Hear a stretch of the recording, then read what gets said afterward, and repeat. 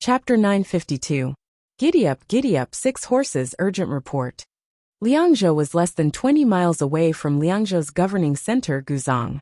6 horses were galloping. At the second last relay station, the horses were left outside. The courier was wearing a military coat and basking in the sun. The weather was still a little cold, but the grass on the ground had grown.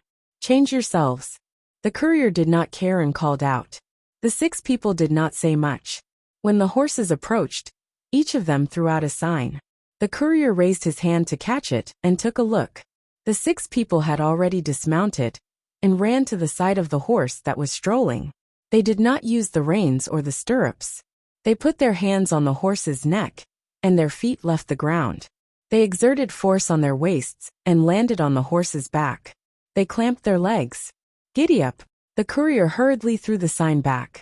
When the leader caught the sign, the horse rushed out. When he pulled the reins again, the horse had already sped up. Good skills. The courier praised loudly. Brothers, the last relay station. It's only 5 p.m. now. The person holding the sign did not care about the tiredness of the continuous journey. They were excited now. It was too comfortable to travel 10 miles to one relay station. On the way, they grabbed a handful of meat floss from the horse and drank water. It was considered a meal. In less than 5 minutes, they arrived at another relay station. The horses here were good. Sometimes horses bullied people. Those who were not skilled needed others to hold the reins to fix the horse. It was difficult for them to raise their legs and step on the stirrups. As long as such people wanted to get on the horse would slowly dodge, and the person would step on air. There was a video of Li Yi. Every time he raised his leg, the horse happened to move to the side a little. That was bad. When they encountered people who did not need to touch the reins and stirrups, the horse cooperated. When it ran, it was even more desperate, like the wind. In less than 5 minutes, they arrived at the city. There was a moat outside the city gate, and there was an arrow tower above the gate. The arrow tower of Guzhang City was written with the words Liangzhou. There were people going in and out of the gate. There were 50,000 to 60,000 people living in Guzhang City of Liangzhou. If there was a war, the people of the other counties would run to Liangzhou City. There were more than 100,000 people. In theory, this place should not have been conquered. However, in history, Tubo took it. In 763, they had just finished dealing with the Lushan rebellion, so the Tang dynasty did not have enough military strength. At this moment, Liangzhou was bustling with activity. When the commoners saw a fast horse approaching, they hurriedly stepped aside. 6 people rushed in and went straight to the Jidushi's official residence, the Jidushi courtyard. Before long, they saw Guozhiyun. After handing over the documents from the imperial court, they were allowed to rest. Guozhiyun checked the seal and confirmed that it had not been opened. He then took it out to look at it. Men prepared to deploy the troops. Guozhiyun didn't dare to delay after he finished reading. The entire Liangzhou began to move. Guozhiyun had over 70,000 soldiers under his command. The order given by the imperial court was for him to fight Juku. At that time, Li Yi belonged to the Huangnan Tibetan Autonomous Prefecture. Juku was actually the closest to Longyu Jidushi. Longyu Jidushi also had over 70,000 soldiers. However, it was Liangzhou's Hashi Jidushi who sent out the troops. That was how it was fought in history. Li Yi knew what it meant. If Longyu's troops didn't move, Tubo's troops would think that nothing would happen. In the end, the troops that really went to fight came from behind Longyu Jidushi. Even if they didn't win and ran back, Longyu would be able to catch up and Tubo wouldn't be able to chase after them. If Longyu Jidushi didn't win and ran back, Tubo would chase after him and occupy Shanzhou, directly threatening the rear. Next to Shanzhou was the Huangshui River. There were ships going up and down to transport supplies. Once Tubo occupied it, Tubo could even go down the river to fight. This was the ability of the Tang dynasty's border generals at this time. They had thought of everything. In history, Guozhiyun didn't get the imperial court's order to send out the troops. He saw that Tubo's troops were empty, so he discussed with Longyu Jidushi Zhang Zhongliang. Longyu Jidushi didn't move, and Hashi Jidushi's troops attacked Tubo's Juku just like that. Chang'an couldn't do anything at all. The general didn't take orders from the emperor. According to Li Yi's estimation, even if the imperial court didn't give the order immediately. When Sulu moved, Tubo and the Arabs would move. When Guojiyun realized the situation, he would still send out the troops himself. In fact, he was indeed preparing. The intelligence came from the northwest, passing through Liangzhou, and using the relay stations from Liangzhou to Chang'an. When the battle started, he had to tell him. Once the imperial court gave the order, there was no need to think too much. The troops were gathering. They were wearing leather clothes, military coats, and carrying bags. The bags were packed with compressed biscuits, carrots, chopped green onions, salt, pepper, and dried meat floss. There was also a small bottle of alcohol, cotton wool, and gauze. These things were sent over from Chang'an before, and they usually couldn't bear to eat them. An hour later, the troops finished gathering. They rode horses, drove carriages, and held torches. They circled around from the south and rushed all the way to Longyu Jidushi's location. The carriages were equipped with hot air balloons and diesel fuel torches. Originally, they were filled with alcohol. Later, they switched to gasoline for training. Gasoline was more dangerous, so they switched to diesel fuel. The carriages also had small whirlwind cannons, bags of explosives, and homemade grenades that could be assembled. Wang Juankui sat in the carriage and said to Guojiyun, "If this battle goes smoothly, we can take the land of 9 bends in one fell swoop." In front of the two of them was a map drawn by Li Yi. It was more than twice as good as the original map of the Tang dynasty. "I heard that the ships have been used. If we take Juku, the ships can sail back and forth." Guojiyun agreed with the deputy. He pointed to the west. There were 2 freshwater lakes at the source of the Yellow River, Jialing Lake and Erling Lake. The 2 lakes were connected by a river. If they took this place, they could get another Jidushi. No, not just one Jidushi. There would be at least 3, and more troops would be stationed there. They could take the entire Yellow River from the source of the Yellow River. Baggage from the rear would be transported by ships. This would be enough to stabilize the situation. Now the main target was the land of 9 bends. The land of 9 bends originally belonged to the Tang dynasty. When Princess Jincheng married Tubo, Yangju, the general of the left guards who accompanied her, took a bribe from Tubo and said that he would give the land of 9 bends to Princess Jincheng as a birthplace, which was also her dowry. The imperial court of the Tang dynasty allowed it. As a result, the land of 9 bends became Tubo's base. In order to strengthen his strength, he frequently sent troops to attack the Tang dynasty. 2 years ago, Tubo led 100,000 troops to attack the land of 9 bends, but he was defeated by the Tang dynasty. Then Yangju committed suicide. It was he who accepted the bribe and gave the land of 9 bends to Tubo. Now the Tang dynasty would continue to fight, and Tubo would definitely not be safe. Let's see how we fight. We should make full use of the advantages of good weapons, especially the hot air balloons. Guojiyun was very confident about this battle. The things given by Chang'an were too good. There were also binoculars. Tubo could arrange the battle formations however he wanted. He should transfer a lot of troops to attack the 4 towns and huge stone city. He hoped that they could hold on. As long as he won the battle here, Tubo would definitely come back to help. If we don't lose too much, we can join forces with Zhang Zhongliang and Longyu to defend and not give Tubo a chance to recapture. Wang Juankui was thinking. He was considering whether it was okay to station the troops here and not return to Liangzhou temporarily after the battle. He would wait for the imperial court to make arrangements.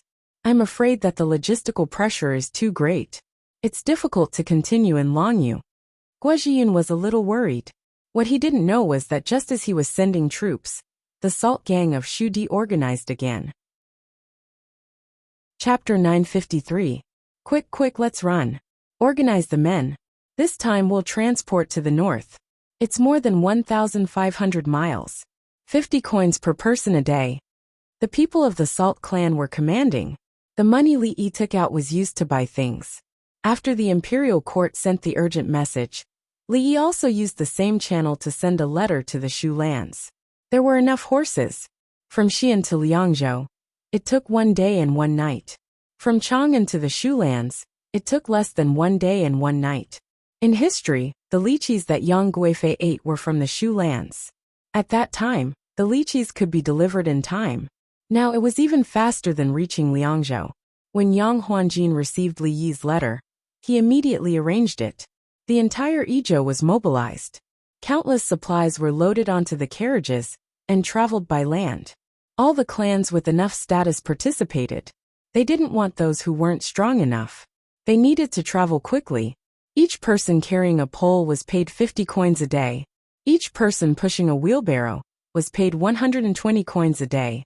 2 people were responsible for 1 cart. The price for driving the cart was different according to the livestock.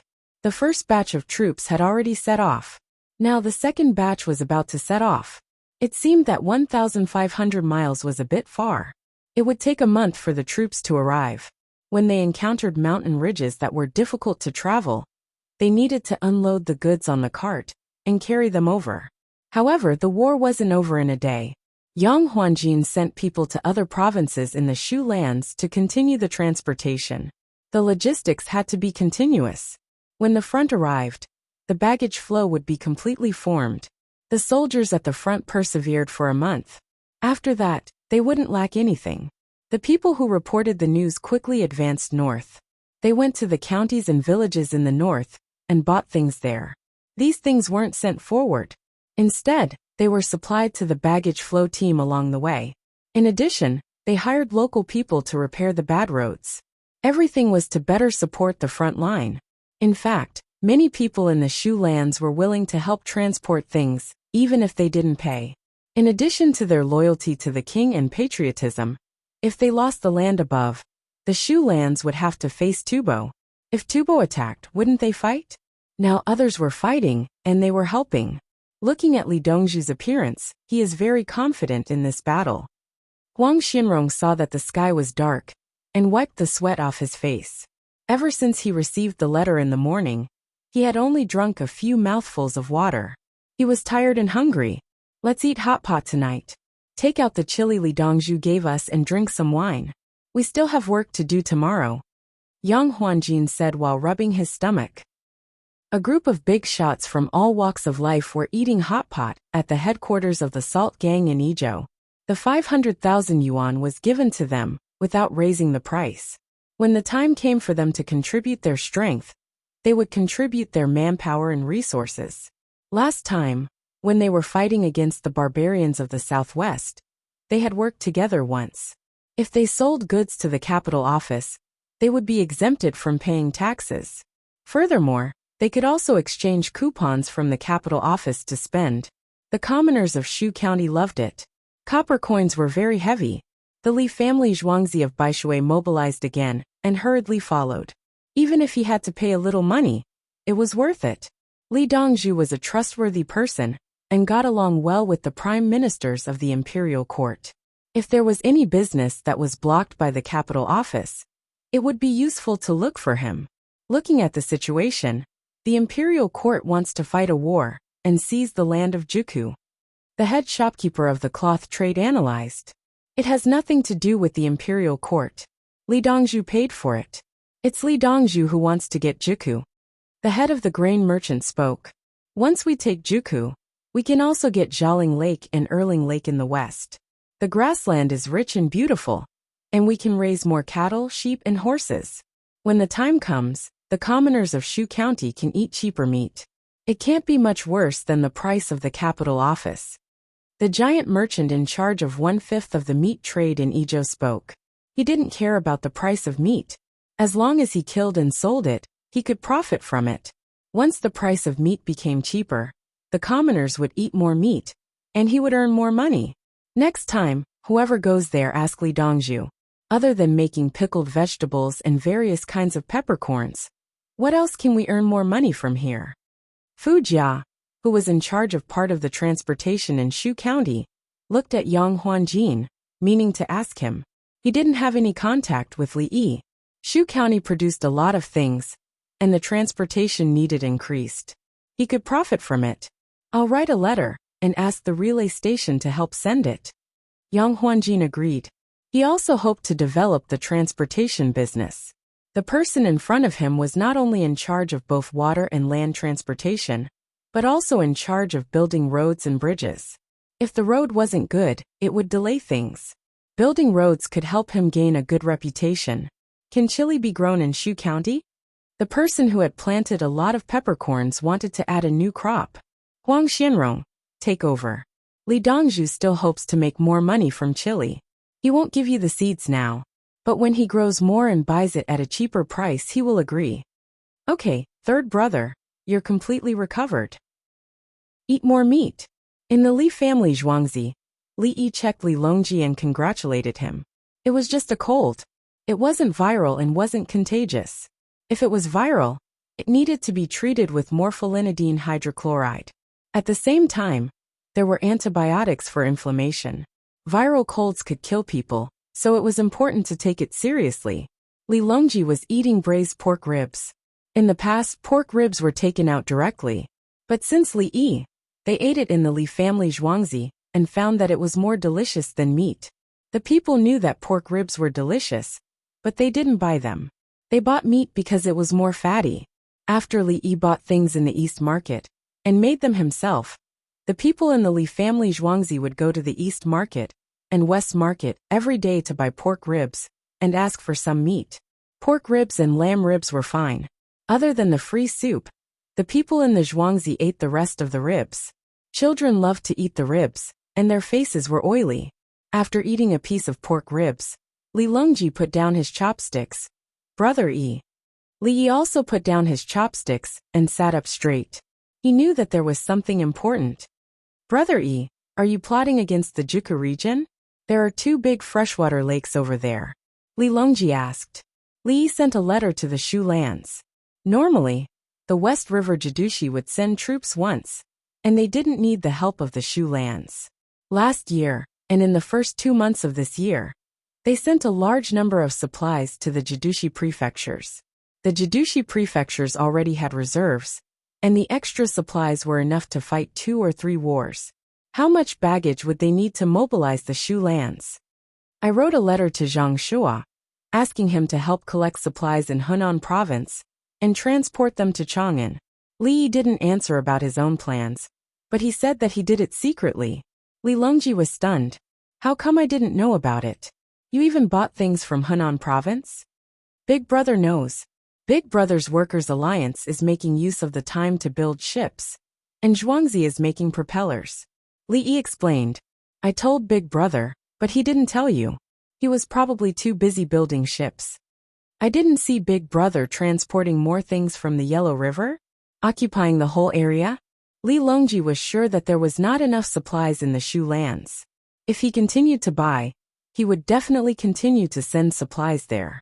If they didn't occupy space, why would they send supplies? Your actions are too big. If we occupy the Yellow River Basin, we can slowly swallow the Yangtze River Basin. Li Yi admitted. The source of the Yellow River Basin was at the Twin Lakes, while the source of the Yangtze River was at the west of the Tangula Mountains, and the other was at the west of Xiluo Sarenba Ma. There was also a lake there, Dol Jeko Lake. However, there was no need to occupy it. As long as the downstream was guarded, Tubo would be pushed back. Chapter 954. Li Longji was stunned, and a map appeared in his mind. He was stunned. Li Yi waited for a while before picking up his chopsticks and continuing to eat. After Li Yi finished 2 pieces of braised pork ribs, Li Longji came back to his senses. He picked up his chopsticks again. Can Guojian occupy it? There are still a lot of garrison troops and provincial governors behind. The provincial governor of Heshi will be at the front, and there's no need to defend the rear. He needs baggage. Li Yi believed in Guojian. Without advanced weapons, Guojian could break through Tubo Dam. Now that the necessary equipment had been prepared, they knew how to use the generals at the front lines. The main use of gunpowder was to scare the enemy's horses. Horses that had not been specially trained would definitely panic when they heard the sound of explosions. They were not pandas. Pandas would look curiously when they heard the commotion and would not run away. They were like silly roe deers. When the hunters chased them, they would run away. When the hunters shouted, they would stop and look back. If Guojian did not make good use of gunpowder weapons, he might as well kill himself. Do we need to form a fleet of ships? Li Longji said as he picked up his bowl and drank the yellow wine. The propeller fleet will enter the Yellow River, and the ship fleet will enter the Wei River. When they reach the source of the Wei River, they will be supported by manpower. They will take the east and west land route and send them to the Yellow River. Li Yi could not wait for the man-made canal to be completed, so he sent people to send them first. If they went ashore at the source of the Wei River, they would not have to go through the Yellow River. The ship in front will send the goods to the soldiers and smoothly return to the position before the Yellow River. They will load the goods and turn around to send them again. The propeller ships will go through Wuxia waterfall and are very fast. They will also load and unload the goods before the Yellow River. There are things to buy and sell in the northwest region, and the war will not affect domestic commerce. The other ships will go through Wuxia waterfall and transport goods to and from Huayuan and other places below. This will solve the needs of the people at the Yellow River. Li Yi told Li Longji about his plan. It was a sin not to make good use of the water power of the Yellow River. Li Longji put down his bowl. Who will be sent to replace the provincial governors? Once the place is occupied, we will need 3 to 4 provincial governors. Li Longji inquired about names. Who was more suitable? There were many Northwest Jidushi, one after another. The purpose was to give the regional commanders more autonomy.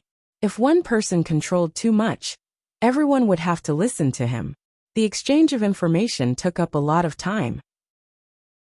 By the time he learned of the situation, it might be too late to respond. With a few more regional governors, they would be in charge of a small region. Once something happened, they would be able to react immediately. They could either act alone or work together with other regional governors. For example, Guozhiyun had cooperated with Longyu Jidushi once. The imperial court can arrange for people. Find people who know how to fight and teach Guoziyi's generals. You don't have to worry about any of them suddenly rebelling. If they dare to rebel, I'll personally deal with them. Li Yi couldn't give a specific person, so how could he know who was stronger? Guoziyi was powerful, but Guoziyi was still young and had winged knights with him. Geshuhan was amazing. Geshuhan was 14 years old this year.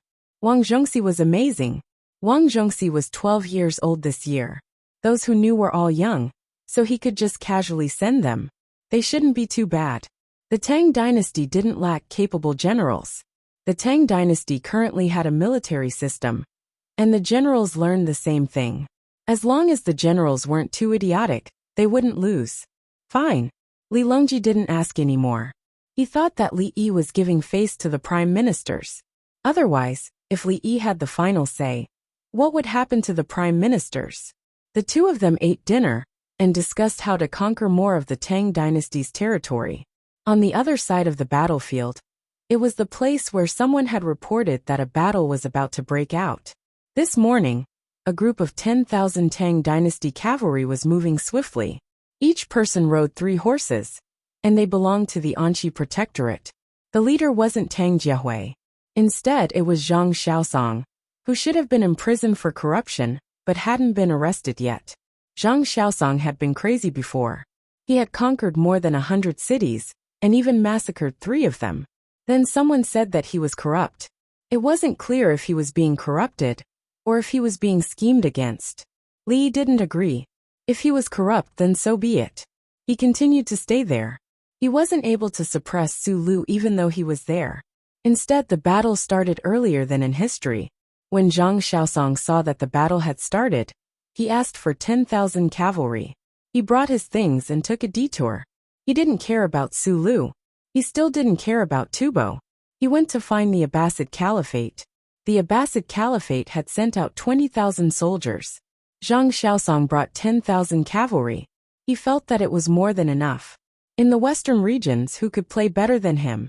10,000 cavalry wasn't afraid of battle at all. He was following Zhang Xiaosong. If I had such good weapons last time, I would have been able to fight to the end. Even running into the forest wouldn't have been enough. Zhang Xiaosong held a hand grenade in his hand. He was confident that he could defeat the Abbasid Caliphate in a single battle. He weighed the hand grenade in his hand. It wouldn't explode if it fell to the ground. He then shouted, "Your Majesty has made me a kingdom knight.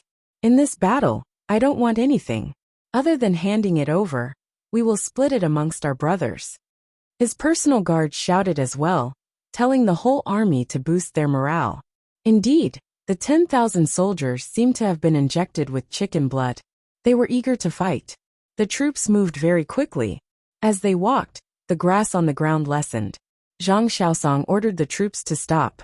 He took out his binoculars and looked around, raised the hot air balloon.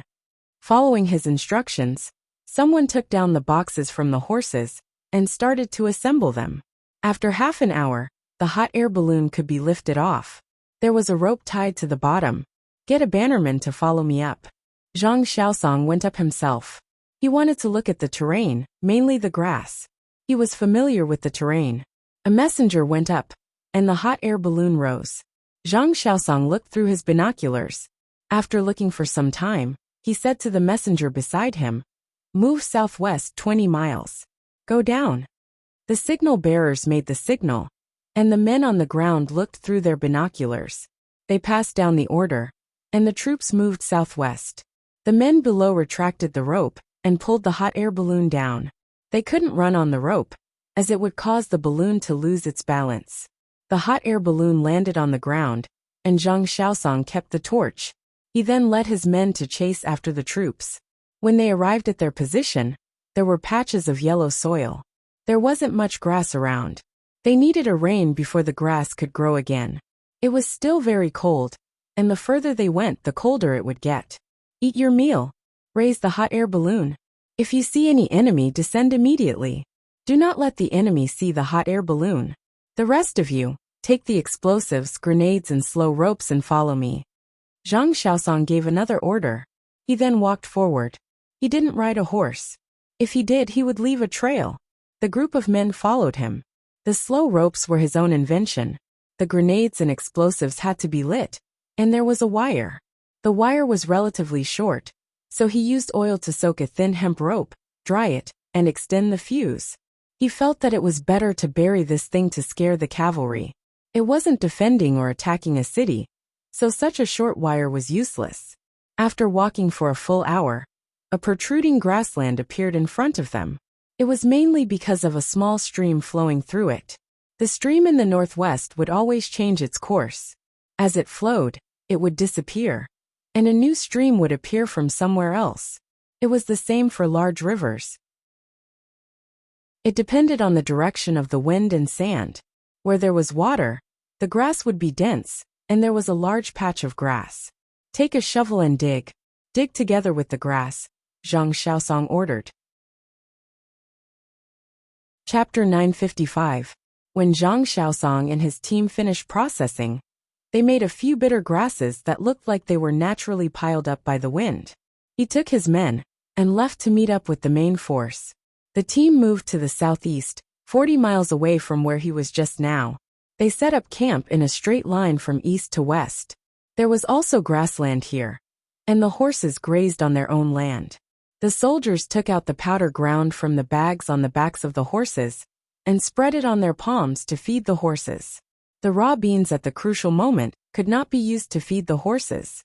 The horses ate grass and would easily have diarrhea if they ate raw beans. The hot air balloon rose and looked into the distance. Next to it, someone began to set up a 10-foot-high wooden frame with mortise and tenon structure. When it was dark, the lookout stood on the frame to watch. The hot air balloon could not be raised. At night, the hot air balloon looked like a big lantern. Zhang Xiaosong did not set up camp. He directly rested. He did not intend to rely on the camp to defend. He was a pure cavalry. Cavalry needed a stronghold. When it was dark, the horses were fed. The hot air balloon came down without torches. Everyone put down the horses in their military coats and slept against the horses. The horses could also sleep on their sides. Sometimes they felt very comfortable. The stars in the sky blinked. The moon had already set. It was the beginning of the month, the first quarter moon. It rose early and set early. Zhang Xiaosong had an extra blanket. He did not use it as a bedding, but rolled it up and used it as a pillow. He called the young generals to squeeze together and sleep. The furry hats that could be put down were tied on their chins. Their bodies were curled up, and they relied on their military coats to keep warm. They had leather coats inside, all sent from Chang'an. Even so, their noses would be frozen red. It was really cold at night. The soldiers were very content.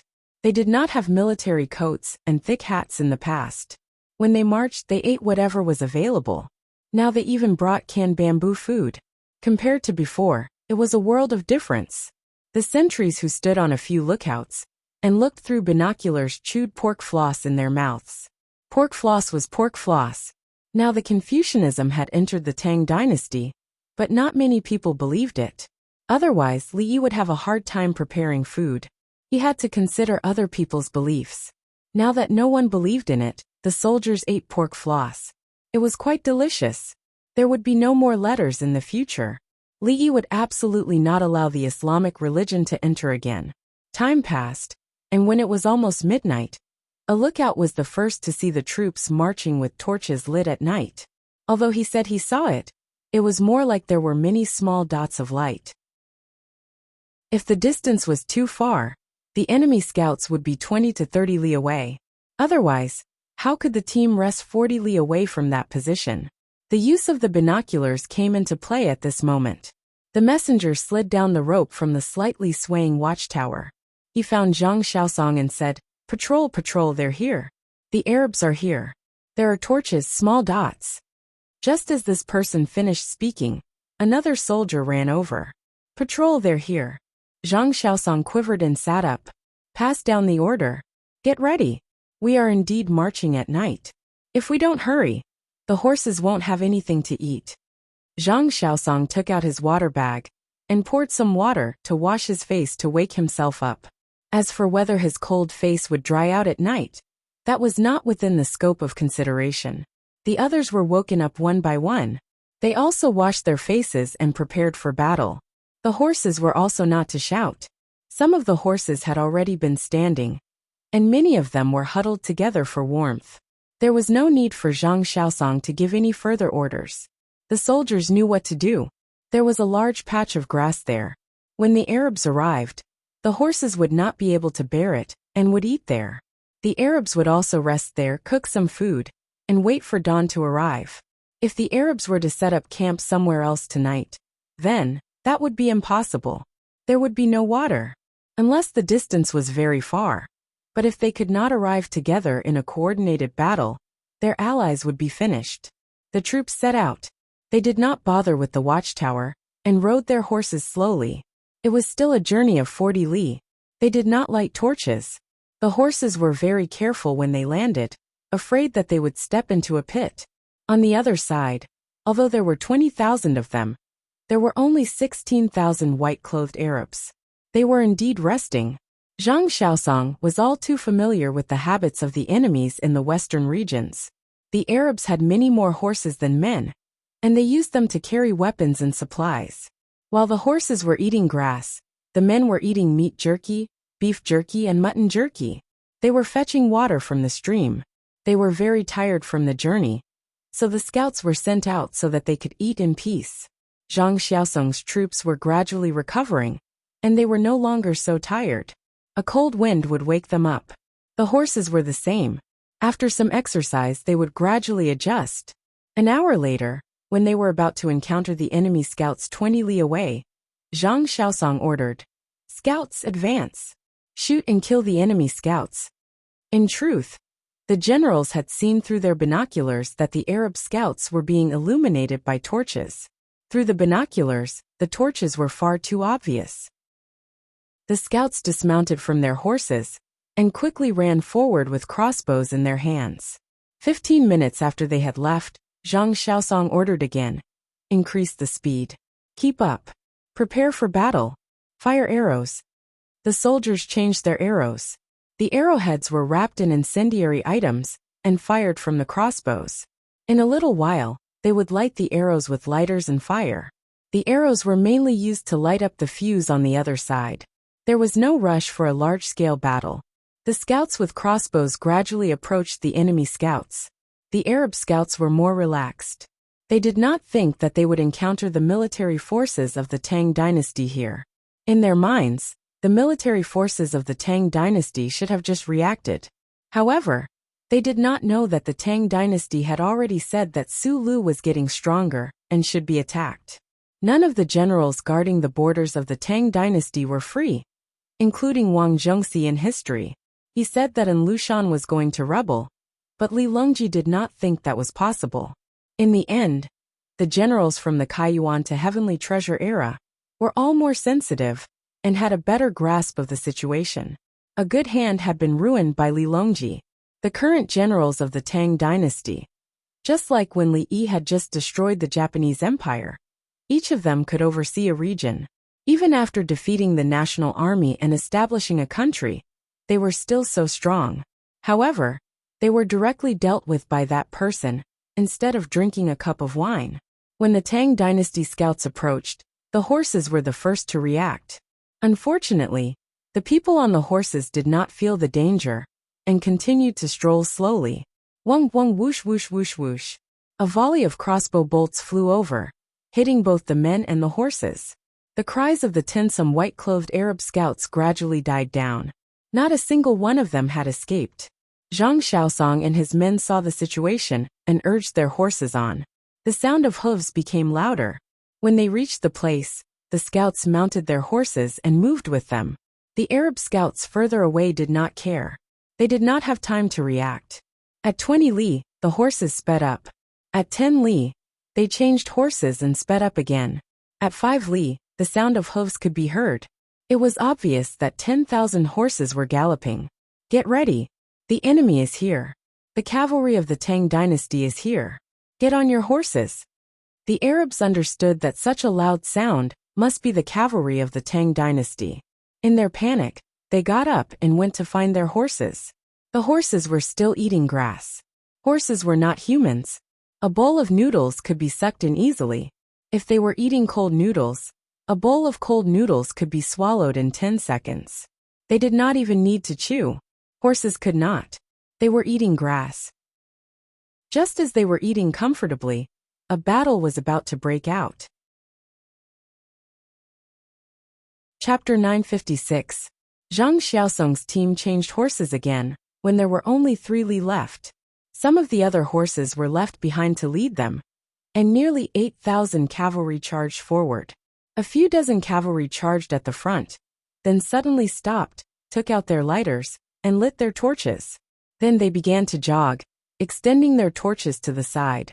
The people behind them passed by, and the fire arrows flickered on their torches, lighting them up and increasing their speed.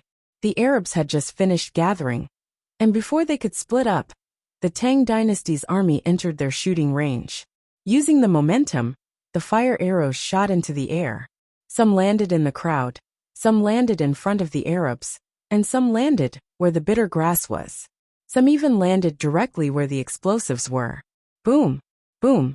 After the fire arrows were fired, the Tang dynasty cavalry immediately circled around, not intending to charge in, but the explosives exploded. One by one, the explosives blew up the earth, emitting sparks.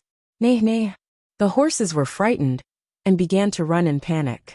They collided with each other, raised their front hooves, fell to the ground in fear, opened their mouths to bite the horse next to them, and so on and so forth. The Tang dynasty cavalry split up and circled around. They threw away their crossbows, switched to bows, and fired arrows continuously. 3 battalions follow me, Zhang Xiaosong shouted, and the messenger passed on the order, directly specifying the battalions. His was a reinforced battalion, with 1,000 men. The 3,000 men split up and regrouped 3 or 4 li away. Attack in echelons, 500 men in each group. Pierce through, Zhang Xiaosong shouted again. The cavalry automatically split into groups, and under the light of the enemy's torches, one group after another charged forward with bows drawn. When they reached the bows, they first fired a rain of arrows, then slung their bows, drew their scimitars and charged in. They constantly urged their horses, not caring about the position of the enemy. They just chased through and cut down the enemy with their scimitars. This was the first time they were using this tactic in a real battle. Li Yi taught them, and the Mongolian cavalry did the same. They charged in echelons, first firing a rain of arrows, then chased through. After piercing through, they ran a certain distance, circled around, and did it again. Now, the Tang dynasty cavalry used the content of their training, using this tactic to split up and not give the enemy a chance to regroup. This was the first time the white-clothed Arabs had encountered such a tactic. Their horses were startled, and they were stunned by the slaughter. The soldiers do not know the generals, and the generals do not know the soldiers, so there is no way to coordinate. Zhang Xiaosong's echelon hadn't even been completely used up, but the white-clothed Arabs had already been routed. Run! I don't want to play anymore. Those that couldn't escape were surrounded and killed. The horses didn't cooperate with the white-clothed Arabian master at all. The cavalry chased after the fleeing soldiers. 2,000 men with horses split up and led a dozen or so horses to chase after them. The Abbasid Caliphate's horse couldn't even fit 2 people, and it had been ambushed when the horse was tired and grazing. It was the same for humans. They had just eaten something and had not yet digested it. The blood would gather in the stomach, and the fatigue from the journey would not be recovered yet. Now he was in a state of excitement, running around like a headless fly. The killing and pursuit continued until dawn. However, the battle did not stop. When dawn came, the Tang dynasty's cavalry changed horses and continued their pursuit. These 10,000 soldiers were soldiers who had followed Zhang Xiaosong to conquer hundreds of cities. As long as they were led by Zhang Xiaosong, their combat strength would explode. This was a kind of pride that said, "I'm stronger than you. I can easily beat you." After conquering hundreds of cities, just how fast was the tempo of the assault? Now they were chasing after someone and keeping an eye on them unless they surrendered. When the sky was completely bright, the horses that had lost their masters began to look for grass to eat and stopped running. The corpses of the Abbasid Caliphate lay on the ground, many of them with their eyes wide open. And the pursuit continued. The horses were connected, so they could change horses. Even if the Abbasid Caliphate used a saber to stab a horses, but the horse would still be unable to run. In the end, it would fall to the ground and die of exhaustion. The Tang dynasty soldiers who did not pursue gathered the corpses of their comrades together and prepared to bring them back. More than 4,000 Abbasid Caliphate captives were using their sabers to dig holes to bury their dead. On the side, the Tang dynasty soldiers raised their crossbows and stood guard. Dissect the dead horses and have the captives carry them back.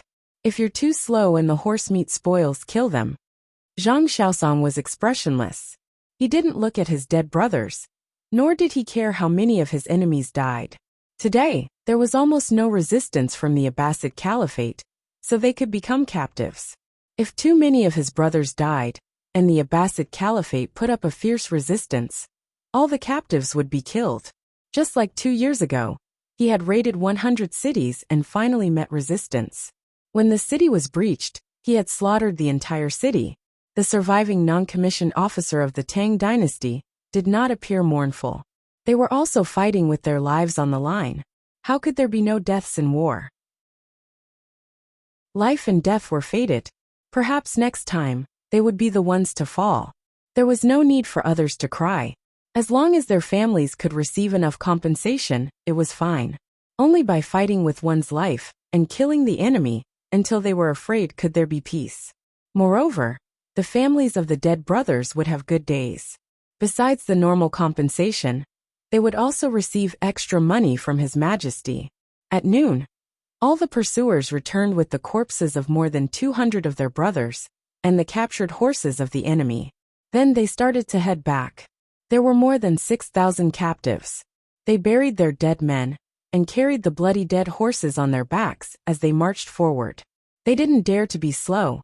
If they were slow, they would be killed. Some of them fell as they walked, and the Tang dynasty soldiers would give them a stab. The items would be carried forward by others. There was a group of cavalry that traveled several dozen li, and then ascended a hot air balloon to continue observing. 2 hours later, the people on the hot air balloon sent a flag signal. The people on the ground received the signal and reported the situation to Zhang Xiaosong. Leave 2,000 men to guard and send them back. The rest come with me. When Zhang Xiaosong received the news, he ignored his fatigue and quickly led his men away. The people on the hot air balloon discovered that the Anqi Protectorate was fighting with Sulu's men several dozen li away. It could be considered a scout battle, Scouts from both sides were constantly joining in. In the end, it was a small-scale battle of several hundred against several hundred. The scouts on both sides were running in circles while shooting arrows. Another scout was running back to report the situation.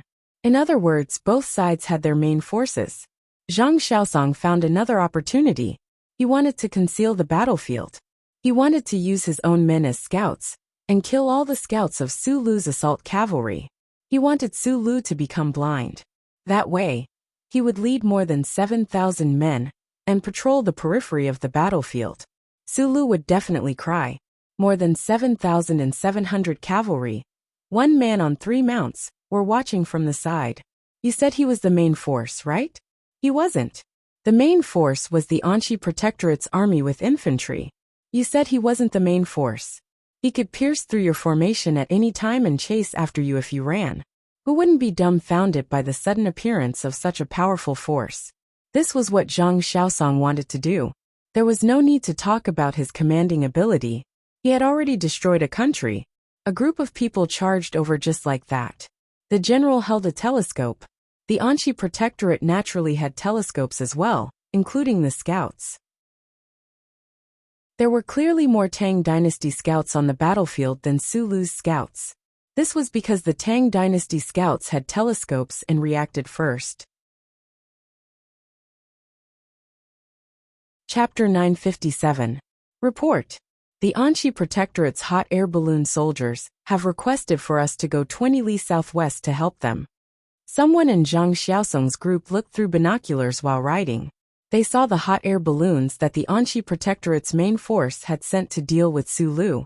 The other party had also seen their group. Then the other party signaled for them to help. Quick, change horses. Keep changing horses. Charge over and surround Su Lu's men. Zhang Xiaosong didn't hesitate at all and led his group to charge over. He wanted to cover Su Lu's battlefield. His own battlefield couldn't be covered by the enemy now because of the hot air balloons. Who could cover 100 li? If it was a few dozen li, the people on the hot air balloons would be able to see it, even if it was just a small dot through binoculars. The group changed horses and sped up. In less than 15 minutes, they arrived at their position. The enemy scouts were still fighting with the Tang Dynasty scouts. When a large group of cavalry appeared, the first thought of the enemy scouts was to run.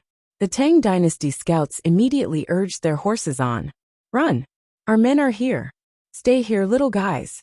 The wind direction is suitable. The wind isn't strong. Let them release 2 hot air balloons. Zhang Xiaosong sensed the direction of the wind and gave an order to his flag signal soldier. The wind was blowing in Su Lu's direction, and it wasn't strong either. The Tang Dynasty people didn't react to this situation, but he did. If he didn't release the balloons now, when would he? As for the fact that it was easy to die if they flew over, so be it. He was leading his group to charge over. It wouldn't be good to die if he died. The signal soldier jumped onto his horse and waved the flag with both hands to convey the order. After repeating it twice, there was a hole in front of the horse. The horse jumped, and he fell into it. Help, he shouted. A horse rushed over from behind. The person on the horse caught him and threw him back to his horse. We were almost finished. Thank you. The signal soldier thanked him and followed Zhang Xiaosong's horse. He was ready to listen to orders at any time. The others took a look and continued to charge. This was a normal operation, whether it was standing on the horse waving the flag, or falling and being caught and thrown back. For them this wasn't difficult. All cavalry should be equipped with this. Actually, it wouldn't have been a problem even if they were a little later. The cavalry behind them would have scooped them up like how they scooped up sheep. Request for release. When the flag signaler on the hot air balloon saw this, he waved his flag downwards.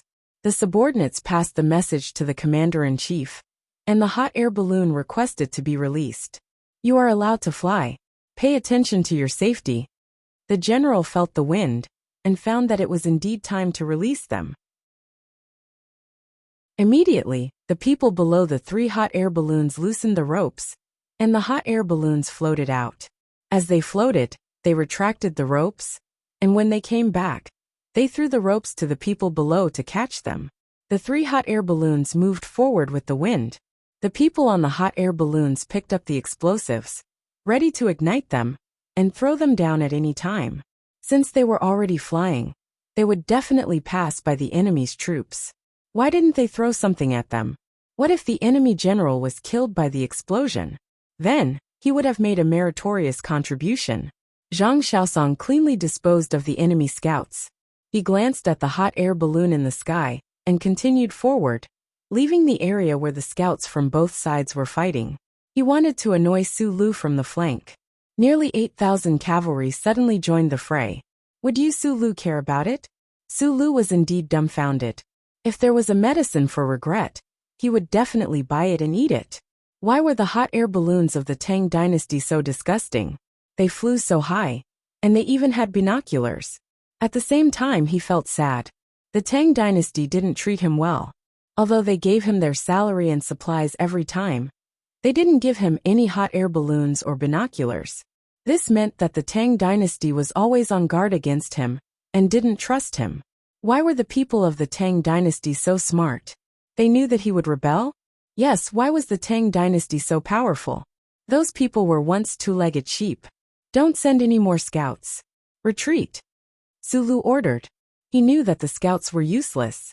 The hot air balloons of the Tang dynasty were starting to float in this direction. It was time to hide. The 3 hot air balloons were a few li apart from each other and slowly floated over. There were even people throwing grenades down from the balloons. It was just a can. They lit it and threw it down. With a boom, it didn't hit anyone, but some horses were startled. It was too disgusting. The people below had to hide. Who wanted to be hit? As soon as they hid, their formation was disrupted. The flag signal soldiers on the hot air balloons immediately sent out messages. The main force of the Anqi Protectorate's cavalry began to charge forward, gradually accelerating. Zhang Xiaosong also received the same message. Fire crossbow echelon. Don't charge. More than 7,000 cavalrymen held their crossbows and split into 2 groups, charging toward the charging cavalry. You're in disarray. If not you, who should we attack? Su Lu wanted to cry. He finally understood the power of the hot air balloons. The hot air balloons couldn't kill many people, but their existence was to attack the mind and transmit information. They threw down explosive things that could kill a circle of people. Should they hide when they were in formation? If they didn't, the generals might be killed. Once they hid, the formation would be disrupted, and the enemy would take the opportunity to attack. Especially this cavalry that suddenly appeared. How did they react so quickly? They had just started to charge when the situation changed. Who was the general leading them? Reporting I know. The white-clothed Arab army has been wiped out. The people who ran over said that it was Zhang Xiaosong's army. Finally, a scout ran over to report. His voice was very loud, and everyone in the surroundings heard him. Su Lu hated that he couldn't kill this scout, but at the same time, his heart turned cold. The white-clothed Arab army was ambushed by Zhang Xiaosong and completely wiped out. That was a matter of the past. Now the army he was about to ask about was led by Zhang Xiaosong, god of death. No wonder they reacted so quickly. This was an existence famous in the western regions. It's over, it's all over. Su Lu wanted to wait for Tubo's army to arrive. Unfortunately, Tubo's army hadn't arrived yet, so the white-clothed Arab army couldn't come. What he didn't know was that Tubo's army was entangled. The Karluk tribe's troops met Tubo's troops with grenades. Then, the Karluk tribe's death warriors put on heavy armor. Their horses also put on heavy armor. After charging for a short distance, they ignited their grenades and exploded in the midst of the Tibetan army. Their death startled Tubo's horses. The Tang dynasty's cavalry took the opportunity to charge. Tubo's cavalry lost their mobility and suffered heavy losses. They had no choice but to retreat and defend. Thus, no one came to support him. Moreover, Tubo's army was about to be ambushed by Guozhiyun's army. From the beginning of the war, the outcome was destined. Horses that hadn't experienced gunpowder explosions couldn't compete with the enemy at all. While Su Lu was pondering how to deal with this, Zhang Xiaosong's cavalry began to shoot arrows rhythmically. A rain of arrows rained down, and the soldiers of the assault cavalry fell one by one. The hot air balloon continued to approach, as if looking for a target. Sulu's heart was bleeding. Tears flowed out of his eyes as he shouted, "Retreat, retreat!" The soldiers of the assault cavalry seemed to have received an order. They adjusted their direction and ran retreating. The cavalry was the fastest. They ran first, and then Zhang Xiaosong's cavalry chased after them. The infantry were straightforward. They threw down their weapons, knelt on the ground, and surrendered. "I can't outrun you. I have 2 legs and you have 4 legs. Some can even fly." Chapter 958. Kill. Capture them. Don't move. Treat the wounded. Quick alcohol. Prepare to suture. Bite the wooden stick. There's no wooden stick. I'll give you some grass. Bite it. The cavalry chased after them while the infantry collected the captives and treated the wounded. "Save me. I've lost a lot of blood. The wound is big. I'll die if you don't save me." A captive with a big wound on his leg begged. "Then go to hell. I'll give you a quick death." The non-commissioned officer of the Tang dynasty was about to raise his knife. "Save him quick. Ask Li Dongzhu if he wants the captive and sell him to Li Dongzhu." A squad leader came over, glanced at the captive's wound, and ordered treatment. Save him immediately." When the person in charge of saving the captive heard that he could be sold for money, he quickly found something for the captive to bite and began to wipe the wound with alcohol. Then he wiped the needle and thread. He wiped his hand with an alcohol cotton ball and stitched the wound as if he was sewing a mattress. The captive trembled in pain and sweated profusely. His fingers dug into the soil. "Quick, bring the saline bottle. Our brother's intestines are out and need to be cleaned. I'll suture it and see if he can survive." A non-commissioned officer shouted. A soldier of the Tang dynasty had his stomach cut open, and his intestines flowed out. Basically, he should be dead. It was useless to stuff it back in. However, the team had brought something with them. They had filtered salt with yellow mud many times, and mixed it with normal saline by themselves. Without distilled water, they steamed it directly. They took a big porcelain bottle and steamed it as if they were making canned food. They steamed it together with the stopper and quickly stuffed it in. Whether the method taught by Li Yi was effective or not depended on fate. There was no guarantee of death. If they used it, they might survive. They washed it, stuffed it back in, rinsed it, and sutured it. They left a small opening for drainage. When they returned, they would insert a steamed straw, reed tube, or goose feather tube. Then they would drink medicine. If they survived, they would be lucky. If they didn't, they would be compensated. As for other external injuries, it was not guaranteed that they would not be infected. But even if they were infected, they could continue to wipe it with alcohol when they saw pus and blood. For example, the captive's intestines were another treatment. They heated a pot at the side and added salt based on their feelings. When the water was warm, they covered the captive's intestines, sucked, and sutured. The other captives were dumbfounded.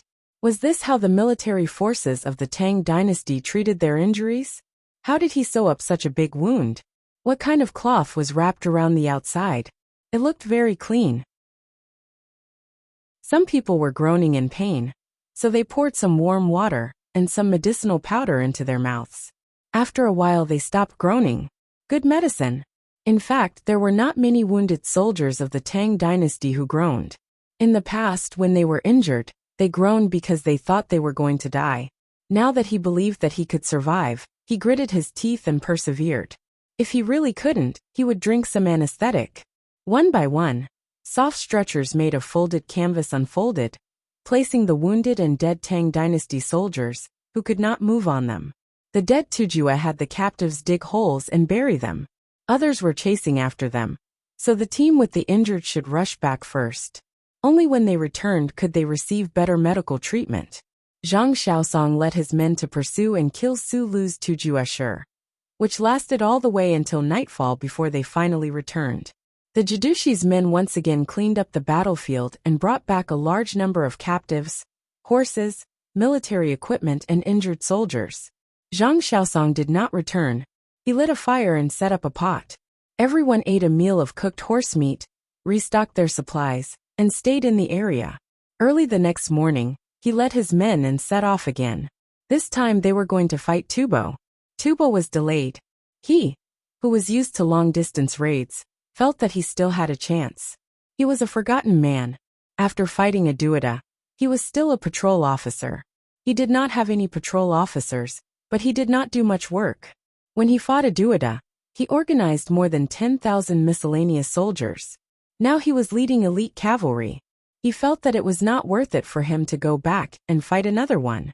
Therefore, in history, it was clearly a war where both sides won and lost, but in the end, he defeated and annihilated the enemy. The Jidushi wrote a battle report and sent it to Chang'an. He felt that he had made a great contribution. In Chang'an, Li Yi was mobilizing resources to assist the front line. He still did not know what the people who were not captured by him had done. The people who dug the canal had been transferred over. The prisoners on death row and those who were going to be exiled were in charge of the most dangerous work. The others were thinking about their salaries and were happy. After building a ship, they immediately loaded it with things and transported it to the source of the Wei River. Then they transported it to the Yellow River by land. You spent a lot of money this time. How do you want compensation? Li Qingqi finished arranging the shipbuilding and ship modification and ran to the Li family Zhuangzi. The 500,000 yuan that Li Yi left in Shu was gone. Shu had used a lot of manpower and material resources. He would only stop when he had spent the 500,000 yuan. At that time, the imperial court would be able to connect with the transportation from the Yellow River. Obviously, Li Yi had paid a lot of money to mobilize resources from Shu and other places. If it were someone else, they would not have so much money. They would not have given tens of thousands of yuan. Li Yi sat there and thought for a while. Then he shook his head and said, "It's meaningless. If I want money, it's nothing more than money from the imperial court. If I want land, it's too far away. I can't take care of it. If the capital government gives me land, I will still do it for the benefit of the people." Li Yi could not think of what he wanted. He only felt that expanding the territory of the Tang dynasty gave him a sense of achievement. The soldiers risked their lives and he paid for it. Between countries, it was not as if others would not hit you just because you did not hit them. Take the Abbasid Caliphate for example. If you don't believe in their religion, they will hit you until you believe in them. The Abbasid Caliphate on land was easy to fight. It would be easy to fight in the future. The most difficult thing was to trade with other countries. When the big fleet comes out, as Li Yi thought about it, his thoughts drifted to other things. He didn't even consider the actual compensation he would receive. Brothery. Li Qingqi had no choice but to call Li Yi back to reality. Tax exemption. Continue to be tax exempt. When the tax money is equal to the money I took out, I will pay the tax again. I have my own accounts. Li Yi casually said. He had many things that were exempt from tax.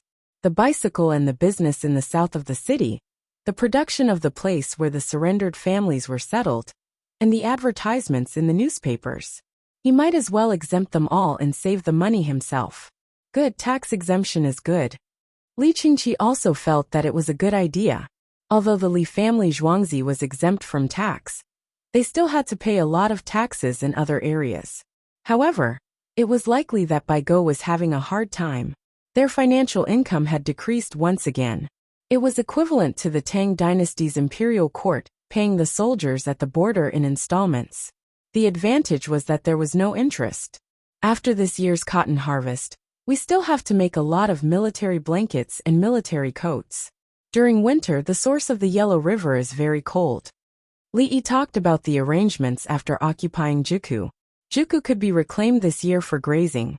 That place was most suitable for developing animal husbandry. It was not suitable for industry, and the third industry was not available. The people of the Tang dynasty would not go there to play, even if the scenery was beautiful. The more animals there were, the more beef and mutton the people of the Tang dynasty could eat. If it was the cattle, they could slowly come back. It was equivalent to the people buying farm vehicles at a cheaper price. Raising cattle was cheaper than raising horses. Ordinary people could not afford to raise horses. Chapter 959. I didn't expect cotton to be so useful. Li Qingqi still remembered that he was the one who got the cotton seeds. The rich people of the Tang dynasty raised cotton as flowers. They knew that white rice was made of cotton, but no one planted it. Firstly, they didn't know how to plant it. Secondly, they occupied the grain fields. Secondly, they were used to raising silkworms and planting hemp. Now the people finally understood what cotton could be used for. Cotton was secondary. The most useful thing was to use cotton as a warm filler, and to make cotton thread to sew clothes. Leather clothes were warm, and had little leather. Clothes were expensive, and made of military materials. Especially the quilt. It's heavier than silk but lighter than leather. It's warm. Li Qingqi mentioned the quilt. In summer he also used a thin quilt. After this year's harvest, bring the cotton seeds to the northwest. Plant, harvest, and weave there. There are people there. Li didn't want to promote cotton planting in the good lands of the Tang dynasty. Once it was released, people would definitely think that it was better to plant cotton instead of food prices. No matter how low the price of food was, the people had to plant it or other cash crops excluding cotton. For example, sugar and oil from sugar cane, rape, and sesame. Will it delay the planting of food? Li Qingqi was worried that there would not be enough food if cotton was planted there. If there was a war there, the cost of transporting food would be high. Recruit people from other tribes and pay them a high price. Let them replenish their supplies. They will have free time when they are hurting. Li Yi had already prepared for this. The border of the Tang dynasty was chaotic. Some tribes were fence-sitters. They could betray or surrender at any time. The main reason was that their betrayal and surrender were forced by the situation. No matter what, they always lived their own way. It was just a matter of whether to fight or not. Some small tribes didn't want to fight. It was not worth it to die as cannon fodder. The Shadua tribe was one of the representatives. They were originally close to Tubo. Tubo asked them to fight against the Tang dynasty. When they saw that the situation was not good, they quickly ran away and surrendered to the Tang dynasty. Then, they stayed in a corner and reproduced. In history, they reproduced and became a country. Others had destroyed them. If the tribes wanted to sincerely surrender, they must change their way of life. Livestock could continue to be raised, and there was land to grow crops. The income from crops was stable, and with land and houses, they did not need to rebel. There were also the various races in Li Yi's Mongolia. They ate meat, drank milk, drank tea, and drank wine brewed from milk all day long. They did not farm at all. Instead, they migrated to the Tang dynasty in exchange for tea leaves. Sometimes they would also exchange for some rice to cook and eat. It was unrealistic to expect them to settle down and stay in one place all day long. If he did not live with the people of the Tang dynasty, how could he have a sense of belonging? Big brother, farming together is the best way to promote ethnic integration. We can't continue to let them do as they wish. We must guide them. Li Yi mentioned the relationship between stability and ethnic integration. Otherwise, with their different living habits, the other party wouldn't have come over today. In the spring, they would take their livestock to a place hundreds of miles away and not return for many months. For those people, the place where they spent the winter was not their home. Their home was their tents and their loved ones. What if they don't want to? Li Qingqi felt that Li Yi's words made sense. However, just like how the people of the capital government planted greenhouses, no one planted them in the beginning. Even though the Li family Zhuangzi made a lot of money after planting, the people still watched. It was not until pilot projects were set up in various counties, and the people really received income that others followed the trend. According to the method of the people of the capital government, if the seeds were collected and sent over this year, it would take several years. Li nodded. I've thought of it. Give them money and hire them to plant. Give them 20 coins a day, and they'll be willing. Or we can use fermented tea and barbecue seasonings to exchange with them. Then we'll go and collect them. If the price is high, they'll think, can the things I plant be sold for so much money? Needless to say, they'll be willing to plant the second year. The price for the first 2 years will be higher. When more people plant the seeds, the price will naturally drop. However, there will still be a lot of profit. Li Yi used another method to deal with the people over there, which was to entice them. Once they planted the seeds and got used to it, they would feel that it was more stable. Even if the price was much lower in the future, they would still insist on it when they saw that it was easier to graze. If they could grow cotton, they would naturally try to grow vegetables to eat. How could the wild vegetables in the grassland outside be more delicious than vegetables that had been cultivated for many years? At least there were no cucumbers, cabbages, eggplants, cowpeas, and so on. Li Qingqi listened carefully and decided to tell his third brother later that it was beneficial to the rule of the Tang dynasty. The people of the capital government were working hard. The beanworms had come out. No, the moths had come out to lay eggs. At the same time, the newspaper reported the situation of the war. Su Lu had led the Turks in a rebellion and led the Abbasid Caliphate and Tubo to attack the Tang dynasty. However, the Tang dynasty also sent out troops and would definitely not let the enemy succeed. The soldiers at the front line were protecting the Tang dynasty from being bullied. Everyone should work hard to grow more food and send it to the soldiers at the front line. In the past, when there was a war at the border, the imperial court did not tell the people, so the people did not know. Only when the great Tang had won a battle and brought back news of the battle would the people be able to hear the good news while riding their horses and shouting. Now it had changed. The newspaper would say it in a very emotional way to cultivate the people's thoughts of supporting the army. When the beanworms came out, the people began to look forward to it and did not disturb it. When the beanworms laid eggs, they would raise them according to the method described in the newspaper. The people who grew grapes were also waiting for the moths in other people's bean fields to fly out and lay eggs. They could not let the beanworms eat all the grape leaves, but they could selectively raise some. The newspaper said that when growing grapes, they had to be sharpened, also known as rubbing the buds. When the fruit was ready, they had to pinch the sharpness and throw it into the mouth and eat it. It was sour. People did not eat it and used it to feed the beanworms. The beanworms said that it was the same as eating eggs. What we can do now is to watch. Before the moths lay eggs, don't drive them away or catch them. Even the moths can be eaten. Shaolan's Zhuangzi had 20 mu of soybean fields. Princess Yongmu did not go to Wentianlan Pavilion today. She was resting. After delivering the baby carriers, Wentianlan Pavilion opened for 2 days every 10 days. The people all knew about it. The more it was like this, the more noble Wentianlan Pavilion was. They did not need to open for business every day. Princess Yongmu had been living a happy life recently. She was free and did not need to stay in the palace.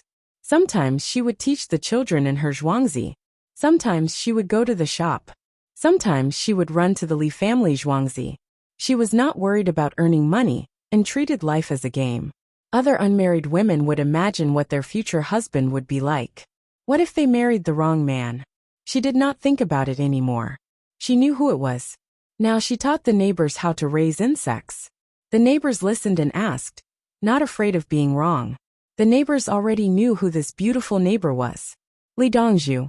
Li Dongzhu's woman must have learned the true skills. She would not be bad. After the eggs are laid, when you can see the small insects, pluck the bean leaves to feed them. You have to pluck the leaves on the shady side. Plucking the leaves on the sunny side will affect the growth of the beans. Princess Yongmu continued with a sweet smile on her face. Chapter 960. In order to increase the number of beanworms raised, reduce the loss of soybean leaves, and reduce the yield of soybean, the cowpea leaves in the vegetable field.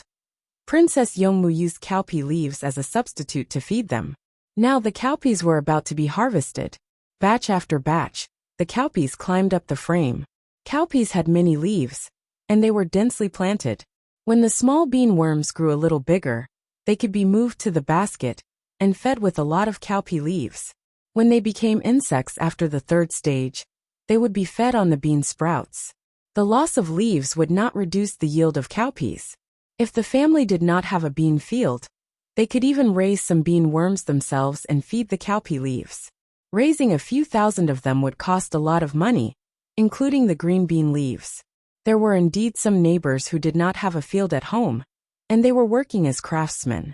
When they heard that they could raise them, They discussed with other neighbors that they would go to other people's cowpea fields to collect cowpea leaves and bean worm larvae. There were cowpeas in their yards, which could almost be used to raise the worms.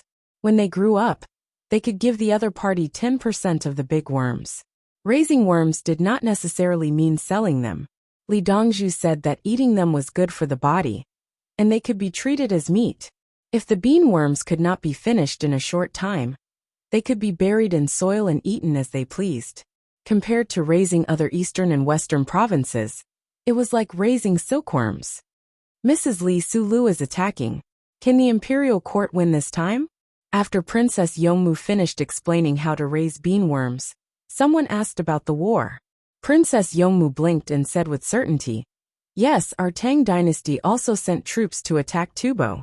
It was not mentioned in the newspaper, for fear that Tubo's envoys would report it." She estimated that even if Tubo's envoys knew about it now, it would be too late to send a letter. Tubo's envoys could not change horses at the post station. They could only be allowed to rest at the post station and then sell them fodder. "Mrs. Li, is there enough fodder for the war?" Another person was thinking about the issue of food for the soldiers. "Enough. Li Lang sent a lot of things last year, and this year at the beginning of spring. He also gave 500,000 yuan to the Shu Salt Gang. The Shu Salt Gang will find people to raise the supplies." Princess Yongmu mentioned another crucial thing. She was not worried that the Tang dynasty would lose the war. The surrounding neighbors heaved a sigh of relief, completely relieved. It turned out that Li Dongzhu had already made the arrangements, and even gave him 500,000 yuan. Li Dongzhu was indeed worried about the country and the people. Moreover, Li Dongzhu was really rich. He could take 500,000 yuan just like that. At this time, the commoners did not keep it a secret, nor did they think about keeping it a secret. They told the good news to others. That night, Tubo's envoy Bobo fell ill in the Honglu temple. The imperial physician went to take a look at him, and said that he was suffering from excessive internal heat, which was caused by his anxiety. There was no danger to his life, and he was prescribed some medicine. When the medicine was ready, Isimba personally carried it to Boju's bed. "Drink the medicine. You can't fall down. We have to stay alive." Isimba didn't feed Boju. Boju had already sat up with several blisters on his lips. There were even more bubbles in his mouth. He had suffered a blow that he should not have. The Tang dynasty had secretly sent troops without any information. What was even more frightening was that Li Yi had given a large amount of money to Shu County in advance. How much baggage could such a large amount of money provide? How big of a war was the Tang dynasty going to wage? Now they only knew that the Tang dynasty's troops had gone out, but they didn't know where they were going to fight. Why didn't they send the intelligence report? Would they be able to send it in time? Tubo had followed Su Lu to fight Huge Stone City and other places. Would the rear be empty? Questions appeared in Boju's mind one after another. He felt that it was difficult to breathe. He picked up the bowl and blew on it to test the temperature. He raised his head and drank it. He felt as if his stomach was overturning, and his mouth was full of bitterness.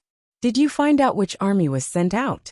Boju endured the discomfort of wanting to vomit, and asked in a very soft voice. Isimba shook his head. "Those who can ask don't know. The prime ministers probably know, but they can't ask." "What about the envoy of the Japanese Empire?" Boju asked again about the plan to sow discord. During this period of time when he was sick, he thought that a miracle would happen. Isimba still shook his head. The envoy of the Japanese Empire said that they know we're at war with the Tang dynasty, so they won't get involved. Isimba felt helpless after saying that. The envoy of the Japanese Empire was not stupid. Why did the people of Tubo come here to speak ill of Li Yi? It's just that Li Yi has made hot air balloons and big kites that can carry people. You're afraid that Li Yi will continue to come up with new things. So you want to kill him with a borrowed knife? Alas! Boju sighed. Then his stomach churned, and he vomited a pile of medicine that he had just drunk. Isimba hurriedly took it. Boju coughed. I'm fine. I'm not feeling well. Give me another bowl." When the other envoys in the other courtyards learned about the situation, besides some pity, some gloated. After all, their territories were not at war with the Tang dynasty, so the Tang dynasty would not send troops. On the other hand, the Turkic envoys were more worried. The Tang dynasty had sent troops too quickly this time. As soon as Su Lu made a move, they followed suit. Logically speaking, the troops should be sent to fight Su Lu's Turkic army, not Tubo. This showed that the Tang dynasty had the confidence to defeat Su Lu's allied army, and had enough troops to take the initiative to attack. It seemed very sudden, but the Tang dynasty dealt with it calmly. More importantly, Li Yi had sent 500,000 yuan over. Li Yi is indeed Tubo's biggest problem. He has schemed against Tubo and the Turkic people time and time again. In the Four Quarters Embassy, the envoy of the Japanese Empire, who had also received the news of the Tang dynasty and Boju's illness, were talking about this matter. Takagi Junichiro had already told his colleagues about Li Yi's situation. Li Yi had done a lot of things to deal with the border. This included the surrender of the Khitans. Li Yi is rich. How can he make so much money? Shimoto Shimbei thought that the emperor was rich enough, and that most places in Japan had to pay rent to the emperor. Now he understood that the emperor was not good enough. The emperor could not afford to throw away millions of yuan. In all of Japan, no matter what they did, no one could compare to Li Yi. Li family Zhuangzi was still so big. He raised hundreds of villagers, thousands of students' families, and managed more than 10,000 outsiders. There was also the matter of the Zhang family's village, nearly 12,000 southwest barbarian captives, and more than 220,000 Tielatin clans surrendered. Li Yi found jobs for the people of the capital. Hunan province is also affected. The provinces to the north of the capital are also affected. This person, Fujiwara Mayang, could not find the words to describe Li Yi. He was simply inhuman. More importantly, Li Yi was not even 20 years old. He could still live for a long time. Years after years, what would the Tang dynasty be like? Japan wanted to learn from the Tang dynasty. But why did it feel like it was impossible? It seemed that they could have everything except for Li Yi.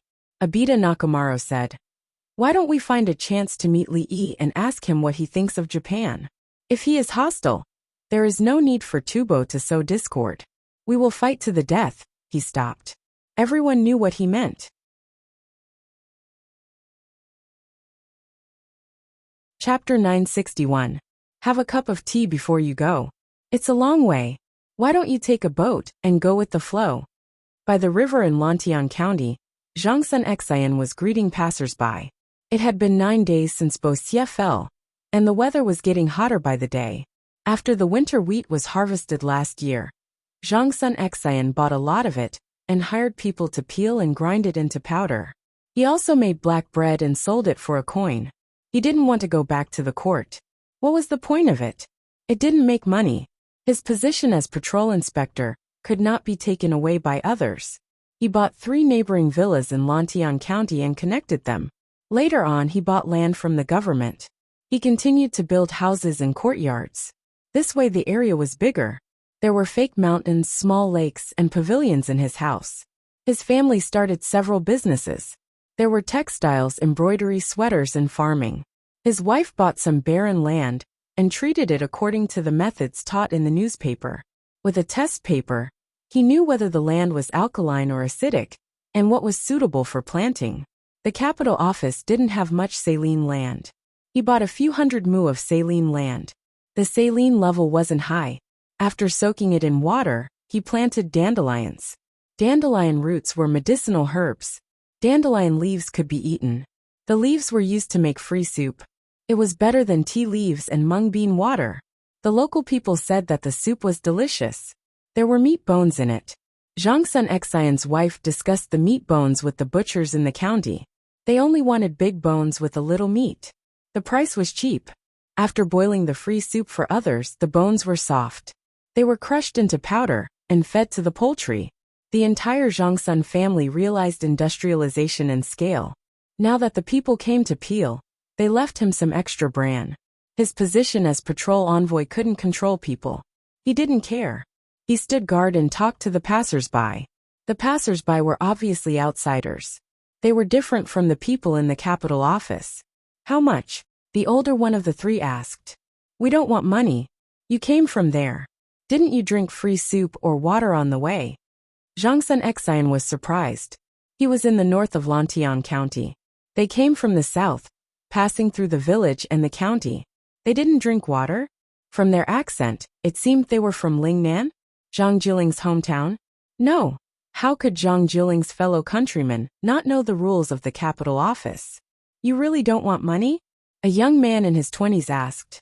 His lips were a little chapped, obviously dehydrated. Zhang Sun Xian nodded her head.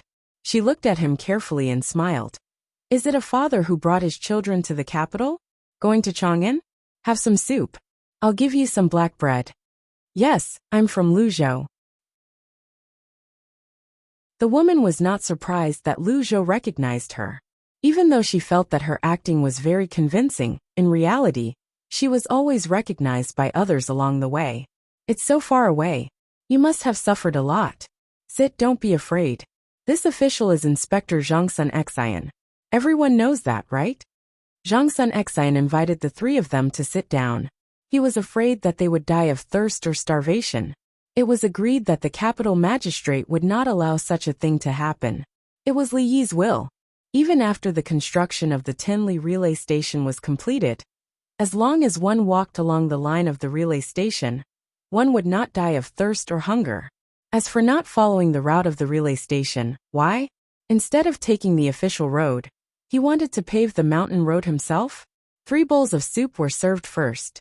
The three of them blew on the soup and drank it slowly. They knew they could not rush the soup.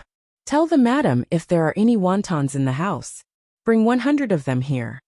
When Zhang Sun Xian heard that they were from Luzhou, he did not want to give them the black bread anymore. His servant scurried away. The three of them had just finished half a bowl of soup when the servant returned on his horse. I've frozen the ones I made the day before yesterday. 100 large wontons with bone meat and scallion fillings, the servant said. Zhang Sun Xian shook his head. The madam always likes to freeze things with the ice stored in the winter. It's a waste.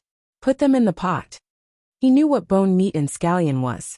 There was some meat on the big bones he bought, and he shaved some off. It should be called mincemeat. He dug an ice cellar in his house that was used to freeze things. Unlike other ice cellars, this ice cellar could store things. His wife always put some things in the ice cellar to freeze. She said she could make more at a time, so they did not have to make more when they were eating.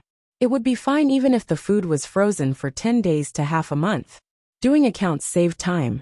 Unless they were selling ice, they might as well freeze things. After the 100 wontons were thrown into the pot, Zhang Sun Xian asked the three of them to pour away the unfinished soup. Did you come all the way to the capital to look for work? Did you run away because you can't pay the rent? Zhang Sun Xian asked. No, we're here to ask the court to open a department of shipping. They opened one in Guangzhou, and everyone went there. No one from Luzhou went there. The woman was unhappy. We're not running away, and we don't pay the rent. Do you know who you're looking for? Don't tell me you want to see His Majesty. It's not easy. Zhang Sun Xian smiled. Do you think you can find him just because you want to? You can only go to the yamen, such as Wanyan County. Will the court officials see you? You've seen him. The woman was not convinced. Zhang Sun Xian nodded. You can tell. Apart from being an inspector, I'm also the Minister of Imperial Clothing. I can walk around the imperial city. I don't believe it. The woman was doubtful that the person she met on the side of the road was an inspector and a Minister of Imperial Clothing. What was a Minister of Imperial Clothing? Could he meet the Emperor?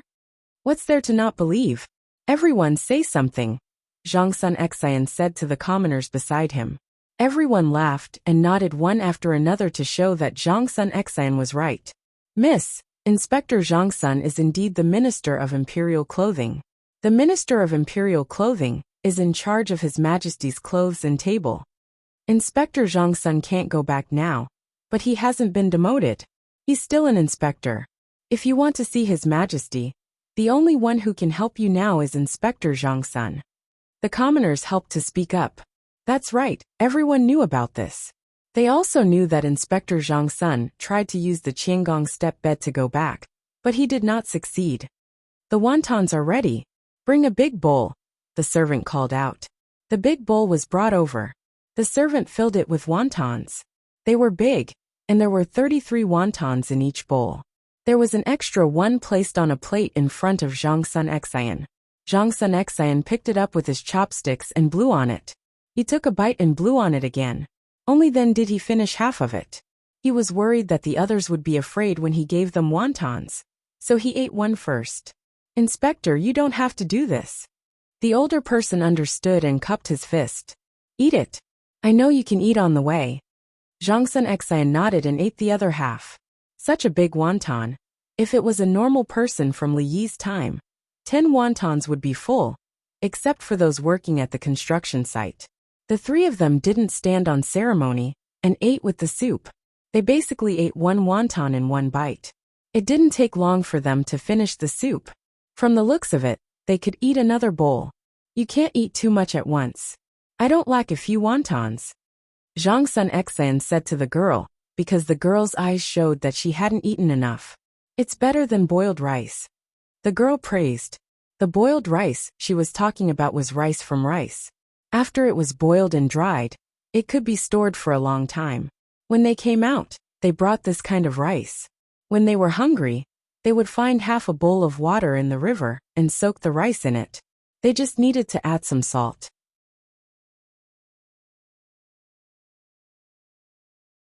Chapter 962.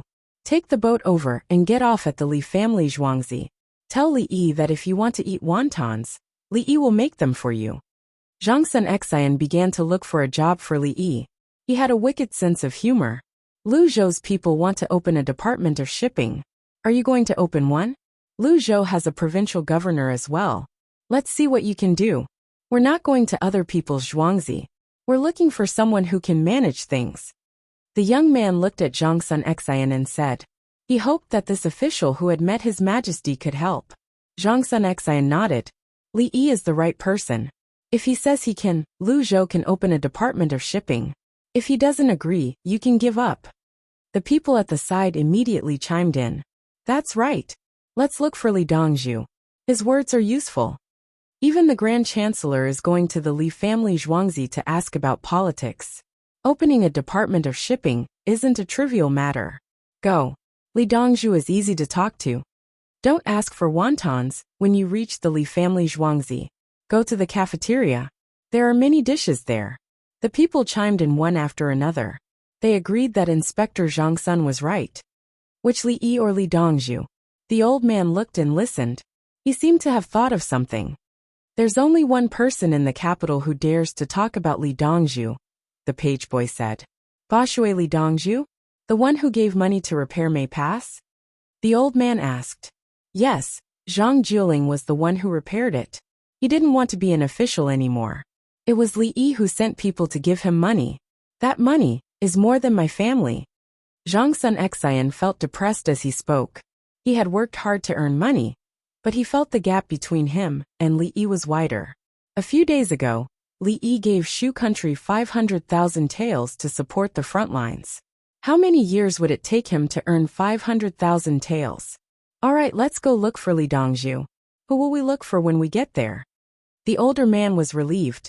The news had already spread among the people over there. There was a river next to Chang, and called Boshui. To the east of Boshui, there was a zhuangzi called Li family zhuangzi. Zhuangzi's Dongzhu gave a lot of money to build roads. There's no need to look for it. Just shout and someone will ask. Zhang Sun Xian was very happy. She felt that she had given Li Yi a little trouble. Okay, thank you very much. We will remember this meal. The older man stood up and walked along the river with his children. Hey, don't walk. Take the boat. Oh, pay the boat fare. Zhang Sun Xian ordered the servant. He realized that the other party should have no money. The manservant led the three of them to the dock at the side. There was a boat that was not full and was waiting. The manservant handed over 5 coins and said, Since it's going with the flow, it's not tiring. It's fine if the locals pay 1 coin each, but the outsiders charge 2 coins per person. I'll give you a discount for the 3 of us. The boatman tossed the 5 coins onto the shore and started the boat. The 3 people from Lu Zhou looked at the boatman. They did not understand why the boatman did not charge them. Why doesn't he want the money? The woman could not figure it out. You're sent by Inspector Zhang-sun. He doesn't want money. We've eaten a lot of his salted vegetables and bread. He doesn't want money for a few slices of bread. The boatman gave a reason. There was no love or hate for no reason. Also, the soup is free. The woman thought the soup was delicious. Soup. It doesn't matter. There's free soup everywhere. The boatman did not include the soup. Is it really free? The woman looked regretful. When they arrived at the village in Lantian County, they saw free soup at the entrance of the village. However, they did not believe it. They continued walking and saw many places that offered free soup.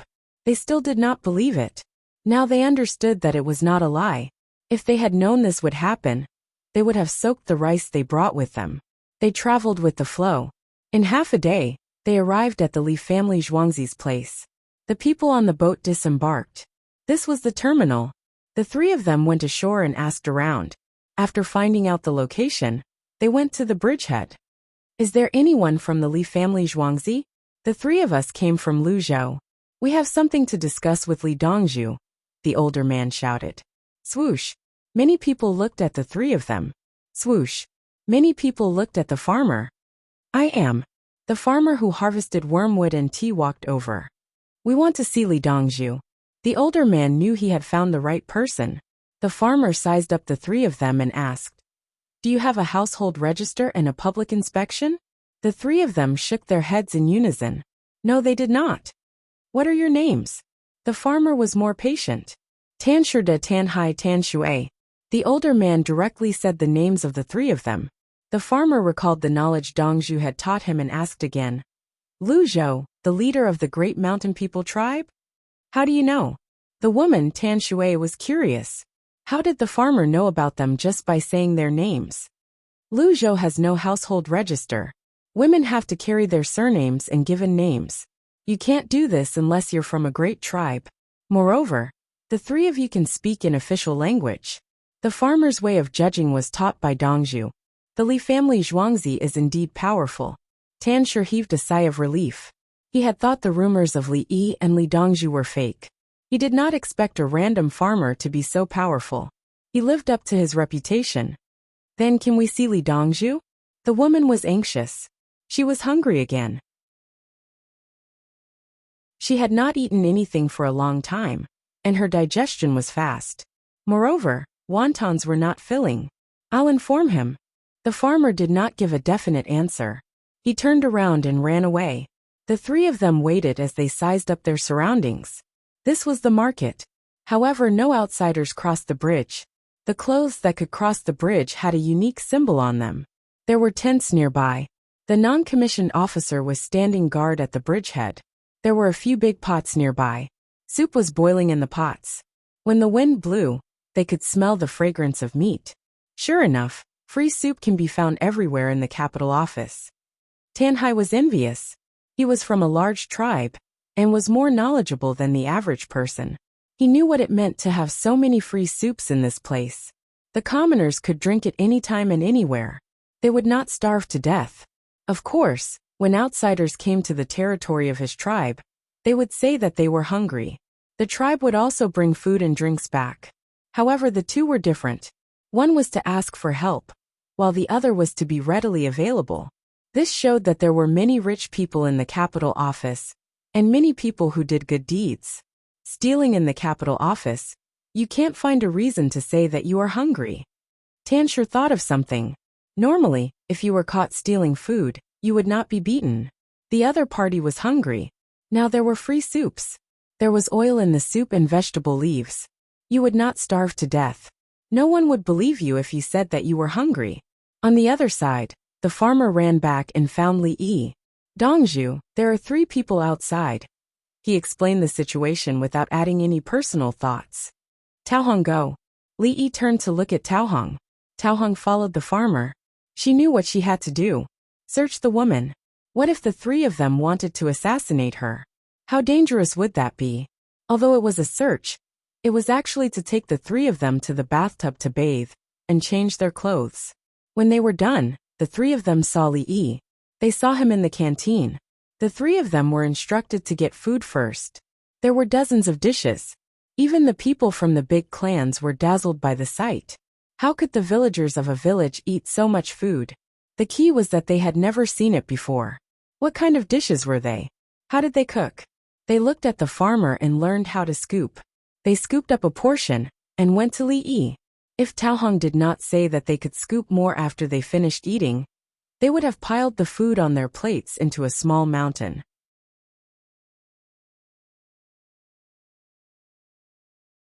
Chapter 963. The three of them sat down. Someone stood behind them. Li Yi had a casserole pot of mutton and radish in front of him. The main dish was a fried flatbread the size of a plate. It was dry fried without adding any oil. He realized he had grown taller recently. His nutritional requirements were high, but he did not gain any weight. He had to replenish his body. He ate mutton for nourishment, but he was worried he would get angry, so he added radish. He ate flatbread because it digested quickly. When he felt full, his body would be digested quickly. Most importantly, the soup was the first to be absorbed. I heard you're planning to set up a shipping agency in Luzhou? Didn't you go to Provincial Governor Liu? Li drank some soup to warm his stomach. He said it's none of his business. Indeed, he can't do anything unless we rebel. The woman was dressed in women's clothing. She looked quite pretty. We don't pay rent. If there's work to be done, we'll see if it's busy. If it's not busy, we'll cooperate with the authorities. We've already paid the tribute to His Majesty. The man Tan Hai explained Luzhou's situation. Provincial Governor Luzhou had too little power. He could not control the mountain people. Although they were mountain people, they were tribes. The large tribes with the surname Tan could mobilize tens of thousands of people. If they did not rebel, they would be good citizens. What was the point of paying rent? He did not even have enough to eat. Do the locals have anything to trade with barbarians? Li Yi approved of setting up a shipping agency. Luzhou was by the sea. There were many mountains here. And the rivers were not connected. The roads were too difficult to travel. How were they going to transport goods if they set up a shipping agency? Were they going to travel by sea from Luzhou? What was the difference between that and Guangzhou? Yes, we have things to trade as well. If we're allowed to set up a shipping agency, we'll build our own roads, Tan Shida promised. He knew how difficult it was to transport goods. However, if they could earn money, they could build roads together. There were very few relay stations now. There was only one for dozens of miles. If something happened, Provincial Governor Luzhou would need more than a month to send news to Chang'an. If there was a heavy rain, it might take 2 to 3 months. If other places could build roads, they could build roads in their own places. It all depended on whether they had enough money. Li gestured for them to eat. He spoke as they ate. He could save them if they choked. What's this? It's delicious. The woman was eating shredded pork with garlic sauce. Shredded pork with garlic sauce, Li Yi said. There's no fish. Is this fish meat? The woman was puzzled. She picked up the shredded meat with her chopsticks. Fish-flavored shredded meat, Li Yi explained. There's no smell of fish, the woman said seriously. Her family was in Luzhou, and she had eaten many fishes. That's because the pickled pepper wasn't made well. Small rice peppers aren't very suitable to be made. Also, you guys eat sea fish. This one usually tastes like river fish. Li knew the reason. The taste of the ingredients was different from that of other places. No matter how they prepared the fish-flavored shredded pork, the people of Guangdong and Guangxi did not feel that the fish-flavored taste was right. The woman seemed to accept this explanation and nodded. That's delicious too. Li ate a mouthful of mutton and swallowed it. He said to Tan Shida, how many people can you organize to repair the road? If you have more than 100,000 people, you'll be able to open up the department of shipping. Tan Shi frowned. My tribe has more than 12,000 people. We can find the other 2 tribes nearby, which would add up to 30,000 people. It won't be easy to find more. He was troubled. They were still far from 100,000 people. He could only mobilize so many people. Li felt sorry for Provincial Governor Luzhou. Just look at how powerful the mountain people were. They could easily mobilize 30,000 people.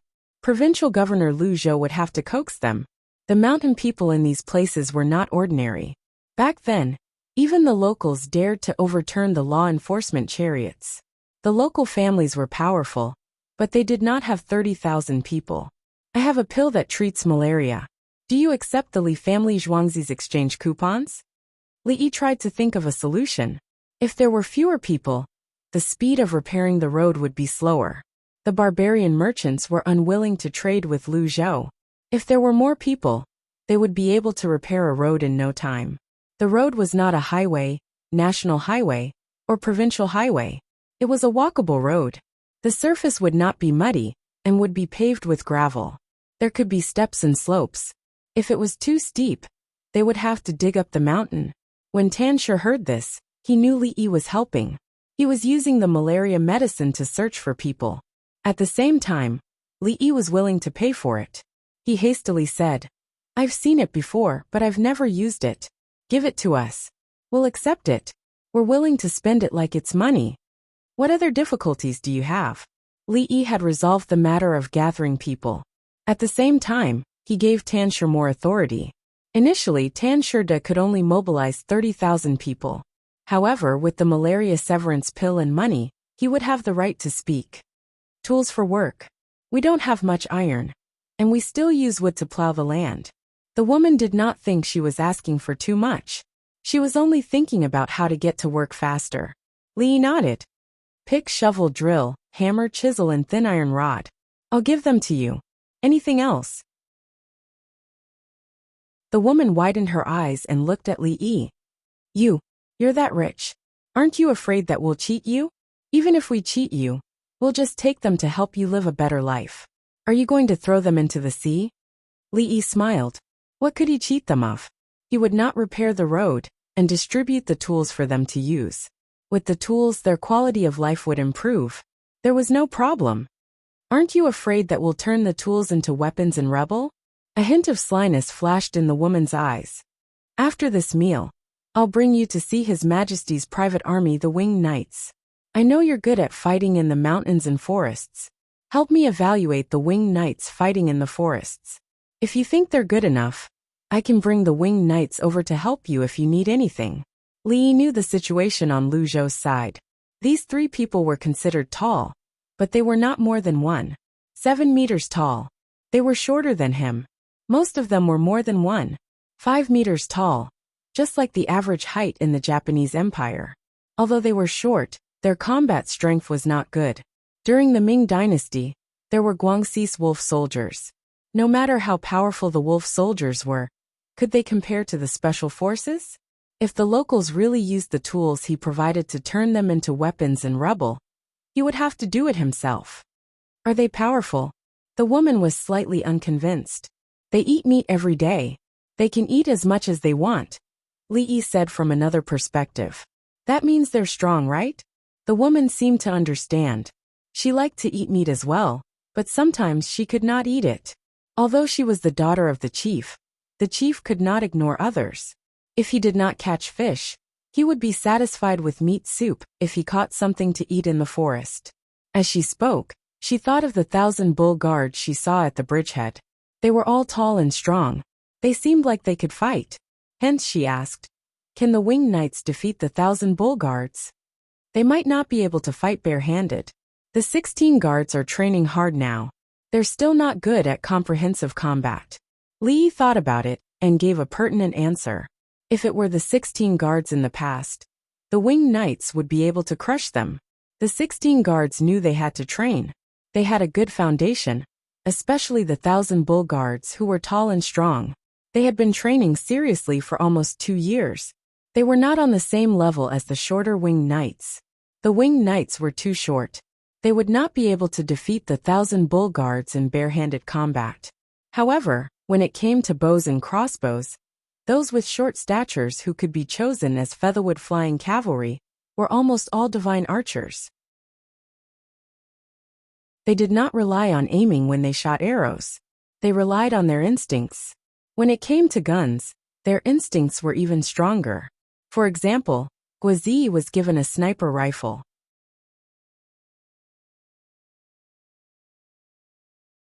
Chapter 964. Everyone continued eating. Li Yi ate slowly while the three of them ate quickly. After they finished eating, they went to get more. Their appetite was indeed huge. It seemed like they were tired from traveling. When they were full, the three of them looked satisfied. Li Yi sent someone to arrange for them to rest. After all, they had to sleep and eat in the open. If they did not rest well, they would fall sick. Li Yi checked. Luzhou was a small place at the entrance of Qinzhou Bay. In Guangxi's Qinzhou Wu Leiling, there were 494 households and 2,674 households. The numbers were not accurate. It was written by the people of the future. Nobody knew which period they were referring to. Clearly, the numbers did not include the mountain people. The mountain people did not have a household register. The local tributes were silver, hawksbill turtle, sassafras, jade feather, and beetle incense. Guangxi had silver. The hawksbill turtle was a turtle-like creature in the sea turtle family. Sassafras could not be found by normal means. However, sassafras meant incense. The jade feather referred to jade feather grass, a medicinal herb. Beetle incense was a snail, a medicinal herb. Li Yi analyzed the situation. The local sassafras referred to fragrant bark. Guangxi had fragrant bark trees and medicinal herbs. He understood now. Apart from silver, everything else was medicinal herbs. Which mine did Lu Zhou get his silver from? It was not from the Fenghuang Mountain Silver Mine. The Fenghuang Mountain Silver Mine was in Long'an County. It could only be from the Zhongsu Silver Mine in Bobai County. If there were any scattered silver in the area, it would be collected as tributes. I don't think there are any silver veins in the area. If we want to develop, we need someone who's willing to go and point out the veins. Li Yi was thinking about how to make the locals willing to build roads. Sea trade alone was not enough. There were many mines in Guangxi such as bauxite, lead, zinc, tin, tungsten, manganese, antimony, gold, copper, and coal. As long as they could point out the good stuff, the locals, no, outsiders would be willing to help build roads. Naturally, there might be people who wanted to send the goods to the beach and transport them by sea. However, the mountain people would not agree. It was not easy to find something valuable, and they wanted to use it to build roads. What was the point of using the sea route? The quality of the coal mine is good, but we'll have to build a well. It's dangerous and slow. Let's burn charcoal in the short term. Transporting coal is fine. But where should we transport the coal from? Guangzhou. Is there any coal mines in Guangzhou? There are coal mines in Fujian. Li Yi hesitated. All the coal mines in Fujian had to be drilled. Why not do it in Guangxi? Furthermore, the quality of Fujian's coal was far inferior to Guangxi's. Fujian belonged to the east of Jiangnan and was a coastal area. The lives of the people in the coastal areas of the Tang dynasty did not seem to be very good. Hangzhou, Yangzhou, and Suzhou were not bad because they had canals.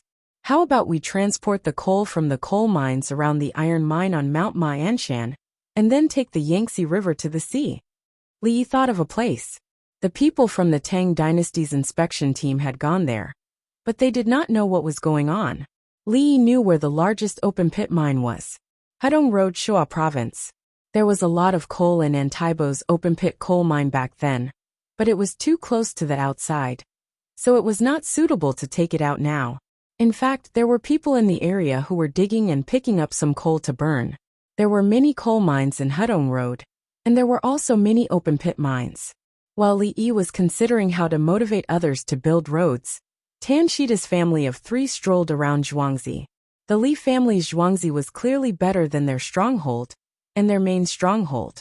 The ground was made of cement, the ditches were filled with cement, and the water from the imperial plantation was still flowing. There were even small fish in the water. There was no debris on the road. There were livestock moving in and out, but no feces were left behind. The clothes of the villagers were clean and tidy. Those who wore dirty and old clothes went to the workshop area. Father, the people in the capital office are richer than us. Tan Shui touched the new clothes he was wearing. Looking at the appearance of the manor, he could tell. Of course, the place where the emperor lives is better than where we live. If we don't come here ourselves, nobody will care about Lu Zhou, Tan Hai complained. He complained about the provincial governor Lu Zhou. He did not care about any work. Whenever an order was sent to the stronghold, he would definitely send people to work. Also, when it was time to pay tribute, Those who were registered in Lu Zhou's household could not gather so many things. In the end, the stronghold had to pay for it. He did not know how much it was, but it felt like it was getting more and more every year. He heard that the government paid for it, but Lu Zhou's yamen did not pay. Fortunately, he did not have to pay rent as well. They were even now. The woman saw a merry-go-round. Some kindergarten children were playing there instead of attending classes in the afternoon. Some of the children were blowing bubbles. A breeze blew, and a group of bubbles flew to the woman. She reached out to catch them, and they exploded in her hand. "Father, there's a river in the stronghold. We should build one when we get back." "How should we build one?" The woman looked at the merry-go-round and wanted to play as well. Tan Hai glanced at them and said to his father, "Father, should we give the things to Li Dongzhu?" The things he was referring to were the silver tails that the three of them had brought along. They could not bear to spend them along the way. They carried the rice on their backs and looked for water to drink. The silver tails were used to bribe people. They wondered who the officials in the imperial court were looking for to use the silver tails to pave the way. "I'll give it to you during dinner. Let's see if we can settle the matter." Tan Shida was not sure if Li Yi was just making a casual remark, or if he was truly willing to help. The three of them went on a merry-go-round before they went back to sleep. They only woke up when the sky turned dark. Their bodies were sore. They had been worried throughout the journey. Once they relaxed, fatigue overtook them. When the three of them came out, they were brought to the small bathing pool. The father and son shared one pool, while the other pool was occupied by Tao Hong and Tan Shui.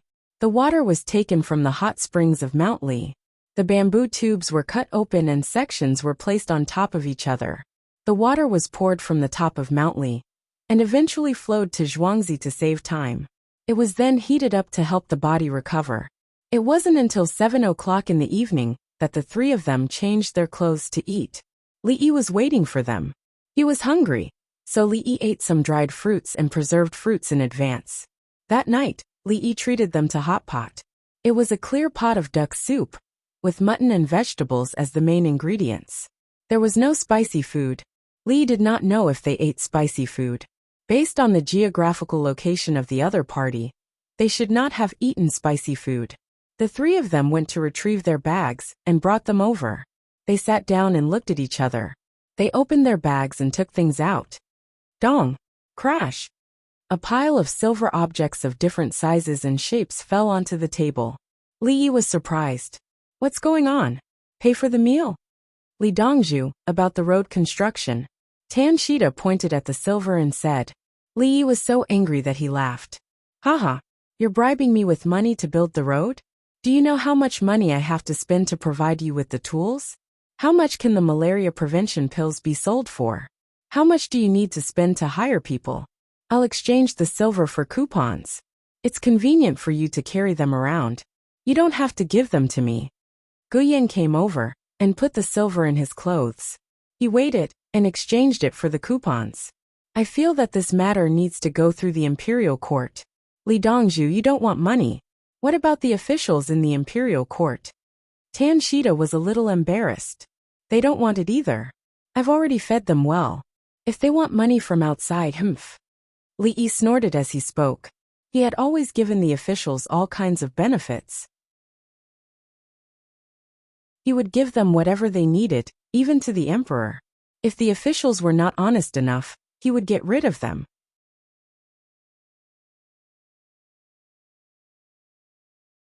Chapter 965. The three of them were stunned by Li Yi's words.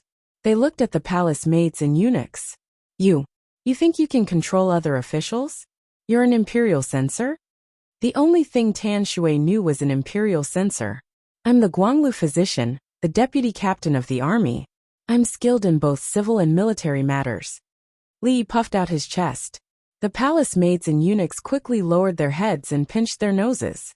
They were afraid they would laugh out loud. One of them was a civil official, rank 2, and the other was a military official, rank 9.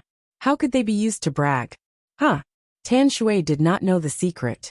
She was impressed by the two officials. One of them was a civil official, and the other was a military official. Then, Do you know how much we should pay as tribute? We're getting more and more as the years go by. Tan Shui recalled something. She felt something was amiss. A province's tribute can't exceed 50 rolls of silk. At the same time, the government will buy them, Li Yi answered. That provincial governor is called Pang Renqing, Tan Hai reminded her. Yes, Pang Renqing. Before we left, he said he'd distribute the items to our villages. Our large village has about 30 rolls of silk. Tan Shui knew how to calculate this. The provincial capital collected the money and asked the villages to pay. In total, there were more than 200 rolls of silk. Moreover, the government did not pay them and took them for free. Very good. Good job, Pang Renqing. Let's do it this way. The villagers will suffer. When the time comes, they'll support him as the provincial governor and the Tang dynasty. Li Yi nodded and praised Provincial Governor Lu Zhou. There was nothing wrong with bullying the minorities. When the time came and the minorities were scared, they would not rebel. Tan Shui felt gloomy. She knew Li Yi was being sarcastic. What could she do? After breakfast tomorrow, I'll have someone bring all of you to the Government Affairs Hall. You can talk to the chancellors about the road and the things I want. You can also mention this to them. Li Yi gestured for them to eat hot pot. The mutton rolls would be melted soon. Oh, Tan Shui thought Li Yi would say he would take care of it. She did not expect him to look for someone else. Tan Shida and Tan Hai were not as clueless as she was. How could Li Dongzhu bring someone to the Government Affairs Hall to meet the chancellors? Thinking of this, everyone ate together. The palace maids and eunuchs ate the Mandarin duck hot pot. Some of them didn't want to eat spicy food. Li Yi told the three of them to eat less. If they ate too much, their stomachs would be uncomfortable at night. The more they ate, the hungrier they would be in the morning, and it would be easy for them to have acid reflux. While they were eating, a group of 20 riders was running. The sky was dark, and the moon was in the last quarter of the moon, and had not yet risen. The horses were not very fast. They held torches to illuminate the road, and the road was smooth. At this moment, they were about to reach the last courier station before entering Chang'an. Seeing the light in front of them, the rider shouted in a hoarse voice, "Great victory for the Anqi Protectorate! Great victory for the Anqi Protectorate!" More than 29,000 enemies were killed, more than 17,000 prisoners were captured, and countless horses were captured. When the night guard heard the commotion, he leapt out of the relay station and ran back to pick up a bundle of torches. "Hurry up and come out. It's time to switch horses. A great victory for the Anqi Protectorate," he shouted. The rest of the guards, who had been sleeping in their clothes, suddenly sat up, rubbed their eyes, and hurriedly ran out to lead the horses. "I have enough torches. I won't change." The person from the Anqi Protectorate shouted, and threw out his waist token. The night guard threw down the torch, caught the waist token, looked at it, and ran back to hand it over. The 20 horses were let out, and the 20 people changed horses and galloped away. In less than half an hour, the group arrived at Chang'an, and they shouted to increase their speed. There were street lights in Chang'an, and the people who didn't know how to walk in the middle of the city at night deserved to be hit and killed. By the time the 20 riders arrived at Xingqing Palace, many people knew that the Anqi Protectorate had killed and captured many enemies. Victory! The Tang dynasty had won another victory. Li Longji, who was sleeping, was woken up by Gao Lishur. When he heard the news of a great victory, he immediately fell asleep. He put on his regular clothes and personally went to find the messenger. The person on duty in the Political Affairs Hall arranged for someone to ride a horse and call for the 3 prime ministers. When he arrived, the 20 people were supported by others and couldn't stand up. They had been riding horses for many days, and other than stopping to go to the toilet, they hadn't walked on the ground. Now when they walked, their legs were the same as when they were riding horses. From time to time, someone would feed them warm soup. After drinking a few mouthfuls, someone would come over and wipe their faces with a wet towel. When Li Longji arrived, the people around him greeted him as Your Majesty. The 20 people had never seen Li Longji before, but they still had to salute him. "Rise." Li Longji waved his hand, took a towel from someone, and carefully wiped the face of the messenger in front of him. Have a good rest. Don't force yourself. The Tang dynasty can't do without you. We are counting on you to guard the border, Li Longji said as he wiped the face. The messenger who had traveled a long distance and hadn't complained once. When he heard Li Longji's words, his eyes instantly turned red, and tears fell down his cheeks. Did the brothers suffer a lot of casualties? Li Longji wiped the tears of the soldier in front of him. He didn't ask how many enemies they had killed. Instead, he asked about the situation of his own people. The messenger shook his head. No, not much. When we fought, they were defeated. Don't talk anymore. Take care of your throat. Go and get the throat-soothing pills that Li Yi made. Li Longji nodded and ordered. After drinking a bowl of soup, the 20 people were carried away with the throat-soothing pills in their mouths. Just like the previous 20 people, when they fell asleep, someone massaged them, and they also took a bath. Li Longji took the report from the Anqi Protectorate and carefully read it. It wrote, after learning that Su Lu had led his troops to attack, this subject gathered the troops to respond. Patrol envoy Zhang Xiaosong led 10,000 elite cavalry. Li Longji read from the beginning to the end. Zhang Xiaosong led 10,000 elite cavalry to escape, then ambushed 20,000 white-clothed Arabs and captured many prisoners. Turning around, Zhang Xiaosong led his men to search for Su Lu's troops. When they found them, they worked together with the hot air balloons to defeat the Turkic soldiers and pursued them. In this battle, they killed 29,600 enemies and captured 17,600. Currently, there were 858 casualties on their side. There were also some injured that needed treatment.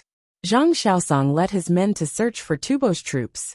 He wanted to work together with Ashina Xian and Kerala's troops to attack them. Zhang, Xiao, Song, Li Longji said word by word. He had almost forgotten about this person. He had been too busy. Back then, when Li Yi said that he couldn't touch him, he didn't touch him. In fact, he even gave him an additional reward. If he wanted to be greedy, he could be greedy. For a year and a half, Zhang Xiaosong continued to stay there. Who would have thought that Zhang Xiaosong would seize the opportunity to ambush and sneak attack Su Lu's first attack? Together with his own army, Zhang Xiaosong defeated them. Even so, he didn't withdraw his troops and continued to charge forward. As expected of a general who can take down 100 cities and slaughter 3 cities with 10,000 soldiers, Li Longji was in a good mood. Look, I didn't punish Zhang Xiaosong for his crimes, and even gave him money. Now how many people has Zhang Xiaosong killed? Tubo's troops are probably finished. If even the miscellaneous soldiers can kill so many people, the elite cavalry would naturally be even more impressive. Now we just have to wait for Guojian's troops to fight the Jiku army. If they succeed, we can settle the Yellow River source in one battle. Li Longji mumbled as he sipped on a bowl of soup. The weather at night was stuffy and hot, without the slightest hint of coolness.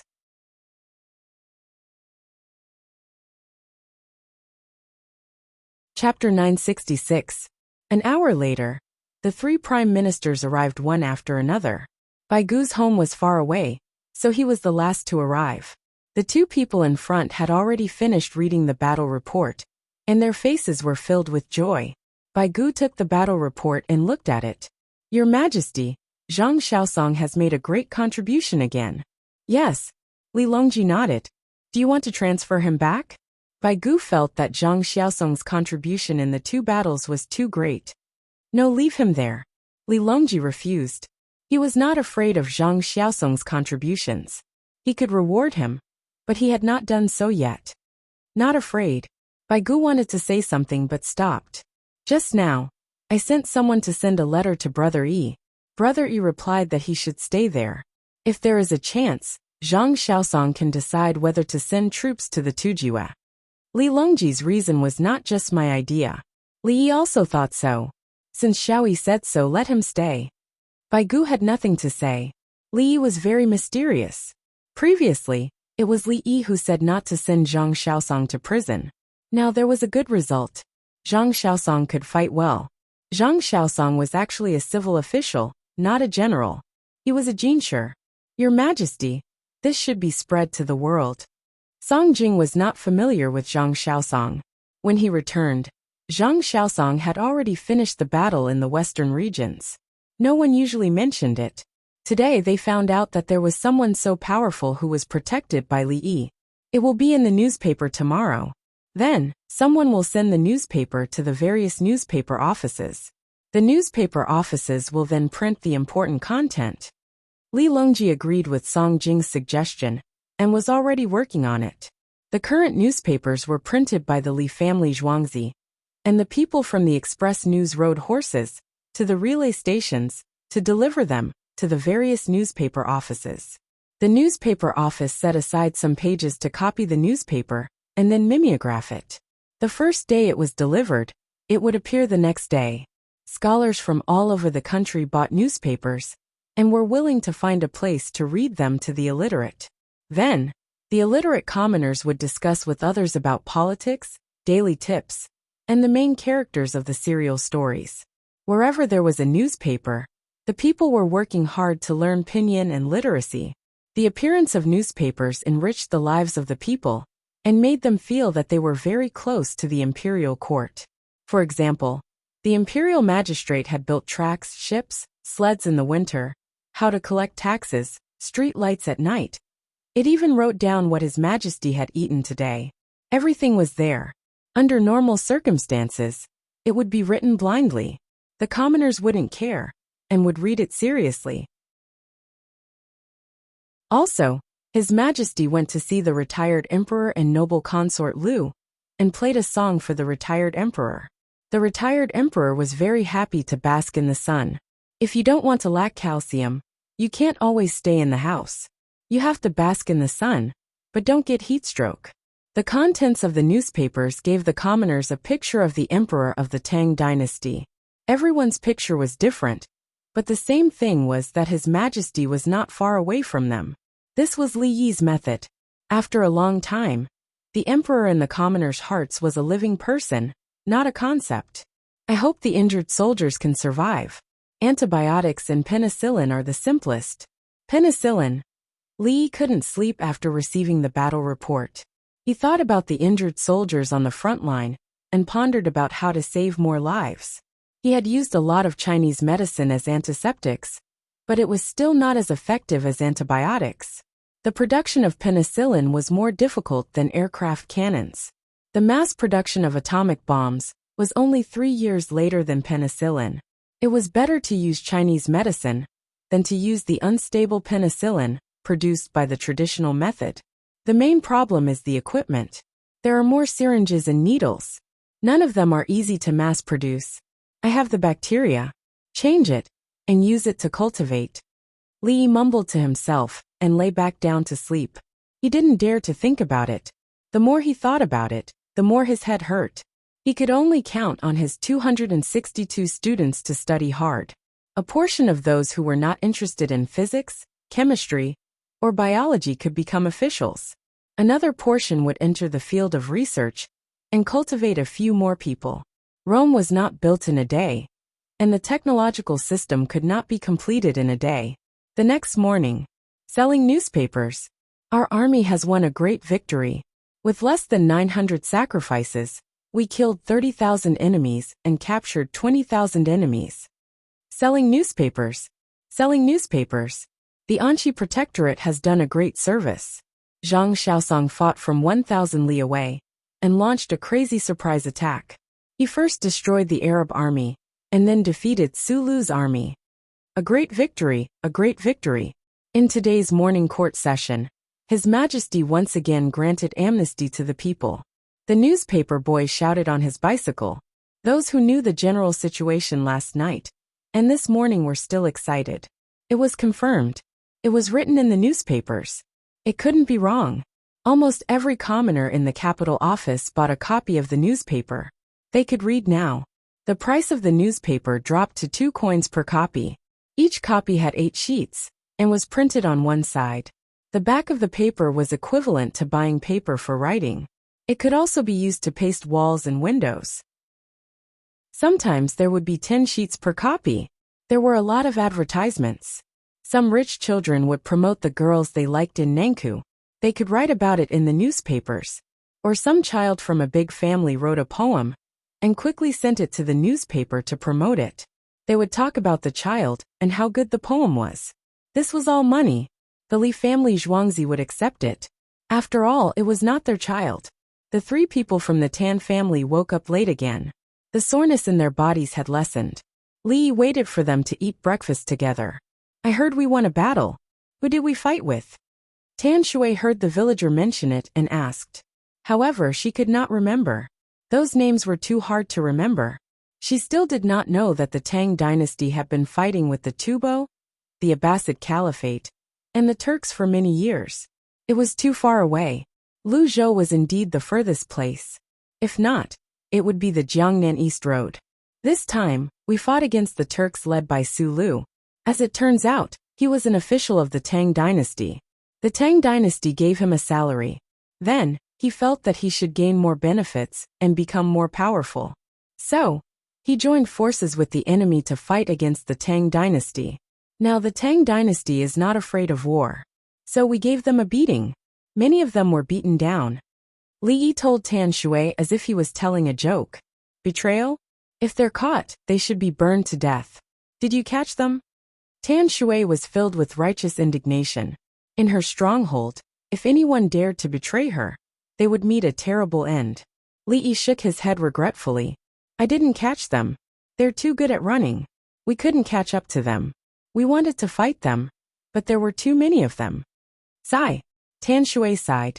She was equally regretful. The three of them went to get breakfast. There was meatball soup. They chose the same thing. Then, they chose pork and cabbage stuffed pies and a few side dishes.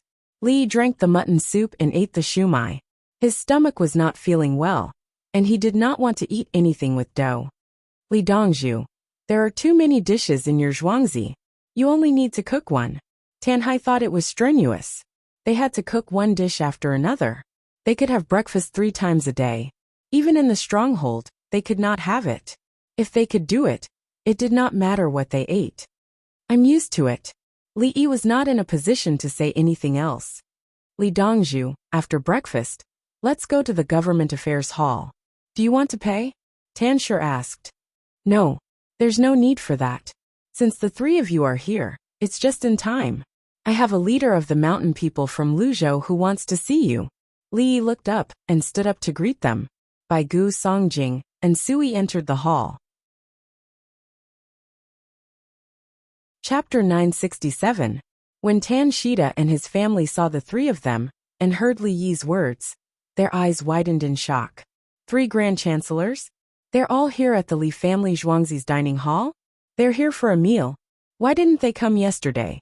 Hello, all of you. Bai Gu was the oldest among them. He nodded slightly at Tan Shida and his family. Hello, Grand Chancellors. Tan Shui sized up Bai Gu and greeted him casually. Change to a bigger table. Why don't you change into your casual attire? Li Yi changed the table. He was sitting at a square table. Since there were 3 more people, he needed a round table. He introduced them to the Tan family members. Indeed, there were 3 Grand Chancellors. They looked at each other and put the coupons away. They did not intend to give them away. The stronghold needed money too. The palace maid showed them respect. Tao Hong asked, what do the 3 Grand Chancellors want to eat? Later. Beef stuffing and mutton soup, Bai Gu said. Song Jing and Tan Shui nodded. We'll eat the same. It'll be better later. Wait 15 minutes. There's beef. It's frozen. I'll make it now. Tao Hong went to ask around and returned to inform them. Eat first. I'll talk to them. Li Yi said to the Tan family members. The Tan family members did not move. They were not in the mood to eat when it concerned their stronghold. Here's the situation. Li Yi explained to Bai Gu and the others. He told the Grand Chancellors about the construction of roads and the establishment of a trading company. He also mentioned that he was willing to provide tools and money. You can mobilize more than 30,000 men? Song Jing stared at Tan Shida. Before he became the Grand Chancellor, he was the Commander-in-Chief of Guangzhou. He knew the situation there too well. He taught others how to build houses by burning tiles. He said it would prevent them from catching fire. But in truth, only the rich could build houses. He taught the commoners, not the mountain villagers. He did not have any good ideas about the mountain villagers. He could only negotiate, and asked the mountain villagers for help when he paid tribute. Now that he was faced with a person who commanded 30,000 mountain villagers, he felt that this person was qualified to sit at the same table as him. This person had a request from the palace. He had arrived at Chang'an. Otherwise, if he wanted to meet Lu Zhou's leader, he would have to inform Lu Zhou in advance and personally visit him. If Lu Zhou's leader was in a bad mood, he would have to use all sorts of threatening etiquette. My tribe has more than 10,000 people. Let's go and join forces with the other strongholds. Tansher nodded. He was indeed capable of doing so. That's easy. The imperial court has agreed. Song Jing agreed without hesitation. Old Song, there's one more thing. There's a provincial governor of Lu Zhou called Pang Renqing. Li Yi told the three of them about Pang Renqing. Bang! Song Jing slammed the table in anger. Is he trying to force her to rebel? Was he an idiot? You want the mountain villagers to attack Lu Zhou's mansion? Song Jing felt a pain in his liver. He was so angry that he had been very careful when he was the commander-in-chief in Guangzhou. If you, Pang Renqing, are tired of living, don't implicate others. The stronghold didn't care about those things, but it was despicable of him to lie to them. The three members of the Tan family were shocked. They didn't have such a big reaction, and knew that they had been deceived. They prepared to go back and talk about it. Issue the decree. Issue the decree. Bai Gu stroked his beard as he spoke. If the mountain villagers knew about this, it would be easy to deal with them. Now that they knew, they had to go back. Li Yi, do you have paper here? Su Yi was the youngest among them. He knew he had to do it himself, so he did not bring his subordinates with him. The paper he asked for was special. It was specially used to write imperial edicts. Li Yi looked at Qing Song. Swoosh! The cub leaped out. Qing Song waved his fist. A table was cleared out. The cub returned with the special paper. There was a stack of other papers under the table. Sui sat down and began writing. He wanted to transfer Pang Renqing back. To be more precise, he wanted Pang Renqing to return as a criminal. The position of provincial governor is empty. Don't make any arrangements for now. That place is very important. In the future, Lingnan Circuit will no longer be a place where officials are sent away. I want to invest. Then my business with my brothers will be transferred there as well. The seaside must be controlled. The Tang dynasty's navy is waiting for the ships to be in position. The left and right seaside are important places. Li Yi said to Su Yi. The position of provincial governor was empty. Someone was responsible for it. The provincial governor could not do anything. It was all done by his subordinates. The provincial governor who could really manage things was like Guo Zhiyun, who sent troops when he said so. What ability did those who were sent there have? Okay. Sui agreed and continued writing. The three people of the Tan family looked at Li Yi again. Oh, could Li Dongzhu control the appointment of local officials? Even the prime minister listened to him? Inspector Zhang Sun was a good person. He was right. Looking for Li Dongzhu was more useful than asking other officials. Tan Shui's eyes lit up. She stared at Li Yi and then blushed a little. She opened her mouth and was about to speak when her brother next to her touched her. She turned her head and saw Tan Hai frowning and shaking his head slightly. Tan Hai realized the situation. His sister wanted to recruit a man, but he was not a woman who dared to love and hate. The problem was this was Li Dongzhu, not an ordinary person. Tan Shui pouted. She was clearly unhappy. By the time the soup was done, the script had also been completed. Once you're done with the seal, send it to Lu Zhou and have Pang Renqing brought back for punishment, Song Jing explained to the three of them. He was worried that the three of them would return first and bring their men to the provincial capital to capture Pang Renqing. If Pang Renqing did not lie and the mountain people caused trouble, the Tang dynasty would reprimand them severely and threaten to beat them up before easing the tension. Pang Renqing was in the wrong now. Even if the mountain people killed him, the imperial court could not do anything about it. They could only appease them. Old Song wants you to go back and stop causing trouble in the provincial capital. The things you've given us in the past are not worth much. You'll have enough to repair the roads. If you agree, just say the word. If you go back on your word, don't blame me for sending people to kill you. Li Yi was not Song Jing. He was straightforward. He would help where he could. It did not matter if he had to spend more money, as long as everyone could live a good life together. If they were still looking for trouble after making things clear, this was no longer a small problem. What were they trying to achieve through this? We won't. Don't worry, Li Dongzhu. Tanshi was not angry. He liked Li Yi's personality. The mountain people were like this. If they made a promise, they could not go back on their word. If they did, they would definitely fight. Do you fish at sea? I'll give you the tools to make boats. I also have fishing nets made of cotton thread mixed with silk thread. They're sturdy and easy to use. Li Yi remembered that Luzhou was a seaside. They could catch fish, but the hemp thread would rot if it was soaked in the net for too long. Zhuangzi had just made silk and cotton thread. They could be used to catch fish on the boats at sea. Many fish could be caught in the net. Small fishing boats could be used as well. Luzhou did not lack wood to build boats. The boats we use are small, and can only be used nearby. We don't know how to make big boats, Tanhai said. Mountain people like them knew how to fight in the mountains and forests. At the same time, they were good swimmers. Sometimes, they could dive very deep to look for things with their bare hands. If there were big shells, they could look for pearls.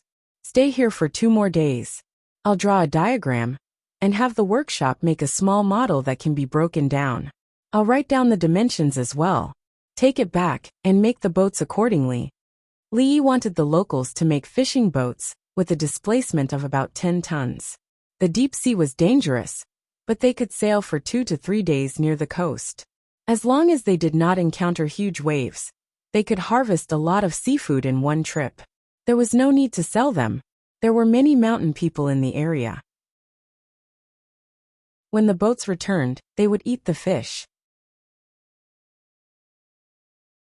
Chapter 968. You know how to build ships. Tan Shui's eyes lit up. By Gu sighed. Xiaoyi not only knows how to build ships, but he also knows how to make many things. For example, he made many things for the women he likes. Oh, Tan Shui's eyes dimmed.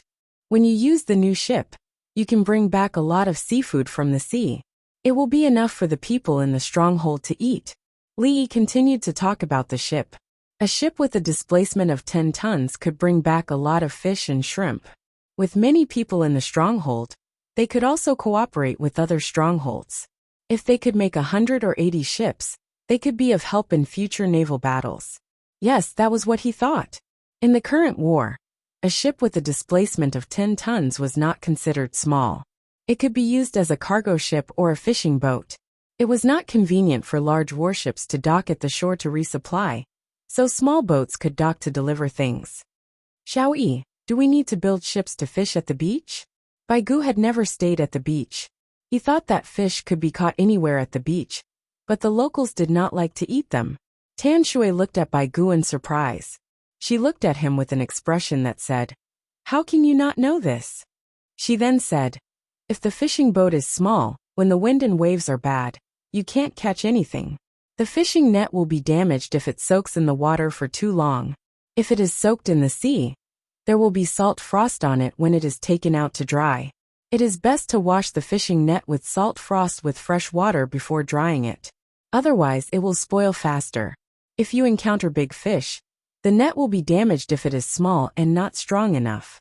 Also, if the big fish run away with it, you can only throw the net away." Bai Gu was speechless. He could see that he was being looked down upon. Therefore, he turned to ask Li Yi, "Do you know how to catch fish when the wind and waves are bad?" Li Yi wanted to laugh, but he held back. "The Dengzhou Navy uses the net that I designed to catch fish. It has to sink with the hook, or else it will not be able to catch fish. Old Bai, did you forget that you came up with the idea of using 2 ships to sink the net and hold it up?" As Li Yi spoke, he saw Bai Gu's ugly expression, and hurriedly tried to salvage the situation. "That's right. This old man remembers now.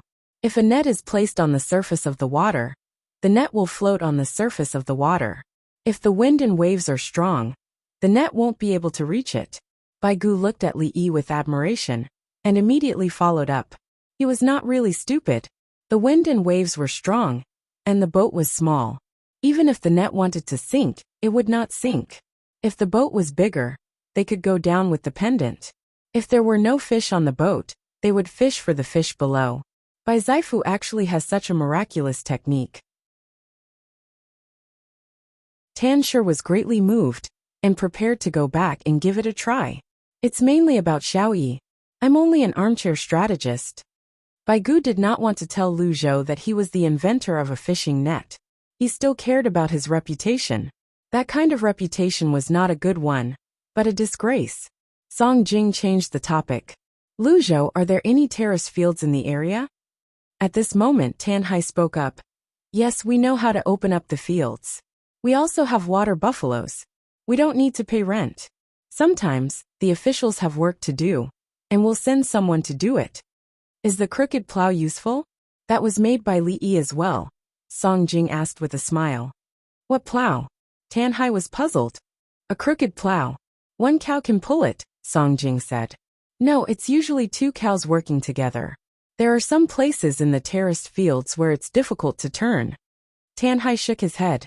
When Pang Renqing comes back, let him go to mine. Or let him go to the place where the canal is dug to do the most dangerous work. Song Jing asked Bai Go and Su'er for their opinions. The two of them nodded in unison.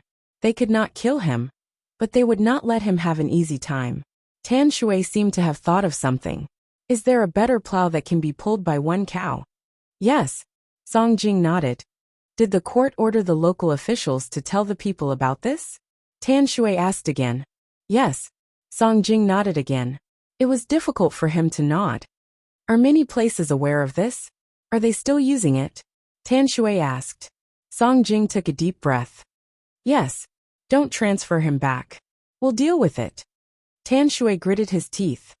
No. Li Yi refused. It's against the law to kill an official. However, the court will compensate you for your losses. Li Yi was straightforward. He did not waste words. Compensation. The people had suffered losses because of the local officials. The officials were sent by the court. The court could not simply capture the officials. What would they do about the losses? There's no need for compensation. Tan Shui suddenly became amicable. I have better ways to preserve soil, water and fertilizer than terrace fields. I'll write it down and print it in the newspaper. You can take some back. Li Yi had begun to use more advanced methods in the terrace fields in Hua Province and Tong Province. He planted in rotation, stubble, and intercropping. The weather at Lu Zhou's place was warm. The winter was not cold. There were many intercropping crops suitable for soil preservation. There were many choices. The best way to preserve fertilizer was through deep plowing. Water preservation. Although there were droughts at Lu Zhou's place, he could plant wheat in the terrace fields. When the rainy season happened, he could plant rice. The terrace fields did not have to be filled with rice. He could plant other vegetables as well. When he was done planting, he could see patches of different colors when he looked at them from the sky. The land that could not be preserved with water could be used as dry fields. The land that could be preserved with water could be used as paddy fields. If he planted rapeseed in the dry fields, he could extract oil from it. If he planted beans, he would have tofu to eat. We'll have newspapers in the future. I can read. Tan Shui was proud when she said she could read. Most of the people in her place were illiterate. It was amazing if they could read. When the roads are repaired, we can set up a few more newspaper offices. Li Yi agreed. He could not do it now. He could not send the newspaper over. Xiaoyi, hurry up and eat. Once you're done, you can write it down.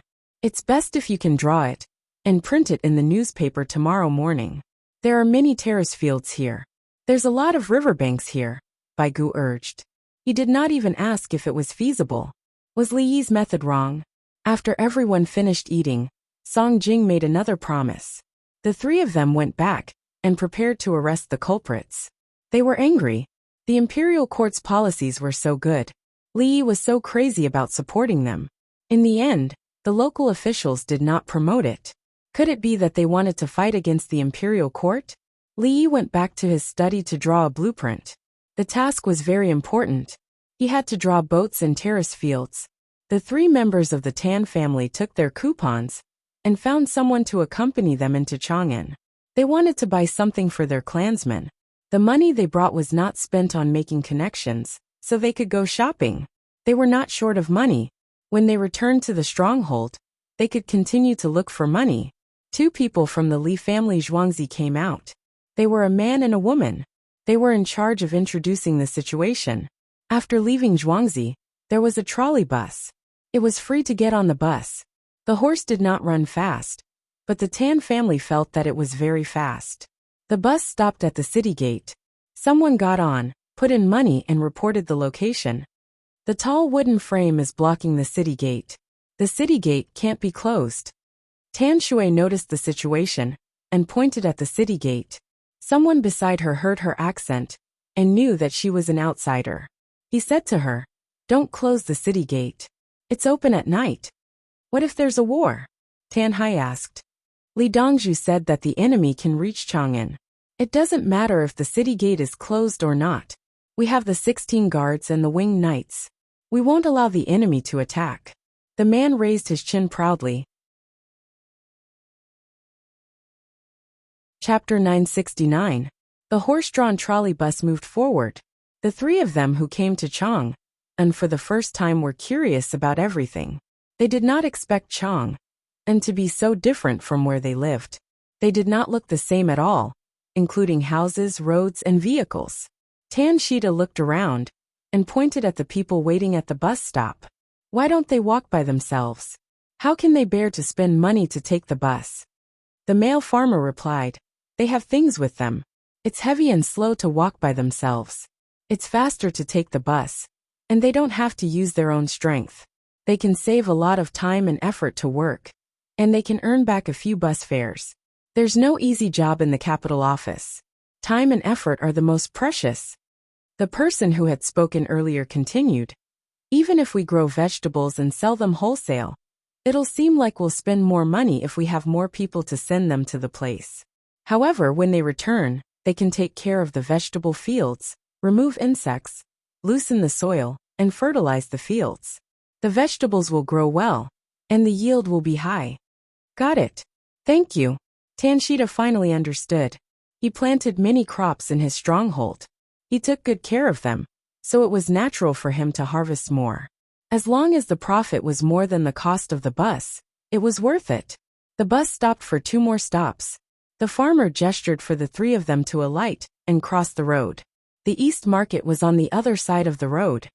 This is the East Market of Chang'an, where the goods are the most expensive. The goods are good, the farmer explained like a tour guide. Sometimes people lose things in Luzhou's place.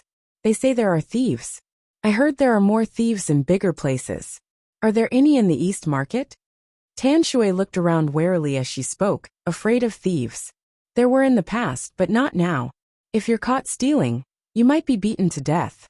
If you don't, the crime is not small. If you don't steal, you can earn a lot of money by working. There are no more robbers. The East Market hasn't been robbed for many years. They can't run away. There's a lot of food for sale. As they walked, the farmer deliberately led them to the snack area. Also, the fish and meat area was too smelly, so they avoided it. Tan Shui looked at all kinds of food. She rubbed her stomach and did not want to eat. It had not been long since she finished her meal. She saw many people eating here. She looked up at the position of the sun. They're eating breakfast now. 2 meals a day, just like where we came from. Tan Hai thought he found a common point. Everyone ate 2 meals a day. But when they arrived at the capital office, why did everyone eat 3 meals a day? Many of them ate dinner and went out to work last night. In the morning, after they finish selling or settling accounts, they come over to eat and then go back to sleep. The villager gave a different answer. Tan Shui took a few glances and asked the landlord, "How much is a meal in Chang'an?" 3 pennies. The expensive ones cost hundreds of pennies for a meal, while the cheap ones don't even cost a penny. Ordinary people can only afford a decent meal for 3 or 4 yuan. After the villager answered, he continued to lead everyone forward. When it was almost noon, he would not go to Zhuangzi. He would take a car to the south of the city to have lunch there. There was an area in the south of the city where the people eating there were not wearing very good clothes. It was obvious that they worked hard. A meal here costs 4 renminbi. It's a boxed lunch, and the dishes are served by the waiter. No extra dishes are allowed. You can eat any staple food you want. The staple food was steamed buns made of whole wheat flour, while the rice was steamed with brown rice and Highland barley rice. The soup was free, and so was the pickles. It's mainly because people who work hard are willing to eat here. They feel that they can earn back their money. In fact, there's still some profit. At this time, the female villager took on the task of explaining. The people eating there were all eating the staple food in big mouthfuls, and then eating the side dishes in small bites. Isn't it more economical to eat black bread and drink the free soup? Tan Shui felt that the free soup was not bad. She planned to implement this in all the strongholds that she managed when she returned. For example, everyone in the stronghold could drink the free soup if they handed in some things every month. The cost of boiling the soup was low. It was equivalent to everyone saving time and firewood. Those who did not have a good life did not have to pay. It was considered that everyone was helping their family. If you only eat black bread and drink soup, you won't have any strength. There's little oil in the soup. Let's go to the front. There's also boxed lunch there. Let's order it, the villager said as she led the group forward. Sure enough, when they walked to the other side, the people eating there were wearing better clothes than the previous side. At noon in Chang'an, the sun was in the middle of the sky. Nearly 70,000 people had arrived at the location of Longyu provincial governor. Guojian's group had arrived. It was more than 400 li from Liangzhou to here. Guojian did not force the army to march. The group only needed to walk 30 to 40 li a day. The main reason was that they were delayed by the hot air balloon. He was practicing the hot air balloon ascending and descending, and following the group during the march. The group needed to constantly use the hot air balloon as a transit point to transmit information and orders to each other. He had practiced before, but it was impossible for the 70,000 people to practice like marching and fighting. The cost was too high. When the army came out, Guo Zhiyun was waiting for news from Su Lu. He was not in a hurry to attack. He wanted to practice first. He wanted to occupy the 9 bins land, and could not be careless. He would rather delay the marching speed of the army than be too hasty. 2 days ago, Guo Zhiyun received news from the other side. Zhang Xiaosong was indeed powerful. He had defeated the White Shirt Abbasid Caliphate and the Sulu Turks. Only then did he speed up and arrive at Longyu provincial governor's territory this morning. Here it was noon in Chang'an. There were 6 hot air balloons floating in Longyu provincial governor's territory. Guo Zhiyun could only see 2 of them. The rest were too far away. Longyu provincial governor Zhang Zhongliang welcomed Guo Zhiyun and asked with a smile, "When are we going?" "We'll rest after eating. We'll set off at dawn tomorrow and directly attack." "Have you received the news from the Anqi Protectorate?" "We've been on the road for days, constantly changing our formation. We don't travel much each day, but the distance covered by the soldiers is not small. I believe that Tubo has received some news as well. However, the troops they sent out have become a problem." Guo Zhiyun's lips curled into a smile. He was more relaxed. "Zhang Xiaosong is formidable. If you attack them, it won't just be attacking way to save Zhao." Zhang Zhongliang praised Zhang Xiaosong. He had indeed received news that Zhang Xiaosong had been attacking continuously. The last news he received was that Zhang Xiaosong was looking for an opportunity to attack Tubo's army. Guo Zhiyun was fighting Juku here. But what about the Tibetan army on the other side? Run back. Zhang Xiaosong could wipe them all out.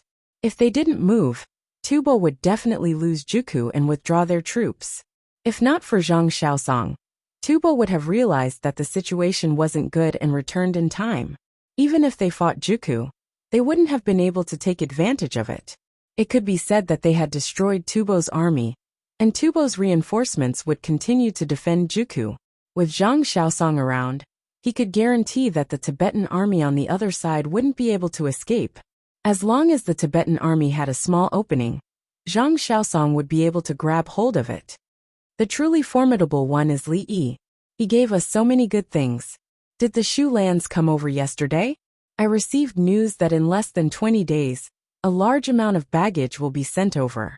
Guo Zhiyun cared more about the logistical supplies. Li Yi's assistance in the attack was too beautiful. 20 days wasn't long. By the time they conquered Juku, the things from the Shu lands would have arrived. Wasn't Zhang Xiaosong protected by Li Yi?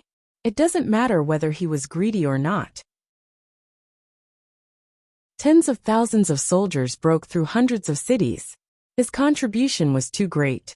Li Yi dared to let him stay in west of the river, and made a great contribution. I wonder if Li Yi still dares to protect him? Zhang Zhongliang also had a good impression of Li Yi. When a general was outside, what he was most afraid of was someone stirring up trouble in the imperial court.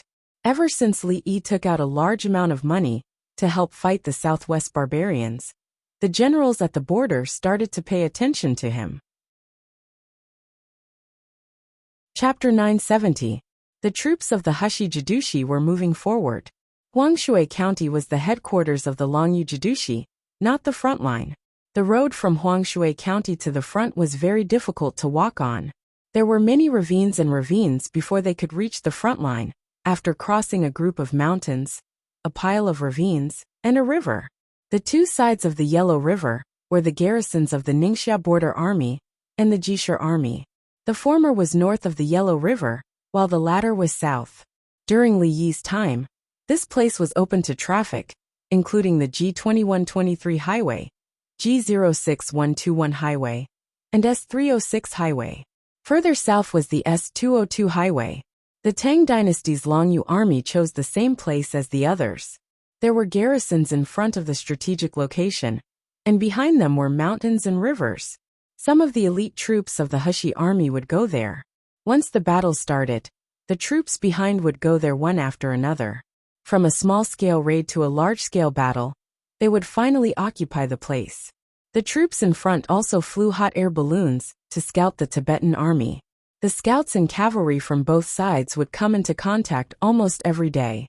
The difference was that the Tubo scouts, who dared to head a few miles away from the Tang dynasty's army at the beginning, now retreated to 30 miles away. The Tang dynasty's border army had hot air balloons tied to a rope to fly high. The scouts from both sides could be seen clearly from the hot air balloons. The Tang scouts would bring a telescope to look back at the flag signals in the sky. Then a few scouts would circle around and ambush the Tubo scouts. If the Tubo scouts had too many troops, the Tang dynasty scouts would run back. The Tubo scouts were having a hard time. There was no way for them to fight. They were discovered from far away in the sky, and they didn't even know how they were surrounded. Usually, when the Tang scouts were spotted, their troops would enter the circle. The Tang scouts brought binoculars to spot the enemy in advance. They moved outside the enemy's field of vision, reached the predetermined position, and closed in. The Tubo scouts suffered losses again and again. In the end, they ran back and left the range of the hot air balloons. The advantage was that they did not suffer losses. The disadvantage was that the hot air balloons' field of vision blocked the Tubo battlefield. The Tang dynasty's troop movements could not be seen by Tubo.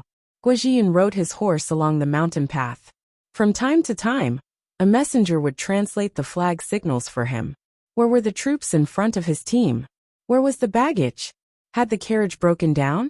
A horse had accidentally fallen into the valley. Hearing the voice of the messenger, Guozhiyan's heart did not waver. Even if the soldier fell, he was still indifferent. When marching to war, it was normal for non-combat casualties to occur. Old Madame Wang Juankui looked at the small dot in the sky. We have enough gasoline and diesel for the time being. We don't have any in Shu County. I'm afraid that we won't be able to transport them in time from Chang'an. There's enough time for us to use. I believe that Li Yi has made arrangements. I heard that the lighting in Chang and at night is diesel. Guozhiyan did not consider the issue of fuel. He believed that Li Yi knew better than anyone else the purpose of the hot air balloon ahead of them. Wang Juankui smiled and nodded. They said that the production of diesel is high, and the kerosene is easy to use. Li Yi sold it for money. Rumor has it that gasoline, diesel, and kerosene are made by boiling oil with paraffin. Kerosene is the least and diesel is the most. Didn't Tubo and Tujue find some paraffin? Guozhiyan wanted to laugh when he talked about this. The Tang dynasty collected paraffin from all over the country and sent it to Li family Zhuangzi. Li family Zhuangzi sold it. The news spread. Tubo and Tujue looked for it and found it to boil in a pot. After boiling it, they said that it was better to use it to defend the city and make torches. It could be used to cook rice. None of the oil they were looking forward to was produced. Instead, many people fell sick from the smoke. Wang Juankui pulled the reins with one hand and put the other hand into her pocket. She took out a handful of fried hazelnuts and handed them over. In war, besides the bravery of the soldiers, it's also about money and skills. Guajian reached out and took a dozen hazelnuts. You still have pine nuts. Others eat them, but you don't want to eat them. You only want to keep them with you. If you see me, non-commissioned officer, give me one. He's risking his life, unlike me who's just giving orders. As Wang Juankui spoke, she handed the remaining hazelnuts to the soldier beside her. Thank you, deputy. The soldier took it happily. They couldn't eat it. They only had canned food, meat floss, salted dried tofu, and compressed biscuits. There were no dried fruits. There weren't many dried fruits sent from Chang'an. They were distributed to the generals, and there was none left. They couldn't bear to eat canned food. They used it for war. It was fine as long as they had food to eat. I heard that a large number of pine nuts were obtained from Li family Zhuangzi's team in Bohaisi. Li didn't sell them, and sent them to us. Guojiyun threw a hazelnut into his mouth and bit it gently. It's a gift from Her Majesty. Everything was given by Her Majesty. Wang Juankui reminded him not to say anything wrong. In name, it was given by Her Majesty. Her Majesty, Guojiyun repeated. In a place further northwest than the Longyu army, an army was resting. There was a hot air balloon flying in the sky. Zhang Xiaosong drank some water first, then took out a handful of meat floss and stuffed it into his mouth. He chewed slowly and tasted it. The other generals and soldiers also took out meat floss to eat to replenish their strength. They found the Tibetan army's baggage team and went to fight after resting. From the hot air balloon, Tubo's military supply team looked like a small dot moving around. But with the help of binoculars, Tubo's military supply team was very small. With binoculars, the small people couldn't see anything from the hot air balloon. The hot air balloon had no sound and was sky blue in color. Unless it was dark clouds, the sky blue hot air balloon would become a small light-colored dot. However, the hot air balloon wouldn't rise when the clouds were dark. Otherwise, it would be struck by lightning.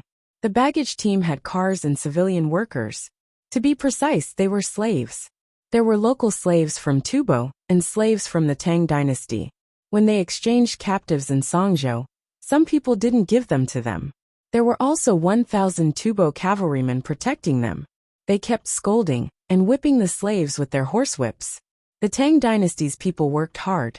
Even so, the Tubo cavalrymen didn't like them and still beat them. After being beaten, the Tang dynasty's people didn't make a sound and continued to work with their heads down. They were mainly responsible for repairing the vehicles and lifting the wheels when they got stuck in the soft soil and sand. However, when they were working, they would occasionally look at the Tang dynasty's people. Both sides had brief eye contact. Now that they had left Tubo's territory, they were ready to escape. As long as the front line was attacked, they would find an opportunity to escape. If they could escape, they would be lucky. If they couldn't, they would accept their fate. After an hour, the team continued to move forward. However, the leading general found that something was wrong. It seemed that 2 groups of scouts hadn't returned. After waiting for another quarter of an hour, he was sure that something was wrong because there were 4 groups of scouts that hadn't returned. Prepare for battle. The general chose the safest method. The team gathered and protected the baggage team well. Quick, report to the front. Tell them that we've been ambushed. The general called over a captain and shouted while pointing to the front. Follow me. The captain waved his hand, and 150 cavalrymen rushed out. They knew that it was useless for them to stay when the enemy attacked. Telling the front line wasn't just for them to rescue. Perhaps it would be too late by the time the rescue team arrived. They wanted to tell the front line that the baggage team was gone. Chapter 971. A group of cavalrymen rushed forward desperately. They knew they were about to be attacked by the enemy. Whoever could get out would be the one to report. In the chaos, the people who stayed behind looked around, but didn't find anything. The Tang dynasty slaves' eyes that had just lit up became dim again. How could that be? We were about to run. The general was also a bit confused. No one. No one. Where did my scouts go? Did they get lost? He looked at the messenger team that had turned into a black spot, and suddenly felt something was wrong. The general led his men and rushed forward, each riding 2 horses. They were always ready to face the enemy's attack.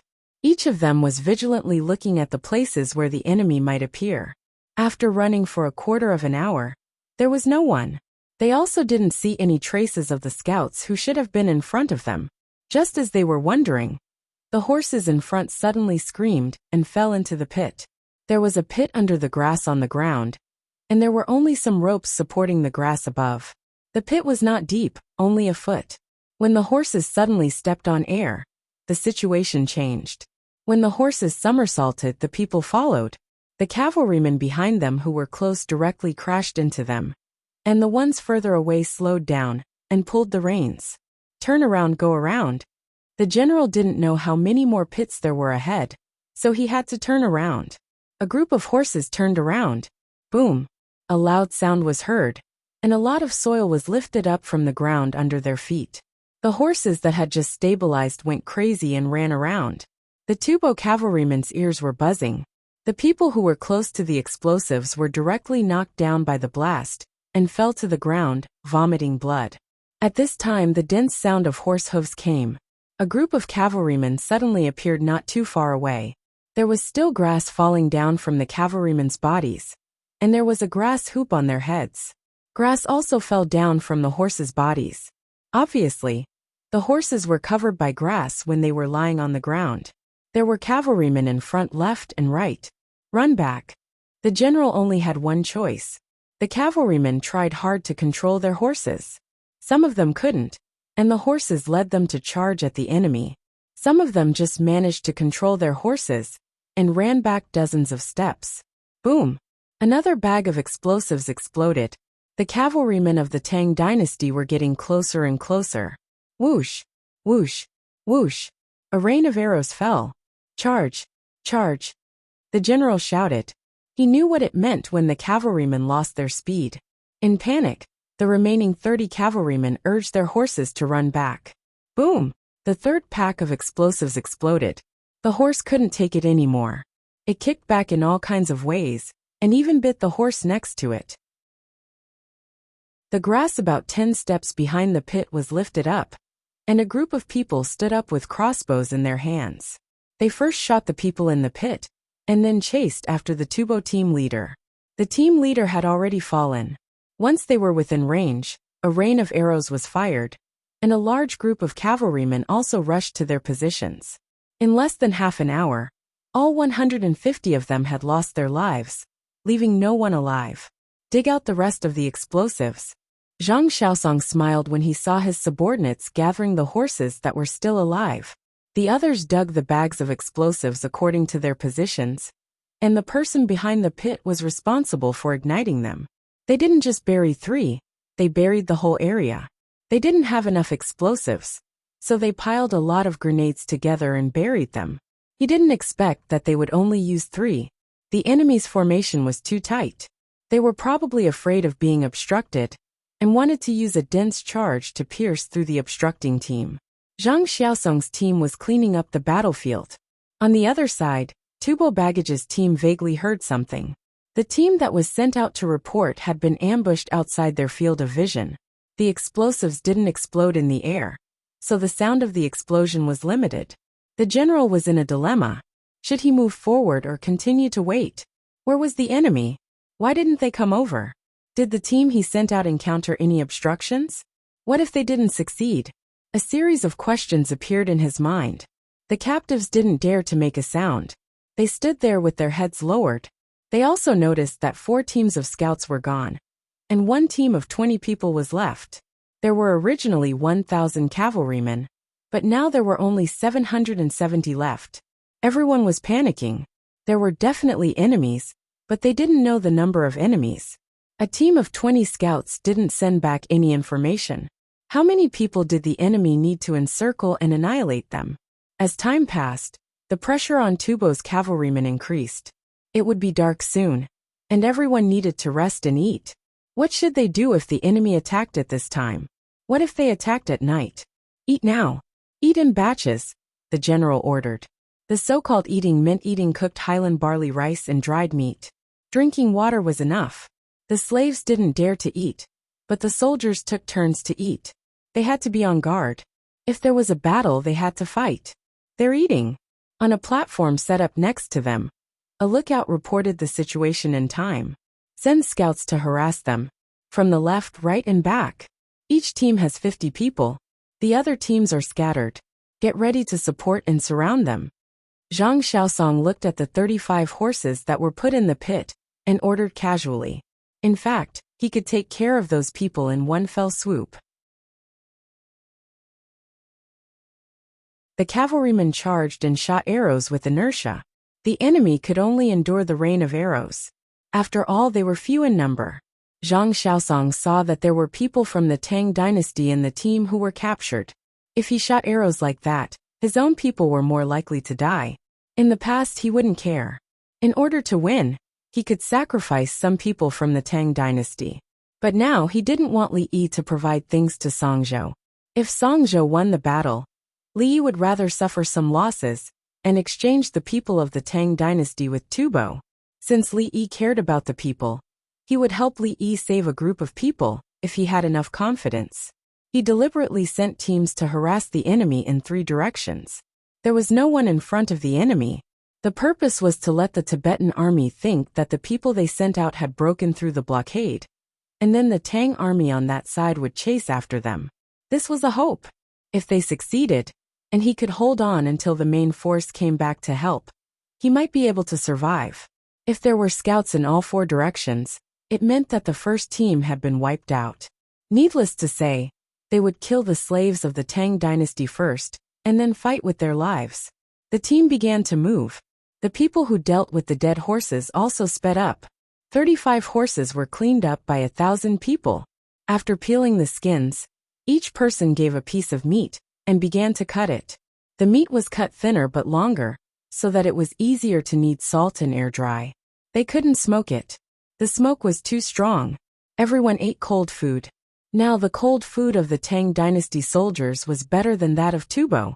In the past, the soldiers of the Tang dynasty didn't have much jerky. They basically fried rice, fried noodles, and dry biscuits with vinegar cloth. Now they didn't have to put in anything but meat floss and compressed biscuits. There were green onions, carrots, and other things in the compressed biscuits, which tasted better than rice. The teams that went out were arranged. 50 riders in one group rushed to Tubo's logistics team. They rushed and shouted, "Yoo-hoo, yoo-hoo." The Tubo people who didn't eat immediately got on their horses and began to run around the team, ready to speed up at any time. The people who were eating also stopped. They drank water and got on their horses, waiting for orders. There were scouts in all 3 directions. As they got closer, there were 50 people in one group. There was no need to count them. Impossible. It's impossible that 20 people can't come back with 50 people. The general instantly judged that the people of the Tang dynasty were plotting something. Chapter 972. The 3 Tang scout teams began to circle around. Each person rode 2 horses at a moderate speed. The Tubo army went around in a small circle. After going around and around, they split into 3 groups of 100 men and gathered together. At the same time, they also brought along an extra horse. The slaves of the Tang dynasty turned their heads and communicated with each other through their eyes. They were excited and worried at the same time. The military forces of the Tang dynasty seemed to have come a lot. It should not be a problem to defeat the Tubo soldiers. But in that case, would they be killed? They had to resist. They could not run. If they ran, they would leave their backs to the Tubo soldiers. Were they testing the archery skills of the Tubo cavalry? Yoo-hoo, yoo-hoo. The Tang dynasty scouts began to adjust their speed and distance. They wanted to enter the shooting range of the Tubo cavalry when they circled around. Then they would shoot and quickly circle to the side. The Tubo cavalry were not stupid. They obviously knew what the other side was doing, and were looking for the same opportunity. Both sides kept adjusting their speed and position. No one wanted to lose the momentum of their charge. Otherwise, The shooting range of the arrows would not be enough. As they circled around, more than 100 Tang soldiers appeared. These people dismounted from their horses when they were within the shooting range of a normal cavalry. Draw your strong bows and draw your crossbows. Stop playing. Find your own positions. We have crossbows with a longer shooting range. Charge. The Tubo general saw the situation and ordered the cavalry to charge at the dismounted Tang soldiers without hesitation. The dismounted Tang soldiers quickly shot an arrow and a crossbow, turned around, mounted their horses and ran. More than a dozen Tubo cavalry dismounted and urged their horses to continue chasing. A total of 200 people did not give the Tang soldiers a chance to turn around. More than 100 Tang soldiers whipped their horses. No matter how fast they were, they could not enter the enemy's shooting range. At the same time, 3 teams of 100 Tubo cavalry charged at 3 teams of 50 Tang scouts. The scouts also turned around and ran. Come on, let's see who is faster. The general saw that his side had the upper hand and breathed a sigh of relief. Then he suddenly thought of something and shouted, "Come back, don't chase." Only one team of scouts heard him. They slowed down and circled around. The other 3 teams did not hear him and continued to chase. Quick, chase after them and tell them to come back. The general was sweating profusely. He remembered that the Tang soldiers had binoculars. When the 2 sides fought, the enemy would discover them first and then calmly set up an encirclement. Things were different now. They couldn't just turn and run when they saw an enemy. When they saw it, it meant that the enemy had completed the encirclement. After a quarter of an hour, a group of people came back. This group had less than 100 people and was followed by a large group of Tang soldiers. Prepare for battle. The leader thought of the reason and sent people to chase after them. After chasing for a long time, his own people returned in time. When the Tang soldiers discovered the situation, they did not have time to encircle them and directly pursued them. Only then did some of their own men return alive. There were only 370 men left, including the 100 cavalrymen who had stopped earlier. The 100 cavalrymen had not gathered yet, and the 50 scouts of the Tang soldiers had not run away. They were still circling around. The general was speeding up with 270 people. He could not afford to lose speed. Even if he was running, there should be a process to raise his speed to the maximum. The Tang soldiers continued to chase after this group of less than 100 people. They had no intention of stopping. Looking up, there were at least 2,000 people densely packed together. Go around them, go fight those 50 people. The general shouted to his own men who were running over. He was also ready to run. The people who came back would cooperate with the other 100 to kill the 50 Tang soldiers. He went around half a circle and ran in that direction. As soon as he shouted, more than 200 cavalrymen suddenly jumped out from the pursuing Tang soldiers. These people were obviously faster than the other cavalrymen. More than 200 people whipped their horses hard, one after another. They lifted their butts and stood on the horse's back. Their bodies leaned forward and moved up and down with the horses. At first glance, one could tell that they were horsemanship experts. Moreover, their horses were better than other horses.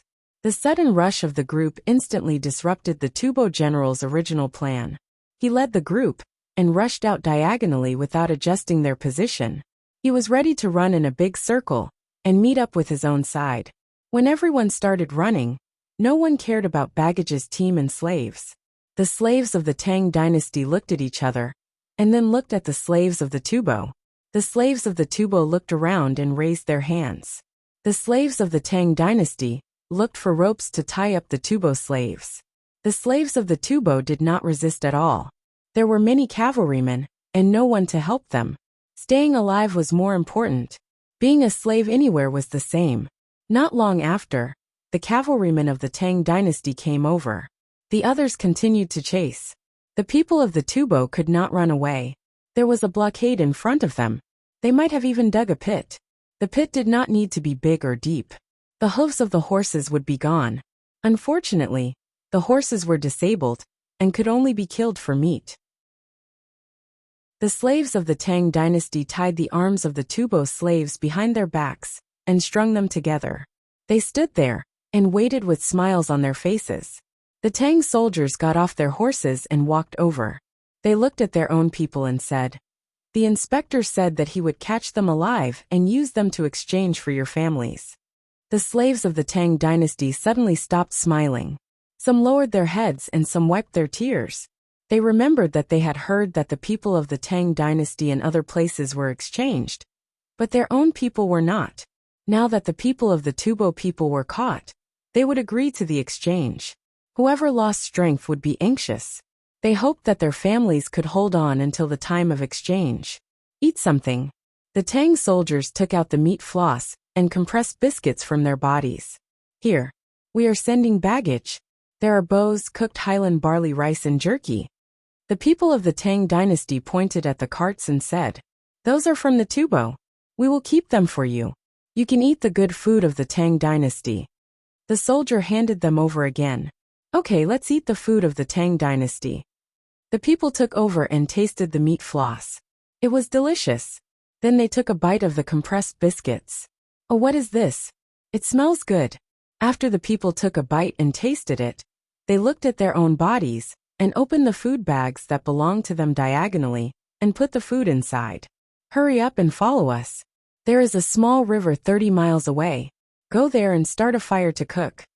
The Tang soldiers went to untie the ropes of the Tubo slaves and hoped that they would help with the work. The people of the Tang dynasty sat in the carts and did not care. When the sky was completely dark, the baggage team arrived at the river. There was a bonfire by the river. Pots were placed on the fire. Horse meat, wild vegetables, and some edible mushrooms in the grass were cooking in the pots. This season happened to be the time when there were wild mushrooms. The soldiers knew which kind of mushrooms were edible. Some cavalrymen continued to patrol the area more than 20 miles away. Some soldiers had already eaten. After eating, they took a rest and took over the patrols to come back and eat. "Let me lend you some pots." The soldier handed the 3 people of the Tang dynasty a multi-purpose military pot. The Tufan captives took turns to drink the soup, 1 out of 10. It was the first time for both the people and the captives to see such a rare pot. "How do I use it?" The people held the pot and looked at the soldiers eating next to them. Chapter 973. The soldier took the pot and explained. It was covered with canvas. He took it out and found that it was an iron pot. He pulled it out and a pot appeared. What was left was a shell without a spout. There was a folded metal bar on the shell. When it was lifted, there was a lid under the shell. Holding the iron bar, one could lift the shell to hold the pot flat. When the iron bar was opened and folded, it was stuck on the other side and could be hung on something. Then, the lid could be used to cover the mouth on the shell. It could be used to cook rice and stew vegetables. The people and captives were dumbfounded. Who made it? Who was clever and skillful? They knew how to use it. They used the shell to hold soup and took turns to drink it. The lid could also hold some soup. Now the military forces of the Tang dynasty are using such good things. A person drank a mouthful of soup and felt warm all over, so he asked. The elite troops at the border have it, but the others don't. The Li family Zhuangzi can't make so much. The Tang soldier next to him said while holding the soup. "Will we win this war?" the person asked again. "Yes. In the future, no one from the Tang dynasty will be taken away by others," the soldier said softly. He knew what was going on with the people of the Tang dynasty around him. When Tubo launched a sneak attack, the military forces of the Tang dynasty could not support them in time. Now the number of troops stationed at the border increased, and the people were left behind. The soldiers also had good food, alcohol, gauze and other things to learn how to treat their wounds. Usually, after a battle, many people either died on the battlefield or got infected after the battle. Yes, it was called infection. The bleeding would not stop. Hands could not stop it, and mud could not cover it. As the bleeding continued, the people would die. Now the bleeding could be sutured. The big blood vessels could be sutured and then wrapped. Slowly they would heal. If the bleeding was less, the people could eat something good. As long as the blood was replenished faster than the bleeding, they would heal eventually. As for the big cuts, they could also be sutured and bandaged.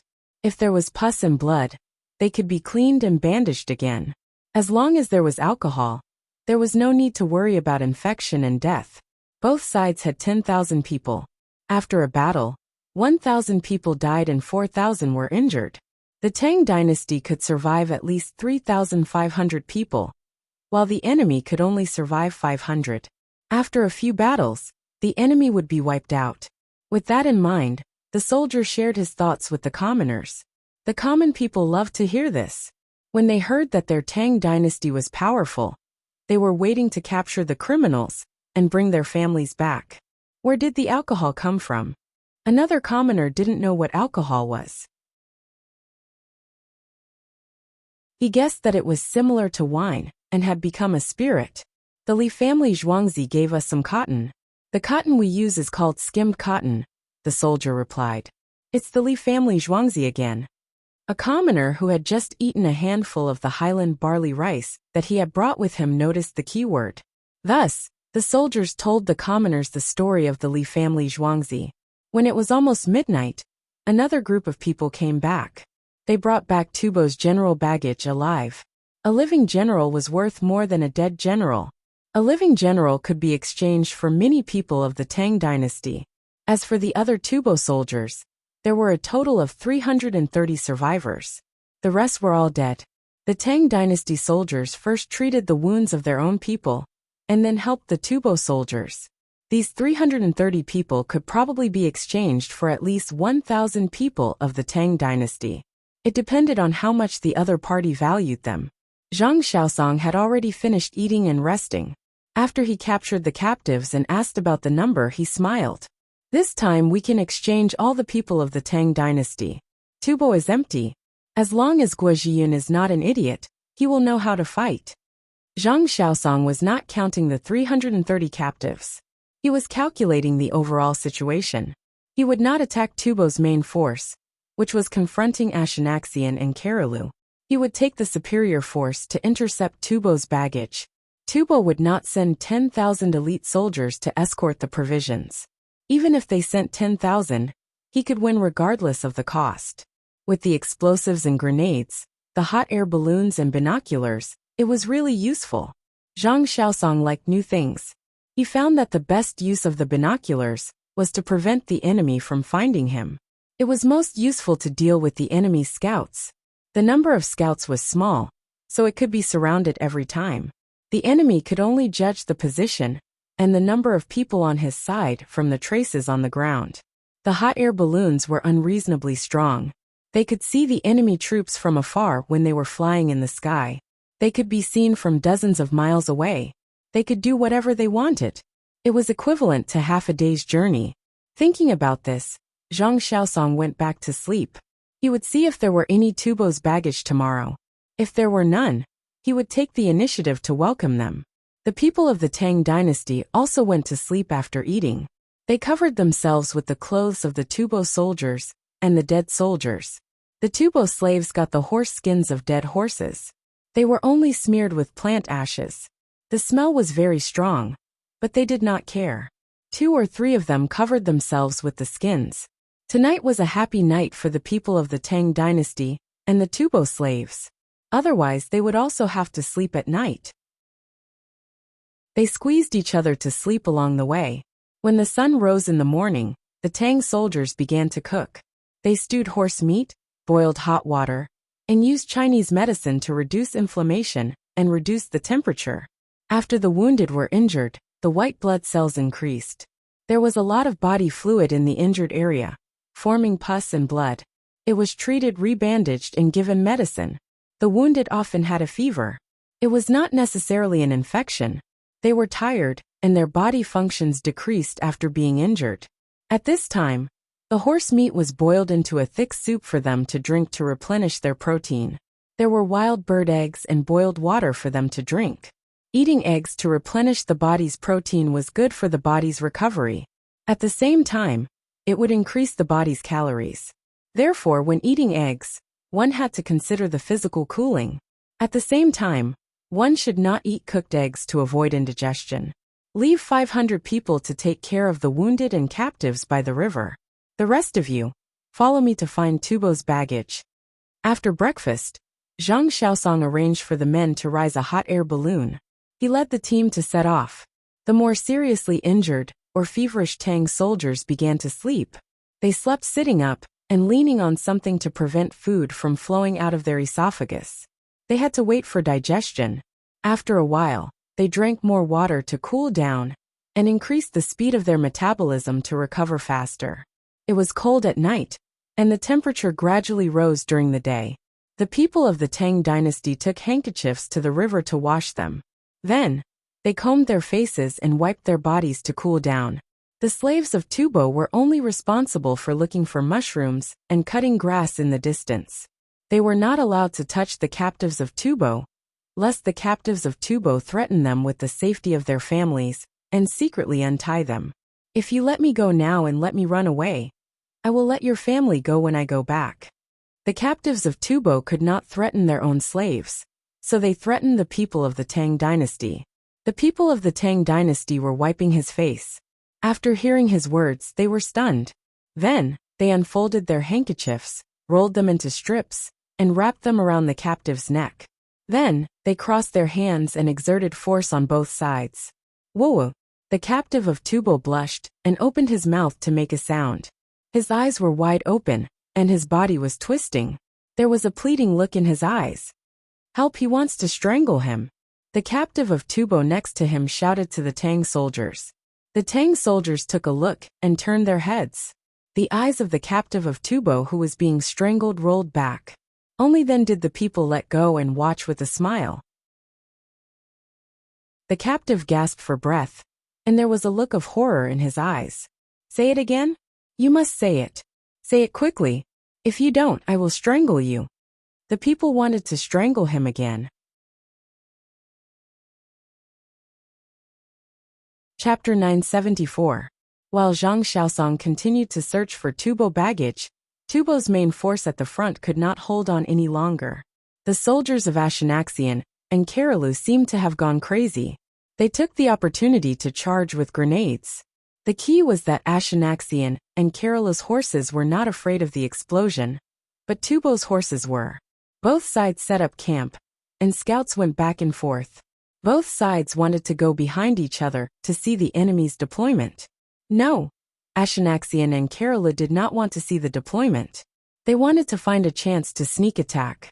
Because there were hot air balloons in Ashanaxian and Karalu's camps, the deployment of the Tibetan army could be seen at a glance.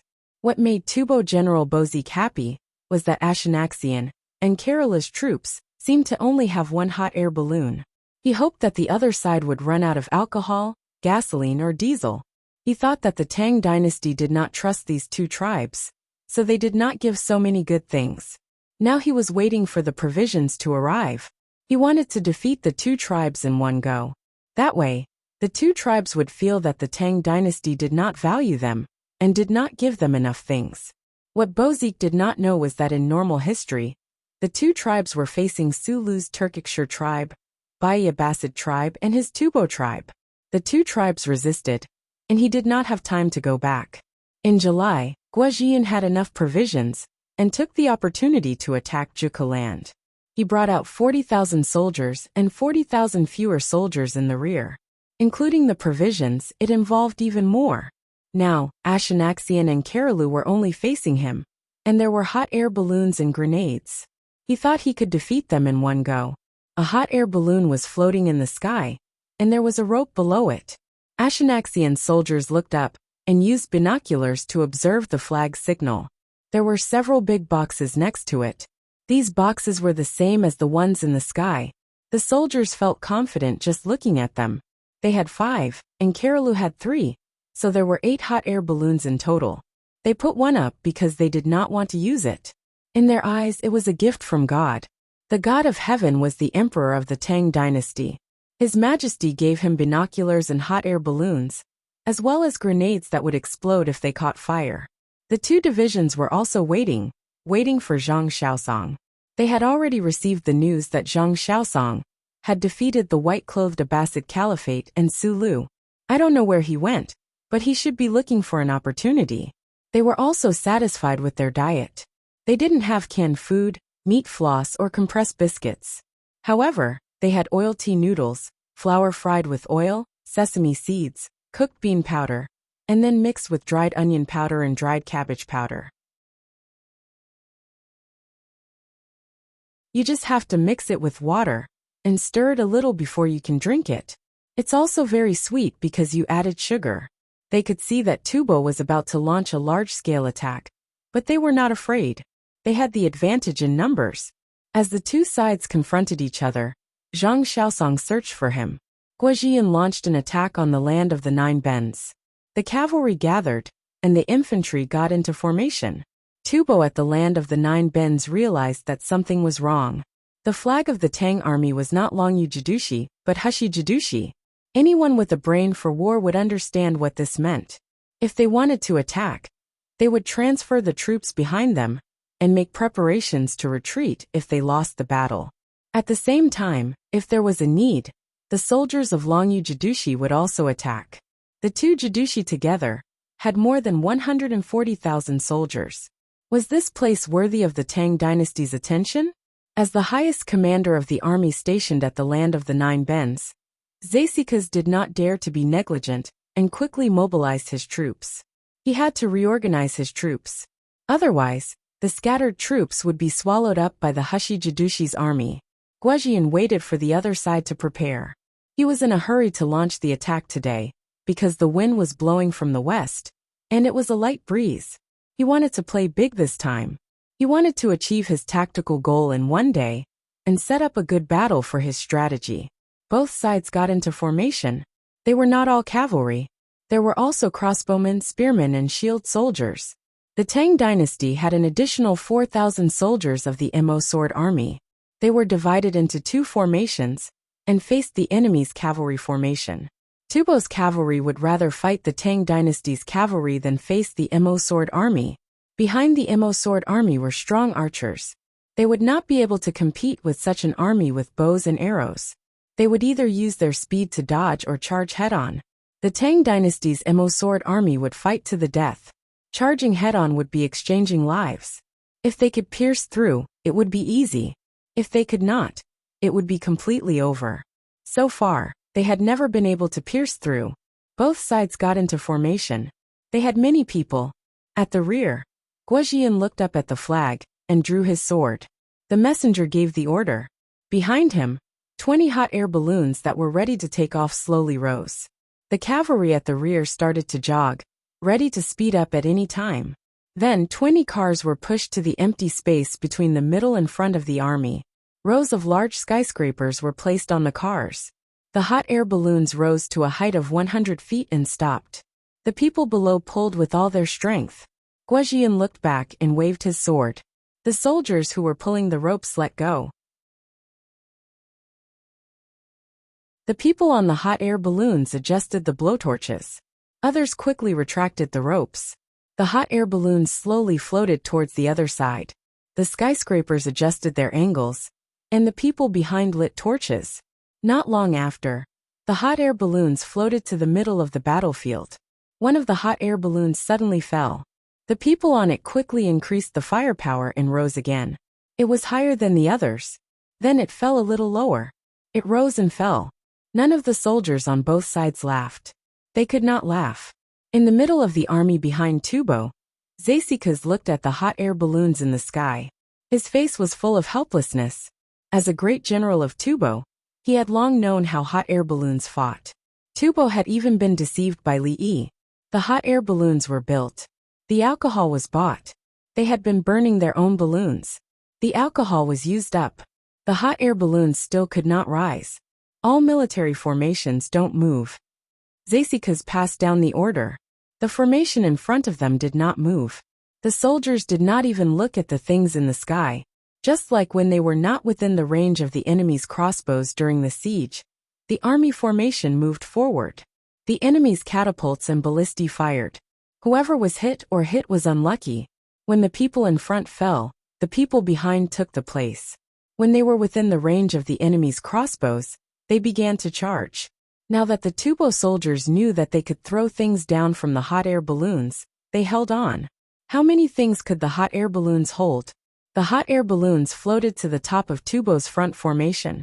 Tubo's formation did not react at all. The hot air balloons continued to float.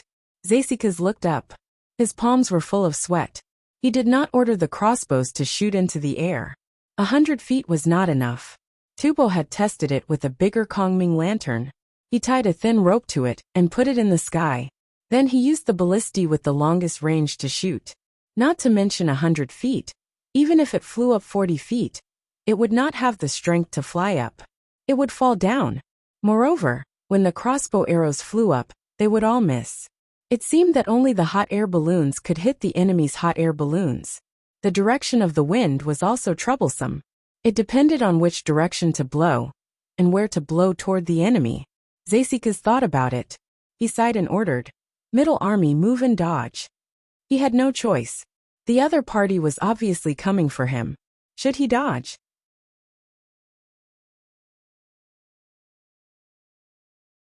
Chapter 975. The people near Zasikas were moving. They looked at the hot air balloons in the sky, and looked for the gap between the two. They knew that the hot air balloons knew how to move with the wind. If the wind did not blow to the side, the hot air balloons would not be able to pass. The hot air balloons were still floating slowly. A group of people protected Zasikas below.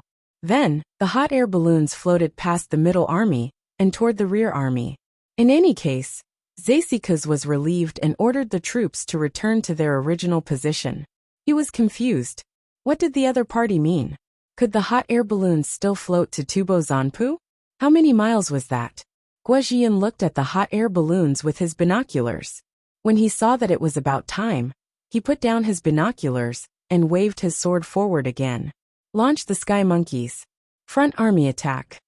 Dong, dong, dong, dong, dong, dong, dong, dong, dong, dong. The drums sounded, and the front army marched forward. The attack drums were slow at first, but then they became faster and faster. When the drums were beaten continuously, it was time for the soldiers to run. The people behind the sky monkeys dropped their torches on the fuse. With a sizzling sound, the fuse burned quickly and became shorter. The people holding the torches ran back. The sky monkeys were too big.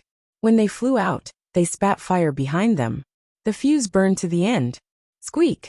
Squeak! Squeak! Squeak! Squeak! One after another, the sky monkeys flew out. Some flew in a straight line, some jumped to the side, and some suddenly rose, then spun in the sky and smashed to the ground. Boom! Boom! Boom! One after another, the sky monkeys exploded. Some exploded in the air, and some exploded in the crowd. More than a dozen flew into the formation of Tubo cavalry. For a moment, people and horses were thrown off their feet. Even those who were not directly hit by the explosion staggered from the shock wave. Their ears were buzzing. At the same time, the hot air balloons that had just floated to the rear of the enemy began to throw down explosive packs. The rear army was also thrown off their feet. They could not hear anything, especially the explosive packs that exploded a few feet above their heads. A large number of people below fell to the ground. The front army revealed a gap, and the rear army formation was in chaos. The cavalrymen of the Tang dynasty, who were running behind the troops, just now rushed out. Their target was the Tubo cavalrymen. Right at this moment, another 20 vehicles loaded with sky-piercing monkeys were pulled to the open space in front of the army. Another 20 hot air balloons rose from behind and flew forward. The drumbeats were rapid and concentrated, and the soldiers in the vanguard began to run. Kill, they shouted. Run! Tubo's vanguard finally broke down. They saw a new hot air balloon. Who was it going to explode this time? After the front line was blown up, they were not in a proper formation. Now that they turned around and ran in all directions, it became even more chaotic. The strong archers of the Tang dynasty rained down arrows, shooting down groups of people one after another. Tubo's archers' formation was disrupted by their own people, and they were still preparing to counterattack. Whoosh, whoosh, whoosh, whoosh, whoosh, the monkey flew over again. Following the rumbling sounds of explosions, the archers also turned around and ran. They couldn't win this battle. Those things exploded everywhere, and blew a big hole in their formation. The sword-shield soldiers who were supposed to be in front of them were gone. How could they fight against the enemy's sword-shield soldiers and spearmen with bows? Don't run. Don't run. Charge. Back line. Kill those who run. Zasikas panicked. Once the defeated troops were formed, it was time to chase or run. His side was running. After shouting, he remembered that the back line had just been blown up. The hot air balloons in the sky were about to float over. This time, they would definitely blow up where they were. Move. Hide. Steady. They don't have that many weapons. Zasikas shouted and moved. When he moved before, no one reacted. Now that he moved again, they would think that he was going to run. So he might as well run together. Tens of thousands of people were squeezing and running. Let's see who ran faster. The Emo soldiers of the Tang dynasty threw down their Emo swords and quickly took off their heavy armor. They rushed to the front and picked up the enemy's weapon and started to chase after them. Some picked up swords and were happy. Some picked up spears and were happy. Some saw shields and directly bypassed them. Those who picked up bows and arrows looked for the quiver and carried it on their bodies. They knocked arrows and shot forward as they chased. The Emo soldiers might not be very good at archery, but they were definitely strong enough.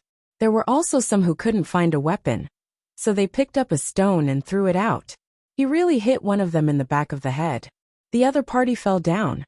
He rushed over and stepped on the other party's neck.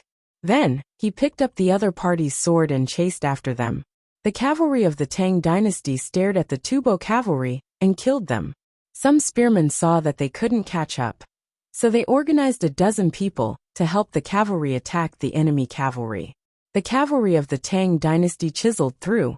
The Tubo cavalry tried their best to not let their horses go crazy. The cavalry of the Tang dynasty moved wave after wave according to the Mongolian cavalry's chiseling method that Li Yi had learned. The Tubo cavalry was stunned. They grabbed the reins of their horses and wanted to rush out to increase their speed. The spearmen came over and stabbed at them. The Emo soldiers who didn't pick up a weapon followed and rushed towards the Tubo cavalry. They pounced on the other party and threw him off his horse. They raised their big fists and knocked him out. The Emo soldiers were tall and strong.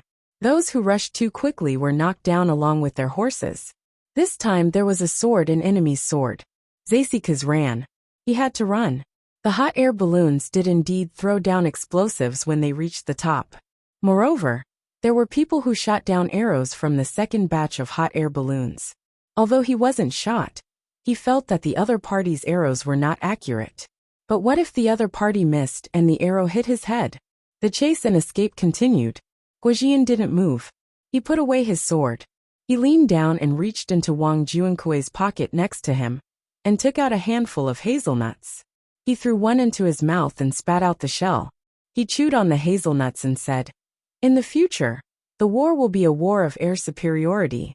The cavalry will charge and seize the initiative." Wang Juankui touched his pocket and took out a handful of pine nuts and a small pair of pliers from another pocket. He held the pine nuts. The best way to deal with firearms is to scatter the soldiers. But if the enemy goes out of the scatter line, our army will push over. Write it down later. Write it down in detail, so that the generals in other parts of the Tang dynasty will know, and see if they have any better ideas. Guojian threw another hazelnut into his mouth. He was thinking about how he would face his current tactics if it were him. It seemed that there was only one way, which was to charge and not to confront the enemy in formation. Whoever charged first would be at a disadvantage, but it was better than being attacked passively. He estimated that the next time they fought Tubo, the Tibetan army would attack like crazy. Wang Juankui ate a few pine nuts and handed them over. Pine nuts are more fragrant than hazelnuts. These pine nuts are from Bohai. Looking at Li Yi's intention, he doesn't want Bohai to be stable and strong. When Guojian mentioned Li Yi, his eyes unconsciously showed a look of admiration. Wang Juankui held a pine nut and turned it around. "I don't know what other weapons Li Yi can make. Is this sky monkey expensive? If there are more sky monkeys, we can directly attack the city. After this war, we should be able to exchange all our captured people back. I don't know how many Tubo people killed." Guojian clenched his fist as he spoke, crushing several hazelnuts. Chapter 976. Kill. I surrender, I surrender. I caught one alive. The Tang dynasty cavalry was responsible for chasing and killing the Tubo cavalry. The Tang dynasty Mo soldiers ran fast and were only responsible for killing when they caught up. If the enemy knelt and surrendered, they would pick up the enemy's weapons and continue chasing. The Tang dynasty infantry behind took the captives away to exchange for the Tang dynasty's captured civilians. Surrender. If you surrender, you won't be killed. You can still be exchanged. If you surrender. The Tang dynasty soldiers shouted as they chased, leaving hope for the Tubo soldiers and breaking the Tubo soldiers' fighting spirit. Zasikas only cared about running. He did not want to be caught. He was the minister of army command, and Tubo would pay a great price if he was caught. Tubo had a lot of slaves, and there were a lot of Qianhu. They were soldiers and people. In the afternoon, the Tang dynasty's pursuit stopped. They could not continue chasing. Tubo's reinforcements came up from behind. After some of the Tubo soldiers were killed, they knew how to detour and run. The Tang army's formation was messy and not suitable to continue fighting the enemy. Everyone gathered their weapons and captives and regrouped at the back to guard against Tubo. They slowly retreated. Tubo did not attack. They helped to gather the defeated soldiers and waited for another battle. Logically speaking, Guojian's battle could be considered as a victory for Tubo. There were more than 7,000 Tubo captives, and about 10,000 were killed. There was no specific count, as the data on the battlefield was never accurate. However, the usual practice was to report more than necessary. When the soldiers said how many they killed, no one would object, and the person in charge of recording would write down the number. If they needed ears and heads to prove it, they would cut off the enemy's ears and heads. This number was accurate. The drawback was that it could easily cause the army to get less and kill good people to take credit. The troops were gathered and the pots were set up to cook. Tubo sent people to the battlefield to drag the corpses of their own people. The Tang soldiers did not take the opportunity to chase and kill. Otherwise, the Tang soldiers would have to deal with the corpses. When the weather became hot, there would be a plague. A large number of Tubo weapons were piled up together, and the cries of the wounded soldiers could be heard from all over the camp. 40 hot air balloons were pulled back, and when the area below was full of their own pursuers, they lowered their altitude and threw down ropes. After controlling the blowtorch, the soldiers on the ground grabbed the rope and dragged it away. They could not let it fall into the hands of the Tubo people. In fact, it didn't matter if it was lost. The blowtorch could be dismantled, but the Tubo people couldn't take out alcohol, gasoline or diesel. This is what you call a fucking war. My legs are sore from chasing after them. Let's rest for a day. We'll continue tomorrow. Let's take over the land of 9 bends. We're not going back. They ran too fast and didn't dare to resist. Otherwise, we would have killed even more. Many people have died in the resistance against us. That's not bad. The Tang soldiers were eating and drinking in their own camp, happily talking about the battle. The dead warriors did not affect their excitement. Wang Juankui and Guojian sat opposite each other. There was mutton stew on the small table in front of them. The people who were stationed at the rear gave them the mutton as a reward. The people were counting on Guojian's army to take over Juku. That way, the people could run to Juku to graze. The people had too many mountains and ravines in their own land. It was okay to graze goats and a small number of cows. If the sheep were grazed in the mountains, they would not be full and would fall to their deaths easily. If they could take over Juku, the people would be willing to move over the mountains and raise more cows and sheep. Life here was too hard. The good place was not theirs. After this meal, we must defend Juku. Wang Juankui looked at the basin in front of her. She knew that it represented the hope of the people. What else can we do? Li keeps giving us things. What is he after? Guojian made up his mind. He was 99% sure that after today's battle, the Tufan soldiers who ran over would definitely spread the news of today's battle. How the hot air balloons were shot, how the skyscraping monkeys exploded, and how their formation was messed up. This was not a crime of war.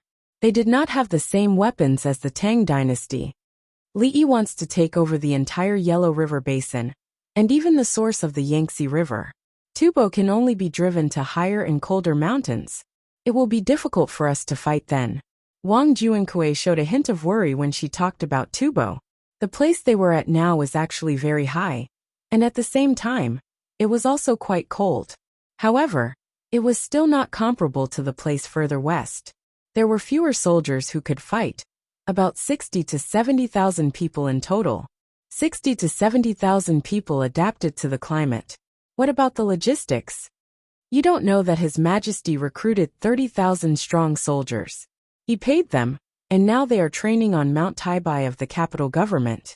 The logistics let the local people help transport them. The people adapt to the same climate and altitude. Guazhiyun, on the other hand, wasn't worried. Li had a backup. After a few years he would have soldiers, weapons and supplies. Guazhiyun did not know the altitude. He only knew that the local people could be laborers. The altitude here was more than 3,700 meters. The mountains behind were more than 5,000 meters high. There was snow on the mountains. The people lived here all year round and sent things to the plateau. Tubo was not more than 8,000 meters high. In fact, the average place in Tubo was more than 3,000 meters above sea level. Some of the soldiers of Hushi Jidushi were not comfortable now. This was the plateau climate. They brought the people who lived in the Sichuan basin here. After a long time, they could not stand it. If there are more sky monkeys, we can defeat the enemy without fighting. The enemy will not retreat, but surrender. Wang Juankui saw the power of the sky monkeys through today's battle. They could blow up a large area and fly a long distance. If he was the enemy's commander, the only thing he could do would be to run as far and as fast as he could. Guazhiyun nodded. Now that the weather is warm, let's go forward and fight and occupy more. Let's see if we can build a fort. Let's eat. The two of them ate. The mutton was not delicious. There was no seasoning. They just threw in the local grass and cooked it. It tasted like mutton. It was the meat of a goat. If it ate grass, it would be a male goat. The two of them scooped out a few big pieces of meat and called the soldiers over to share it with everyone. The other generals also ate a little. They tasted it and served it to the injured soldiers. The injured Tang soldiers had bamboo canned fruits, red braised meat, and chestnut chicken canned food. In the past, when they were injured, the food was more important. After simple treatment, it was up to fate. Some of them were put together, and no sound came out. They were abandoned. The injured soldiers knew that. When they knew they could not survive, they committed suicide and were carried out. Now that no one committed suicide, there was a way to treat their wounds. There was also medicine to stop pain and reduce inflammation. Why not hope for a miracle? Who knows, they might come back to life. The few of them shared a canned fruit and encouraged each other. What they felt was not indifference, but that the best things were for them to use and eat. Tubo was not in the mood to eat. They were all dejected. Zasikas looked at the roasted mutton in front of him. He could not eat a single bite. He was thinking about how he lost. It felt very fast. There was no formation adjustment, soldier type restraint, or cavalry cruising. The hot air balloon flew over and he hid. The hot air balloon flew to the back and blew up the rear. There were so many sky monkeys in the intelligence report. With a boom, the formation lost a piece. Then there were hot air balloons and sky monkeys. Then the soldiers collapsed.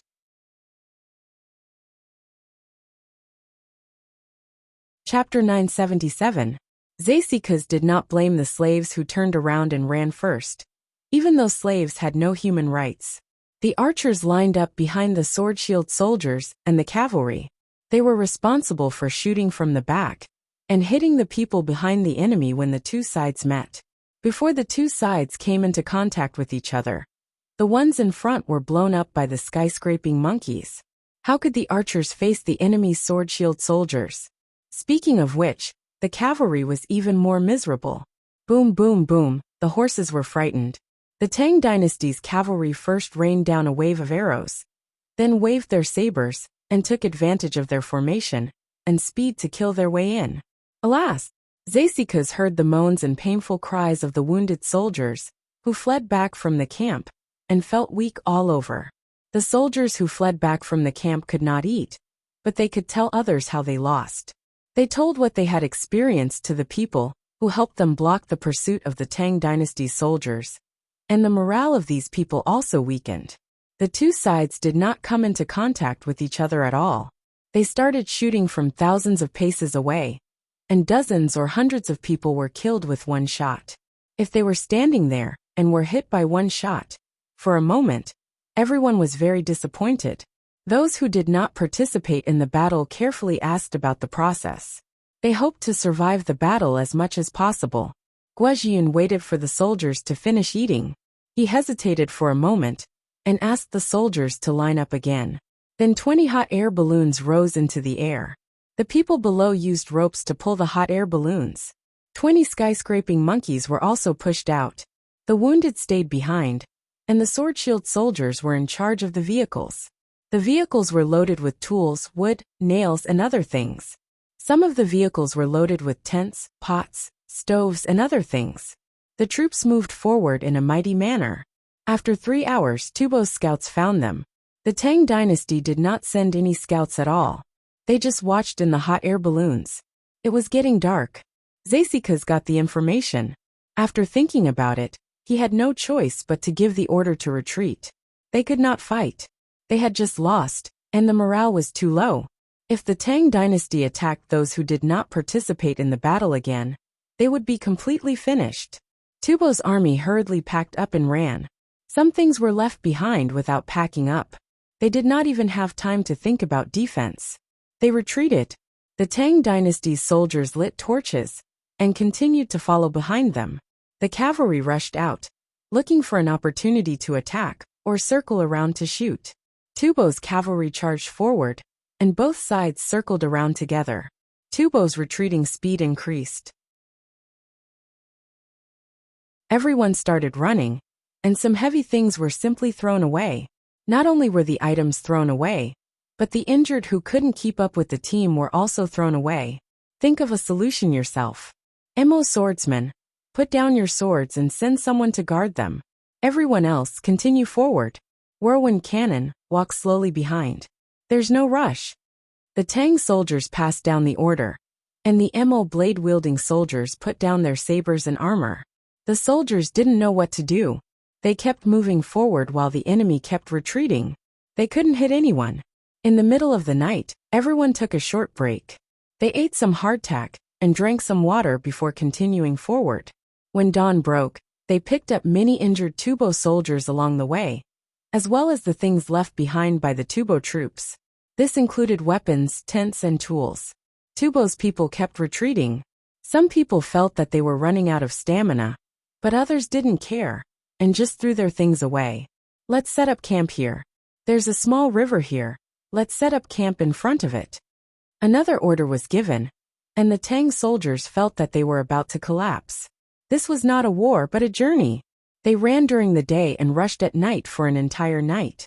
The cars behind came over and crossed the river. Everyone casually ate a few mouthfuls of food and rested for an hour. They dug trenches, assembled barricades, piled up hills, and built camps. The troops that Longyu Jidushi had placed at the front also moved.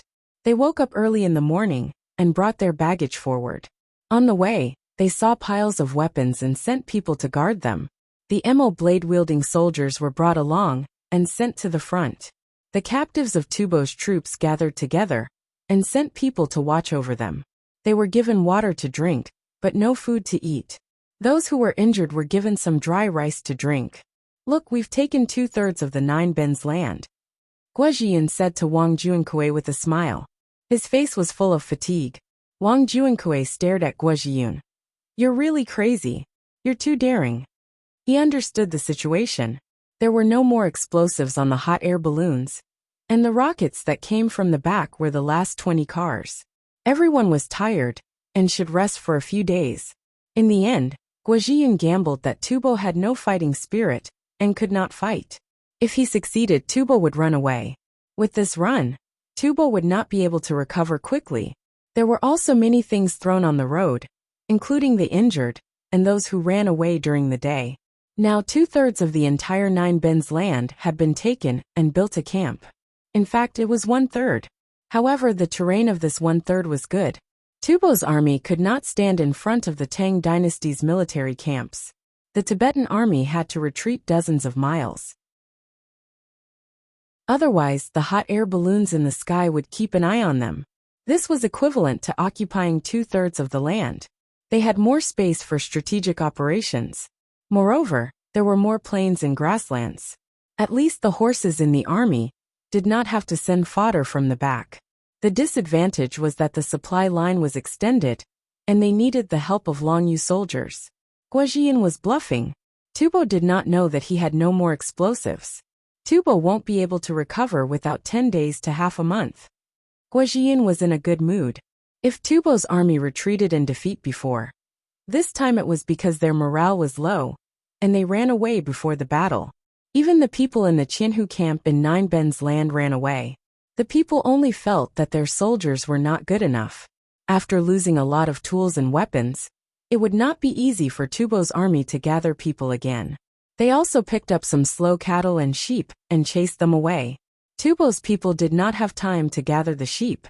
They believed that if they dug in the Tubo Qianhu camp, they would be able to find the cellar. There would be food in the cellar, and even people hiding there. Wang Juankui shook her head. Half a month is not enough. Tubo's army of tens of thousands is completely finished. It will take a lot of time to replace the other troops. The camps were divided and separated from each other by a certain distance. They had to ensure the water source and height. They also had to be able to communicate with each other. Tents were set up in the middle and behind the camps. Layer upon layer, this was a true marching and setting up camp. The horses were placed at the back, and the transport carts were placed further behind. They did not have provisions. They had to wait for Longyu's troops to help. There were also other troops that had not arrived. In other words, Liangzhou's troops were empty. They wrote a letter back and asked Lanzhao's troops to replenish Liangzhou. Lanzhao did not need so many people. The Tang dynasty's soldiers were tired.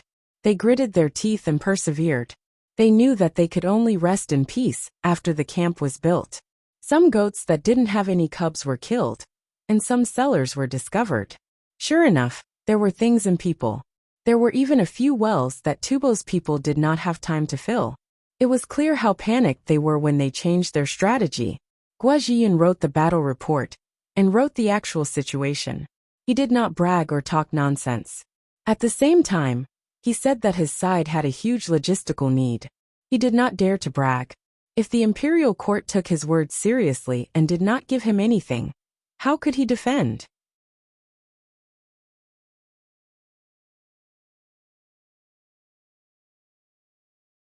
Chapter 978. Hurry up and pull us up. At the Hookah waterfall of the Yellow River, two people on the modified 100-stone propeller boats urged. There was a hole in the wooden board to avoid damaging the propeller. Dozens of people on the boat pulled at the same time. With a clatter, the wooden board was pulled up.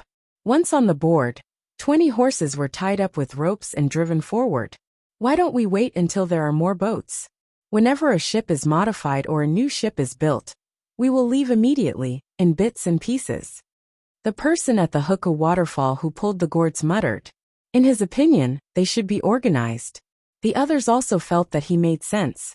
It was difficult to dispatch one boat today and 2 boats tomorrow. Li Yi, who sent the boats, was bidding farewell to Tan Shita's family at the Li family Zhuangzi. The family of 3 should go back and organize people to build the road there. There were 100 winged knights traveling with them. They were responsible for carrying the exchange coupons and malaria prevention pills. They didn't have the tools to work. They planned to buy them from other places, such as the line in Guangzhou. Everyone waved. Tan Shui looked at Li Yi eagerly. Li Yi's eyes didn't even fall on her.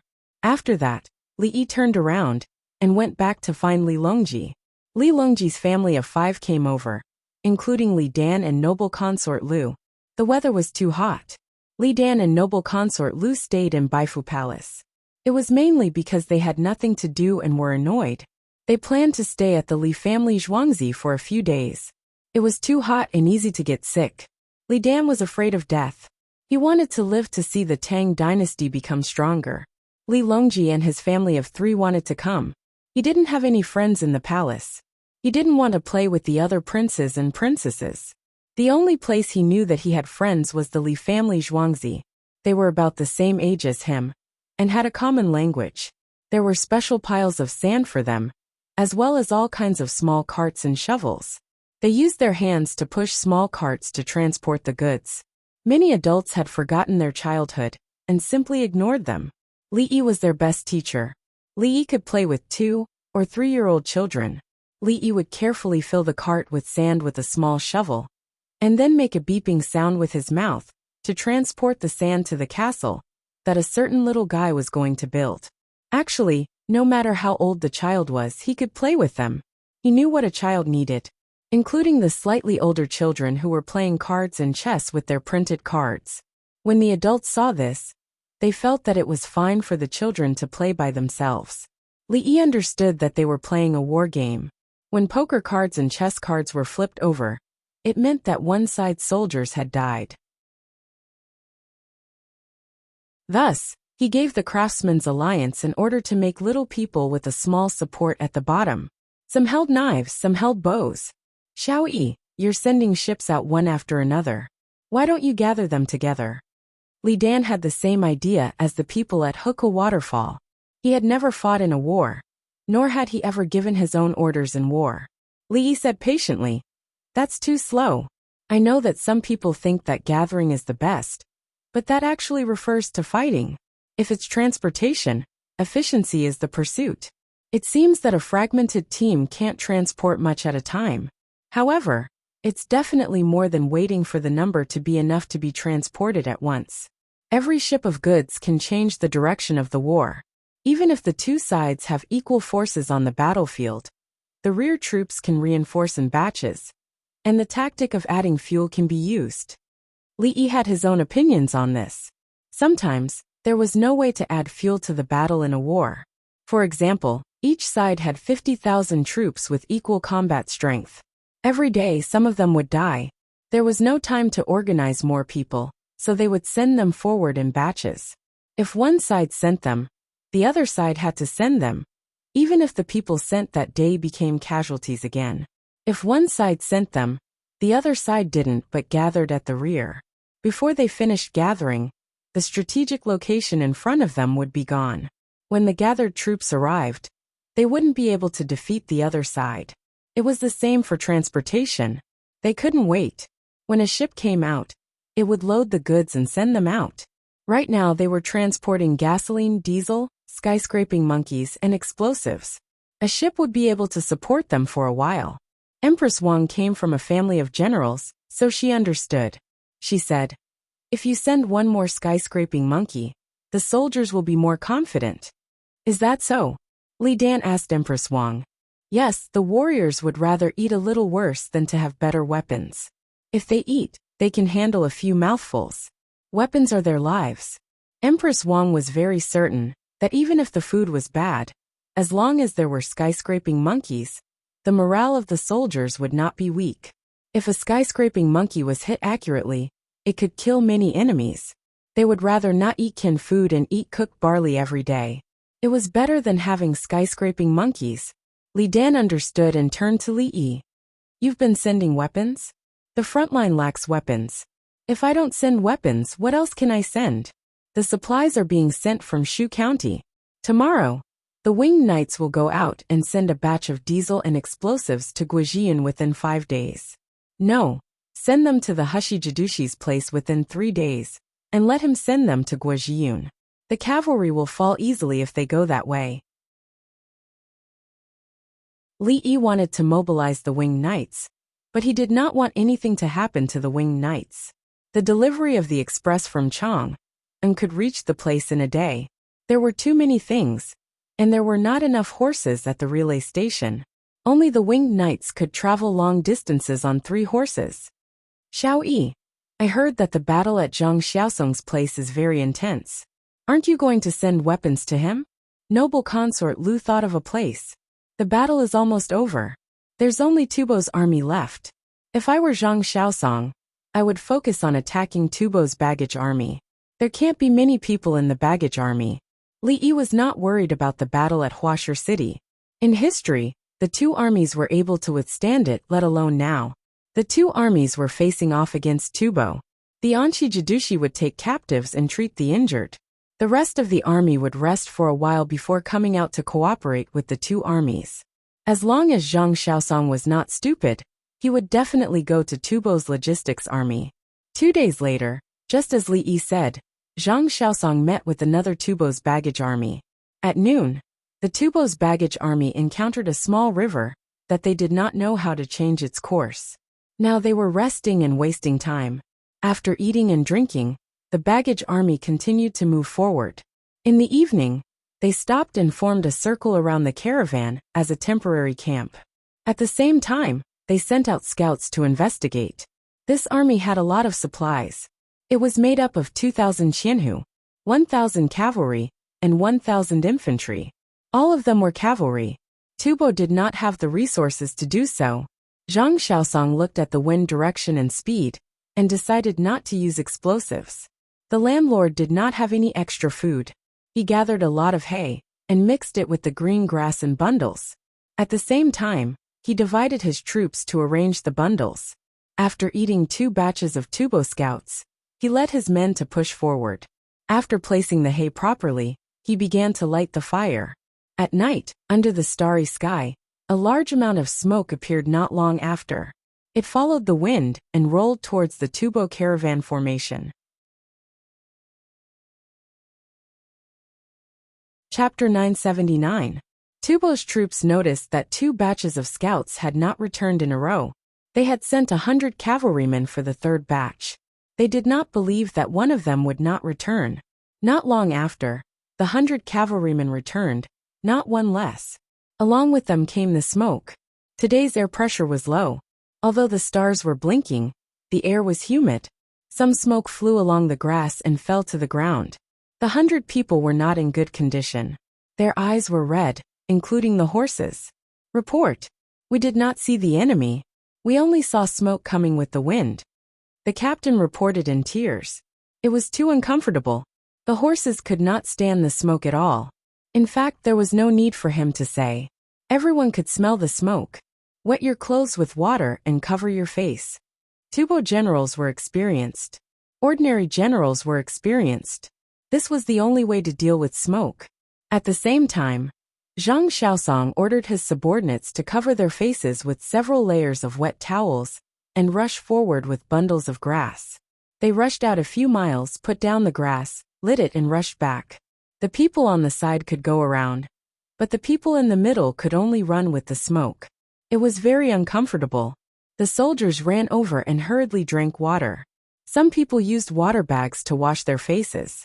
There was more smoke, and the range was larger. The people who ran back to release the smoke could not stand it for a while. Needless to say, the Tubo troops on the other side could not stand it. Go to the side. A Tubo Qianhu called Kuo Kao Taokai ordered. Another Qianhu called Suanen coughed and stopped him. No, the enemy is probably waiting at the side. Once we move, the carriage formation will disperse. What he considered was the carriage formation. If they went to the side, should they go horizontally or vertically? If they went horizontally, it would be slow to leave the smoke range. It would be easy to meet the enemy's 90-degree charge as soon as they left the smoke range. If they went vertically, the enemy might still charge at a 90-degree angle. If they went together, the enemy cavalry could surround them and shoot arrows. Suanen judged others by himself. If it were him, he would do the same. Kuo Kao Taokai was anxious. What should we do? Retreat. There was a river on the way here. Retreat and hide from the smoke. At the same time, we can wait for 2 days and build a stronghold by the river. Suanen had a solution. Whether it was the carriage formation or the military stronghold, the most afraid was the water source being cut. Okay, let's go. Kuo Kao Taokai agreed and ordered. The chariot formation was opened, and they ran back. They were not out of the smoke range. The cavalry rushed over to see if there were any enemies behind them. This kind of marching could be said to be textbook style. There was no problem at all. The problem was that they didn't have binoculars or hot air balloons. During the day, Zhang Xiaosong watched their position and marching speed. As for the composition of the team, he had helped them think of several ways. Zhang Xiaosong utilized the advantages of the hot air balloon and binoculars to the extreme, seeing the enemy first. Li Yi did not know that the border generals of the Tang dynasty had played with these two things. What Li Yi was thinking about was the application of the hot air balloons and binoculars that he used for combat at that time. The main thing was to discover the enemy's main force in advance and set up an ambush or to set up a trap. In the end, the generals at the border used these two items to engage in guerrilla warfare, taking advantage of the enemy's lack of vision. Therefore, the generals at the border did not equip the infantry with hot air balloons and binoculars. They were all cavalry, and they were very willing to compete with the enemy's scouts. Vision, speed, superior numbers, and battlefield concealment. The generals understood how to play with the hot air balloons and binoculars when they got them. Why should they use infantry to fight you head-on? They could wear you down with cavalry. Did you send scouts or not? How many cavalry did you send at once?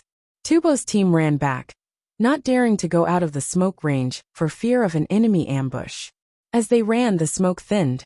After running for a while, they completely broke away from the smoke amidst everyone's coughs and the horses' discomfort. The team did not stop and returned to the river. After rushing for a while, they saw the river under the starlight and prepared to go over and reform the formation. Kill! Shouts sounded, and cavalry appeared on the left and right. Cavalry attack. Form the formation. Quick! Form the formation according to the river, 3 layers. Suanen shouted for the second time. Less than 1,000 cavalry divided into 2 teams, threw down their torches and rushed out. They used torches before, but not now. Whoever had a torch would shoot. The cavalry faced the enemy on the left and right.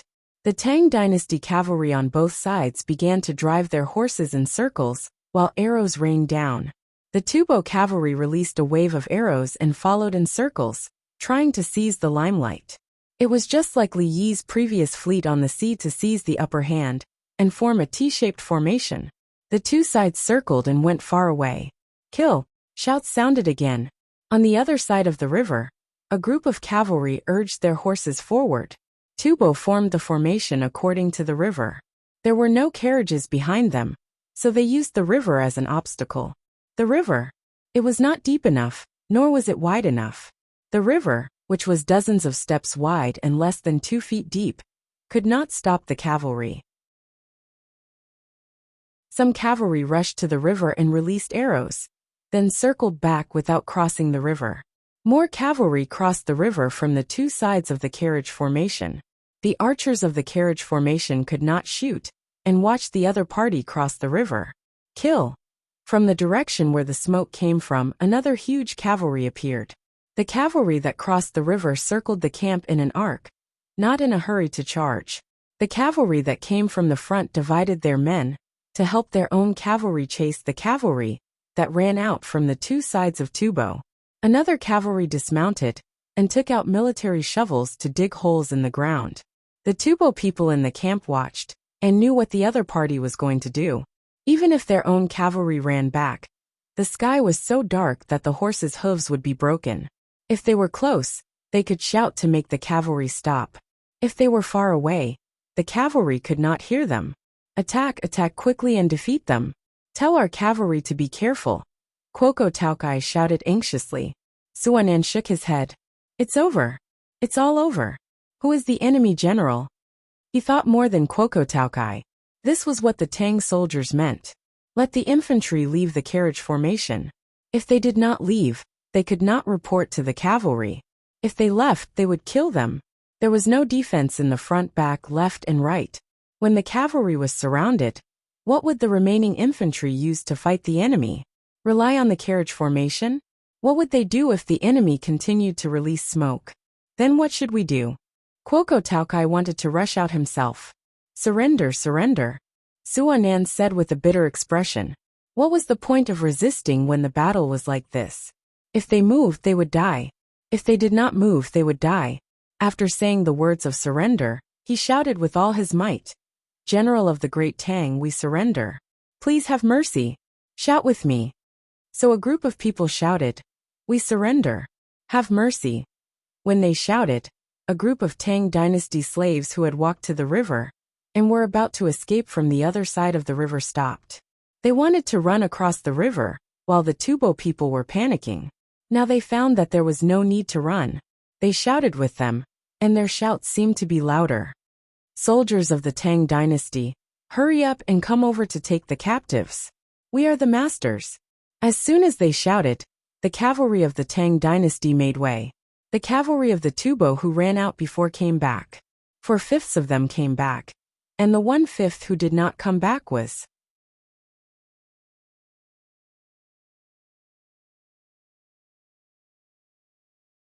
Chapter 980. The Tubo soldiers put down their weapons and took off their leather armor. The cavalry also took off their boots and stood there barefoot. The Tang dynasty slaves in the team moved the things to the side, picked up knives and bows, and were responsible for guarding. They also knew how to shoot arrows. The horses were also led to the side. Now that they were the masters, they didn't need to run into the river. The Tubo people didn't struggle. They saw the situation clearly. They had been schemed against. At the same time, the enemy was too large, and they were all cavalry. Kwoko Taukai and Suwanan were allowed to wear armor but not weapons. The two of them still retained a trace of dignity. They took the initiative to surrender. Their status was high, and they were at the level of Qianhu. Tubo's Qianhu was different from the Tang dynasty's Qianhu. Tubo's Qianhu was a combination of military and political. They had their own territory and population. To put it bluntly, they were valuable. There were still people of the Tang dynasty in their territory. The people were free. This included a lot of livestock, unless they didn't want to go back. I want to know who the general of the Tang dynasty is. Suwanan was more stubborn. He was convinced. He noticed that the other party had begun to arrange things since his team arrived at the river. Then when they encountered smoke, the team retreated to the river. Everything was under the control of the other party's general. Zhang Xiaosong appeared. He was wearing a war jacket, but his head was tied with a scarf. He looked elegant. He was indeed like this. According to historical records, he had an extraordinary appearance and was a jinsher. He was a handsome man, not a little fresh meat. I'm Zhang Xiaosong. Zhang Xiaosong introduced himself. Kwoko Taukai, who was sullen just now and felt that his tactics were affected by his colleagues, sighed and cupped his hands. Qianhu Kwoko Taukai greets Marshal Zhang. He was suddenly in a good mood. He knew who Zhang Xiaosong was. He led 10,000 soldiers to conquer the western regions. Clang, clang, clang, clang, clang. In the western regions, Zhang Xiaosong's name could stop children from crying at night. It was not shameful to be defeated by such a famous general. Suwanan also saluted. Didn't you say that Inspector Zhang was corrupt? I was a little greedy, but not too greedy. His Majesty knew and said that I was too greedy, so he gave me more money. Zhang Xiaosong returned the greeting. What he said was very interesting, as if he was chatting with an old friend. Then are you still greedy? A slave from the Tang dynasty in Tubo came out and asked Zhang Xiaosong curiously. What's the difference between being greedy and not being greedy? Therefore, I am no longer greedy. Zhang Xiaosong spoke the truth. There wasn't a single general who wasn't greedy. Greed wasn't necessarily to make money for themselves, but because the soldiers under them who died in battle received less compensation. In that case, he would be greedy and help his dead brother give his family more money. Otherwise, why would your subordinates be so loyal to you? What right do you have to order me to charge into the enemy's formation, even though I know I'm going to die? Now there was no need. His Majesty and Li Yi had given them enough.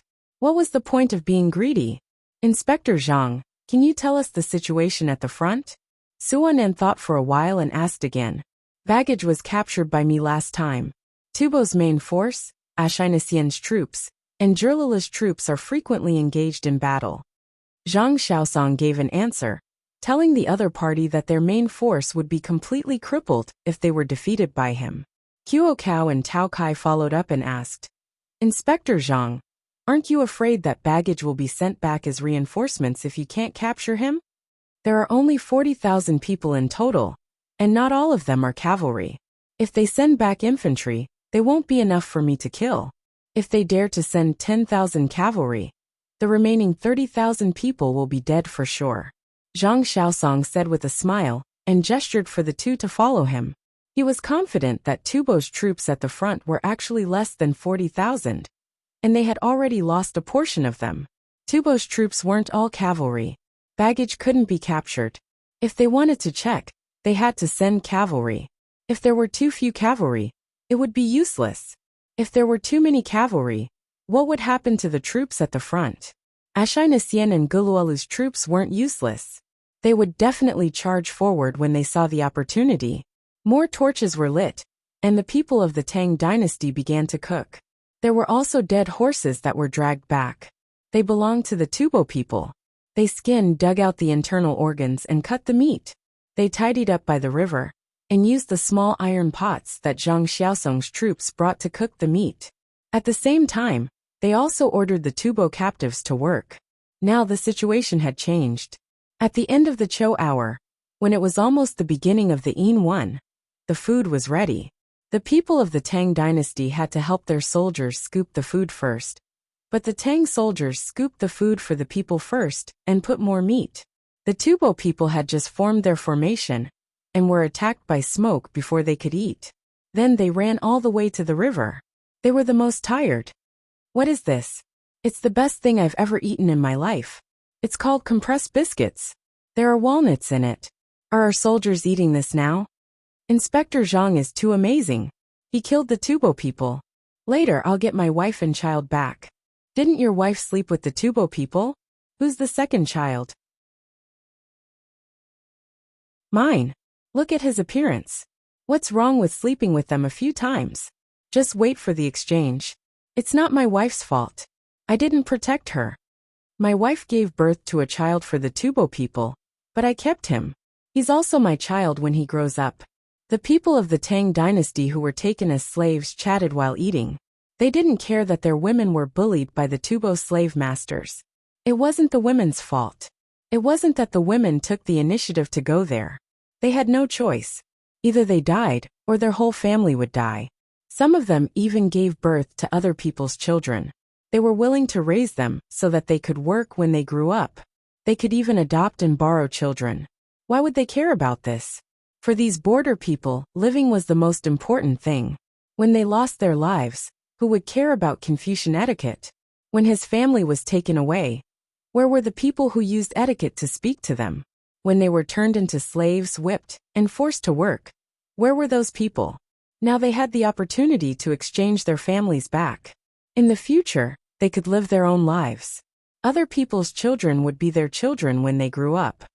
Tubo's main force should send a team of 1,000 people to investigate and kill them directly. There's no need to hide. Zhang Xiaosong took 2 people into the tent and ordered. He was talking about the response Tubo's main force would make when baggage didn't show up after a long time. They would send out 1,000 cavalry and then scatter. The front and the back would be within their field of vision. Once the front was attacked, the back would be able to see it.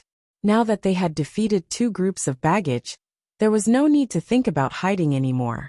If Tubo's main force dared to send them, they would kill them directly and chase them all the way. To what extent would they chase them? Until they reached the location of Tubo's main force. Then the pursuers would go around and find Ashainasian and Kerala's troops. Tell the 2 Tubo's main force about the situation they were facing. There were no more supplies. Do as you see fit. When Chou Cao, Tao Kai and Suanan heard Zhang Xiaosong's order, their first feeling was powerlessness. This person was too powerful. They were playing strategy and tactics.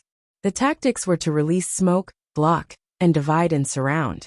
The strategy was to cut off the logistics, and at the same time pass on the situation.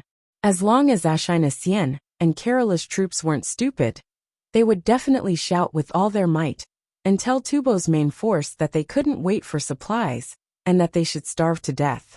When fighting with bows and arrows, they had to consider whether they had enough arrows or not. Otherwise, they could use our arrows.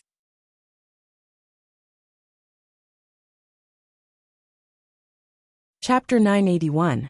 There were 5,000 cavalrymen. After finishing their meal, they took some beef jerky and water bags from Tubo's baggage and set off. They were going to face Tubo's main scouting team. They brought 2 hot air balloons, grenades, and explosives. After feeding the horses, one person rode 4 horses. The horses carried barley and boiled rice, which was also used to feed the horses. Horses like to eat such good food. It would be a waste not to use it. Their own people could not eat so much. One person riding 4 horses meant that when they found the enemy scouts in sight, as long as the distance was enough, they would chase them to the end. The enemy scouts only had 2 groups of horses, at most 3 horses. How much difference was 1 horse? The difference could be 20 miles in 2 hours. If it was 4 horses and 5 horses, the difference could be 5 miles. If there were more horses, the difference would not be small. In order to increase the difference, Zhang Xiaosong sent the cavalrymen with barley rice. Horses eating grass and rice were different. No matter how many horses there were, they could not run forever. Could a horse that did not carry people keep running forever? Everyone still had to rest and eat the grass on the ground.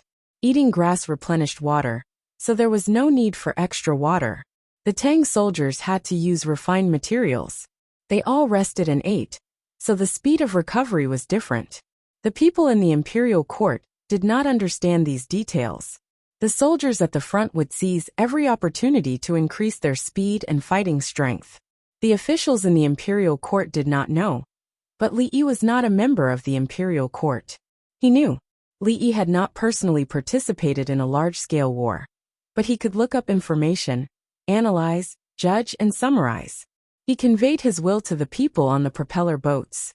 The people on the first and second propeller boats set off a few days ago.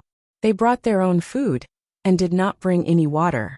They drank the water of the Yellow River. There was a filtering device on the boat. Yao Chang's team used a filtering device. They scooped up the water of the Yellow River and poured it in. The filtered water was clear water. For people in a group stepped frantically on the pedals. Against the current, 2 boats overtook other boats one after another. Change. Another 2 hours later, 4 people took over the position of the previous 4. The ship's speed suddenly slowed down. In less than 10 breaths, it accelerated again. The people who were replaced hurriedly ate some food and saliva, raised their legs high, and then covered themselves with something to sleep. There were 12 people on the ship carrying 100 shur of goods. They changed shifts every 4 hours, and there were 4 people on each shift. That was 2 hours. The 4 of them kicked crazily for 2 hours before resting and eating some food. If they had come a day earlier, this would have been Tubo's territory. At that time they would probably have vomited blood. It was obviously too late to turn around and run back. They stopped the ship at the shore. They did not have the strength to get off the ship, even if they took turns to pedal. They took out handkerchiefs and put them in the water. Then they covered their mouths and tried to control their breathing rate to add water to their lungs. They could not use too much strength, or their lungs would explode. This feeling was very uncomfortable. They wanted to vomit but could not. When they breathed, their heads were buzzing. In fact, it was like running 1,000 meters in 4 minutes, for people who had never run before. It was a feeling of wanting to die. The people on the 50 ships were paralyzed. They could not take it anymore. It was too uncomfortable. They did not know that the climate here was now in the highlands. They did not have altitude sickness now. Maybe it was because they had trained their lungs and blood oxygen supply. Under the light of the torch, Guojian was about to kneel. He had just occupied the place and built the military camp, and the logistics of Chang'an had arrived. It was said that speed was the most important thing in war. Your logistics were better than mine. I can't take it anymore. I'm going to die. I'm so tired. I can't breathe. Disgusting. You're Jidushigua? A person on the ship was in a slightly better state. He rubbed his face with both hands and spoke. He was now numb all over. You are younger than me. You call me Brother Gua. Come carry my brothers out. Chang'an baggage troops have arrived. Take the Yellow River. Guojian shouted at the top of his voice. He knew that this was the most exciting thing. See, we have just occupied a place, and the supplies from Chang'an have arrived. What else do we have to worry about? One by one they were carried out. The morale of the soldiers was greatly boosted. They did not care what was sent. Even if it was an empty ship, they would feel relieved. This speed today, they had traveled with empty ships. In 2 days, the ships with goods would arrive. After the people were carried out, they looked inside the ship. It was not empty. There were many things inside. There were dried fish, dried mutton, watermelon, cantaloupe, green onions, yams, wheat, shrimps. What were these things? The people being carried said that they were dried oysters, dried clams, dried sea cabbage. The rest were all seafood. There were 50 ships transporting them all the way to the great northwest. For a moment, the people who had finished their work and built the military camp were very tired. Suddenly, they felt that they had the strength to build another military camp. They felt a special kind of power, a kind of will. They did not even dare to dream that the imperial court would send seafood to them just after they occupied Tubo.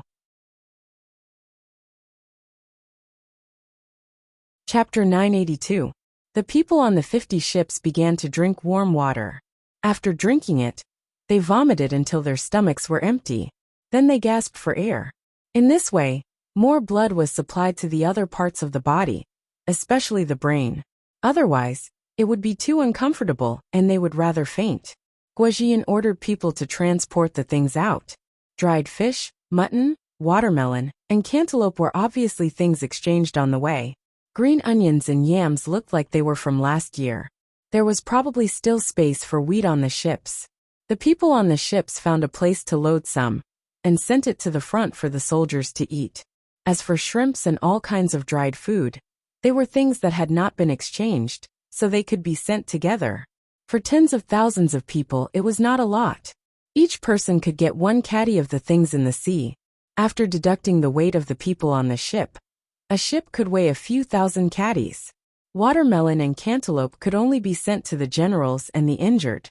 Dried fish and meat were not valuable, and there was no shortage of them in the northwest. Green onions, on the other hand, were good things. When they were boiled in soup, it tasted delicious. The soldiers were excited. The news was passed to each military camp, telling everyone that the first batch of things from the Yellow River had arrived. Damn, I've never seen oysters, clams, or cabbage in my life. In the end, Her Majesty sent them to the farthest place. We can continue to fight and occupy the 2 lakes. At that time, the fleet of the Imperial Court will continue to send us things. There's no need for the Imperial Court. We can build our own ships and transport against the current. Put a row of poles in the shallow water. No, the Yellow River passes through the valley. The current is not fast. It's easy to drain it down, but it can't come back. Who can figure out the ship and make dried meat? Give him 500 caddies, and let his family eat for a few years. The Li family Zhuangzi of Chang and Bashui. The coupons we use are from there. 500 caddies won't last more than a few days. Forget it, I won't give it to him. He has more than 10,000 captives, and is richer than us. Hurry up and find the craftsmen in the army to learn how to build ships. We can transport the baggage from the back. The soldiers who were working chatted happily under the light of the torches. Digging ditches and picking up soil was not so tiring. Guo Zhiyun and Wang Juankui brought some people to check on the wounded. Their subordinates carried the burden. Some of the wounded were in so much pain that they woke up after a short nap. They had been injured when they saw the fallen Tubo, and those who could not run. Of course, anyone who resisted was killed. There were also some who were originally injured, but after a simple suture, they followed along and ran. The enemy is driven away. They fall and are healed again. When they arrived at a tent, there were 4 people lying down on separated straw mats. The flame of an oil lamp flickered. Provincial Governor, you said that the people from the Imperial Court are here? The 4 of them had just heard from someone else, and were sitting there chatting. They were in pain and couldn't fall asleep. They came from Chang'an. 50 stone boats with 2 wheels. They can sail against the current. Guozhiyun brought over a watermelon. Nowadays, watermelons were not big and were round. He pulled out his knife, scooped some water from the small tank beside him, and rinsed it before cutting the watermelon. Try the cold melon they exchanged on the way. It's called watermelon now.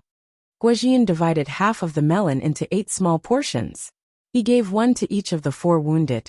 He, Wang Juankui, and the 2 people carrying the burden also had 1 each. Everyone ate in small bites. They were not even willing to spit out the seeds.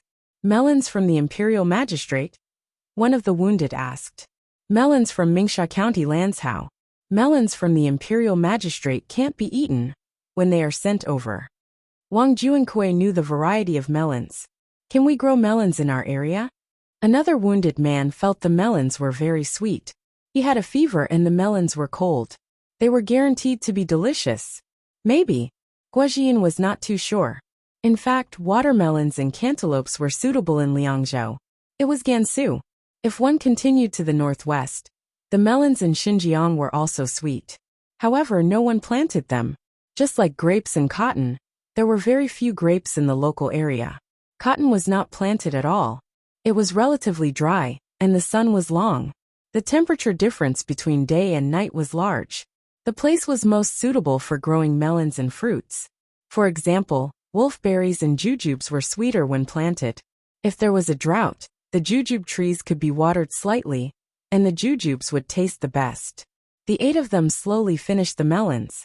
Guajian was about to cut another melon when one of the wounded men stopped him. Provincial governor, send it to the other brothers. Those who are injured at the back need it more. The ones who were injured at the back were those who stayed behind.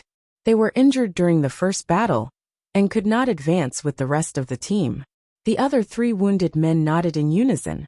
They knew that this was not a melon. It was confidence and strength. The Yellow River was open to navigation. As long as they stayed by the Yellow River, they would not lack supplies. Other than sending supplies, they could also move troops. They would not be alone by the Yellow River. All right, Guajian agreed. He looked at the bandages of the wounded men and carried half a melon to the next tent. A group of fast horses set off. The men on the horses ran back with seafood, watermelons, and cantaloupes to deliver to the brothers behind them. They told them the good news. Some of them were seriously injured and could not hold on. When they heard the good news, they might come back to life. The stronger the desire to live, the higher the chance of survival. Li felt this the most. Some people were seriously injured, but still wanted to live, because they still had family members to take care of. In the end, they really survived. Some were not as seriously injured as the former. They tried to save them, but could not be saved.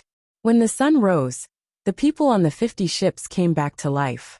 After a good sleep, they started to drink mutton soup in the morning. They had slept on an empty stomach last night. They were surrounded by a circle of soldiers. They were not in a hurry to eat and watch them eat. The mutton soup given to them had the most meat and bread. Guajiyun and the others came over. They did not go through any handover procedures last night, because these people could not hold on any longer. Now he wanted to ask where they were from. Reporting to Jidushigua, we are from the left guard.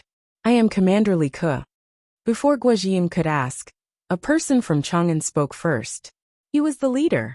Commander Li was a 5th rank official. Oh, the people around them suddenly understood.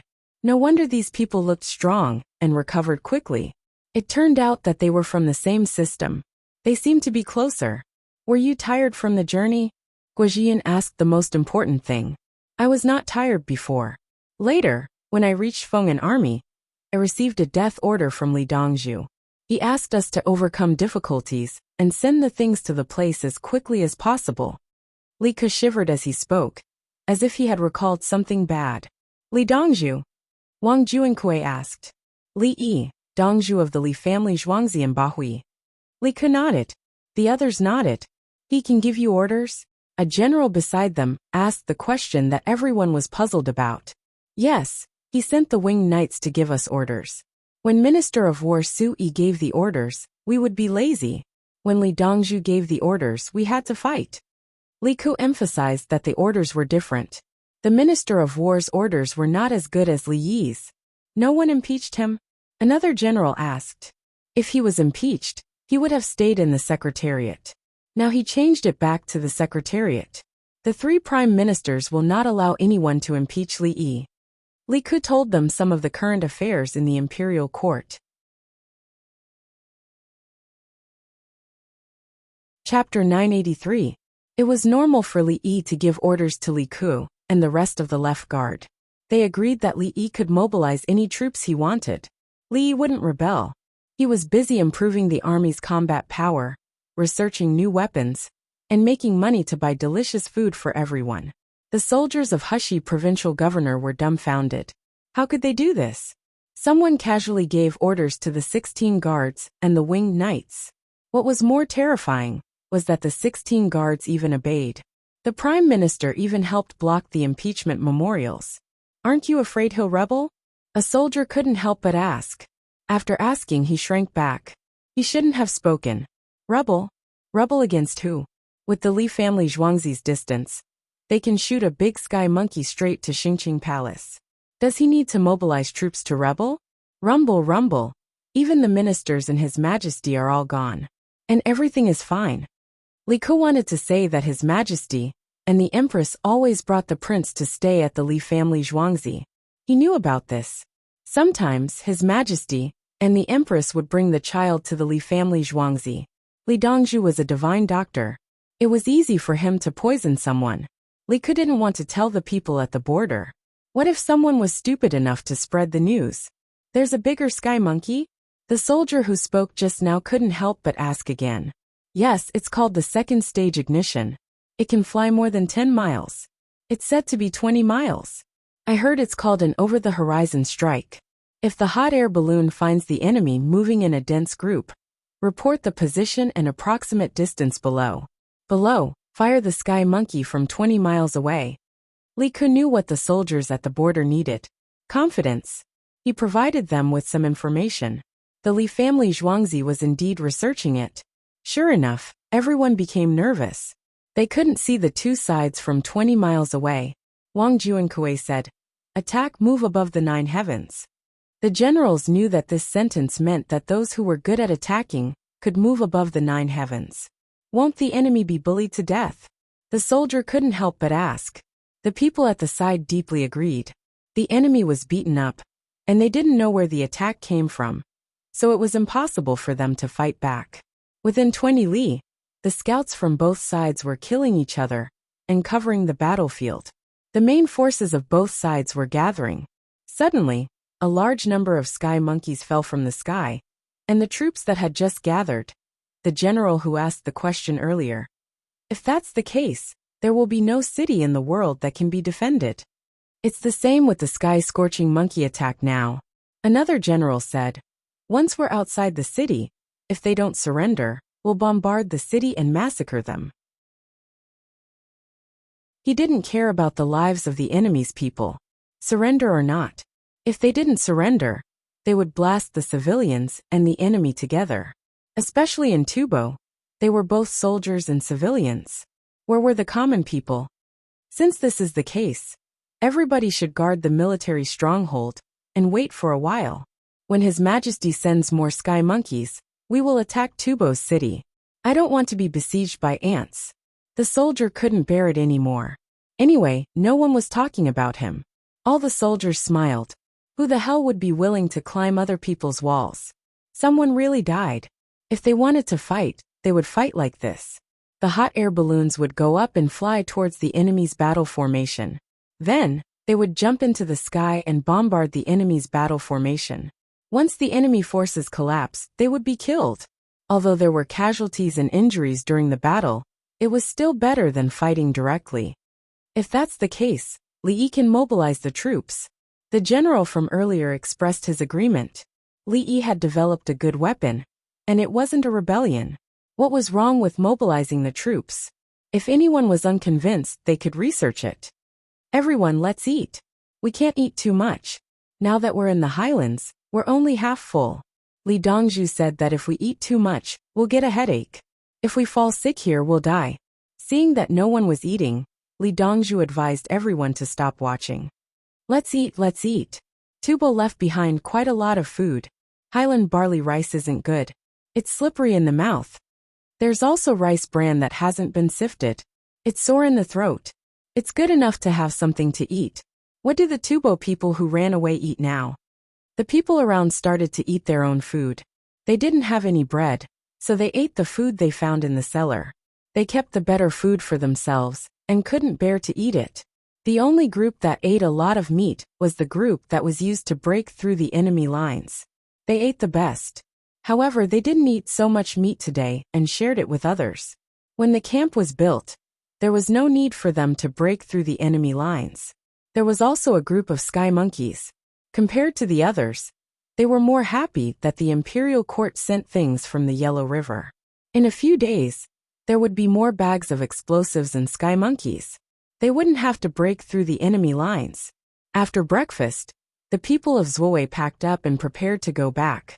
They went back quickly and followed the current. When the wind was good, they raised the sails. Guojian wrote a letter and handed it to them. It was mainly to thank His Majesty, and also to say what things were sent and the situation here. Even though there was already a report from a fast horse, he still had to write a more detailed report on the battle.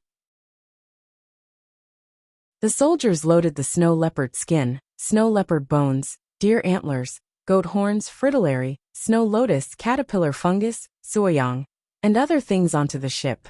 These things were found in the local cellars and empty houses. They were all medicinal herbs. They were probably going to Longyu to secretly exchange things with the Tang dynasty, but they were picked up by Guojian's troops. Normally, they should sell these things and then share them with everyone to compensate the families of their dead brothers. Now they took them out and gave them to the people of Zhuowei to bring back to His Majesty and the Li family Zhuangzi. Many people at the border had never seen dried oysters. How far was it from the seaside? The soldiers didn't eat the dried seafood themselves. They sold it at a high price. Li Ku and the others turned the ship around and waved to the people on the shore. They were washed away by the Yellow River. On Zeisika's side, there was a gloomy atmosphere. Everyone was very sad. They ran away and were chased by the enemy. They lost a lot of things, and some people were also lost. Zeisika's wrote a letter to Zanpu. It was a battle report. He explained why the troops he led lost. He didn't think he was to blame. He worked very hard. Who would have thought that the enemy would play with the hot air balloons and sky monkeys? At the same time, he concluded that he would take the initiative to attack the next time he stood on the battlefield after a rest, even if he would suffer a great loss. That was what he thought when he wrote the letter. They couldn't give the enemy hot air balloons a chance to float slowly. They had to quickly enter the fighting phase. The infantry charged while the cavalry stayed in formation. Yes, the cavalry couldn't charge. The Tang army had Mo sabers. Using cavalry to charge at Mo sabers was a great loss. The letter was sent out and would take some time to reach. Tubo's relay station was 100 li, not 20 li like in the Tang dynasty, and not 10 li like in the current Tang dynasty. It was also not 10 li like in the current Li. The moans of injured soldiers could be heard from the camp. From time to time, there were people carrying the dead out to bury them. They didn't have anti-inflammatory herbs or analgesic herbs, and they also didn't have alcohol or suturing skills. Some people were injured, but they insisted on running far away.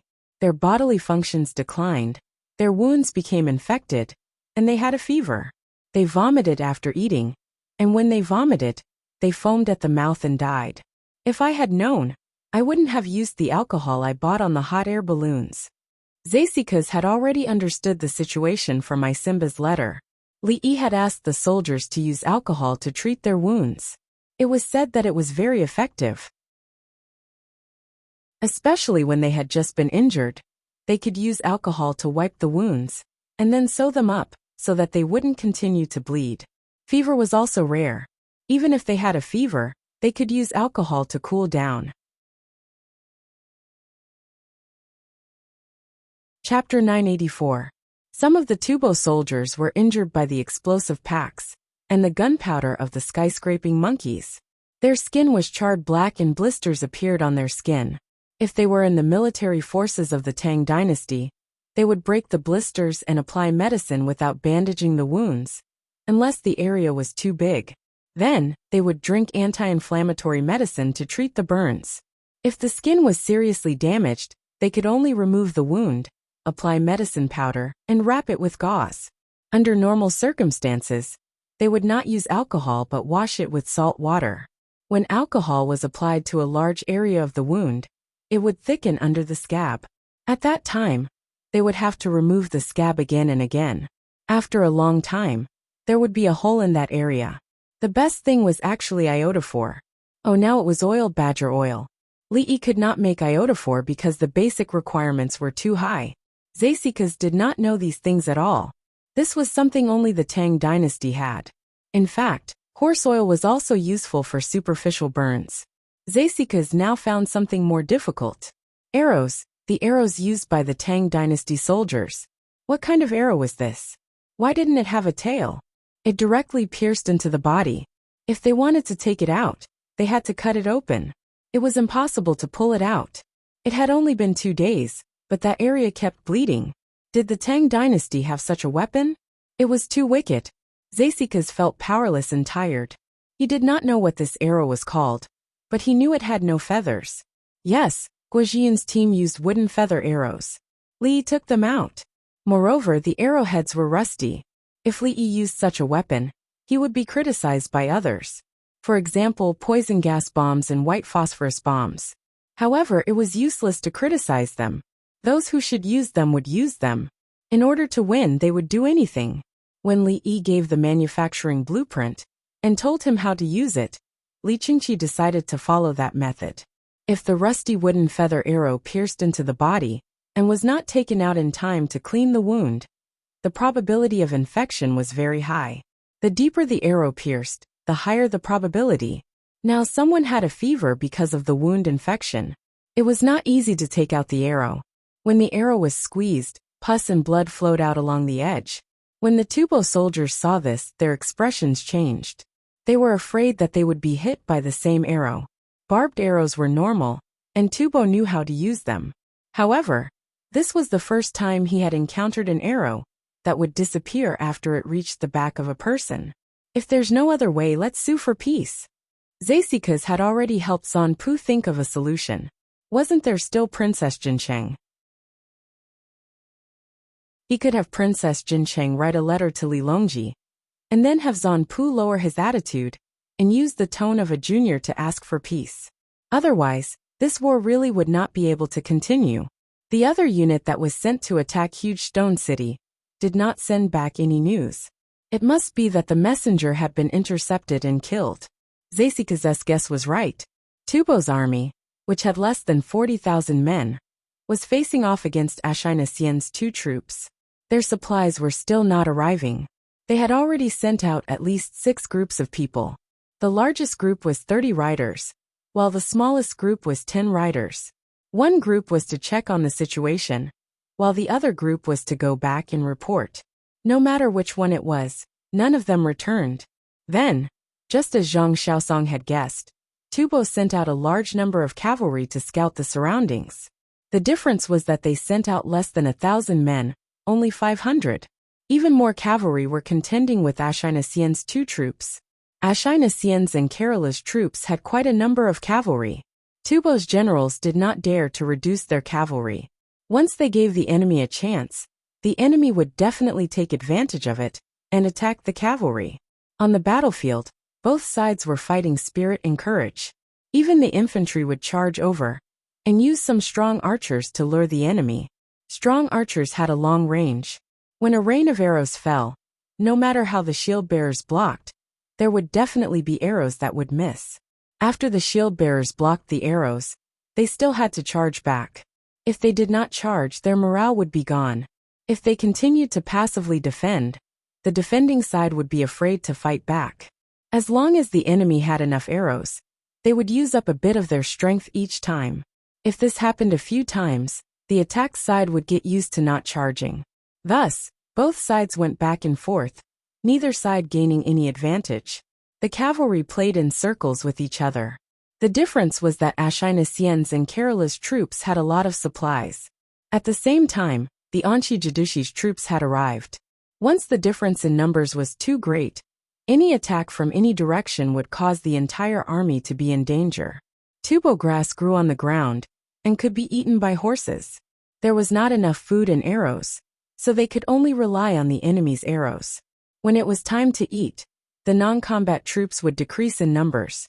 If they did not exercise, they would not be too hungry. At this point, Tubo's general knew that it was time to retreat. He could not hold on any longer.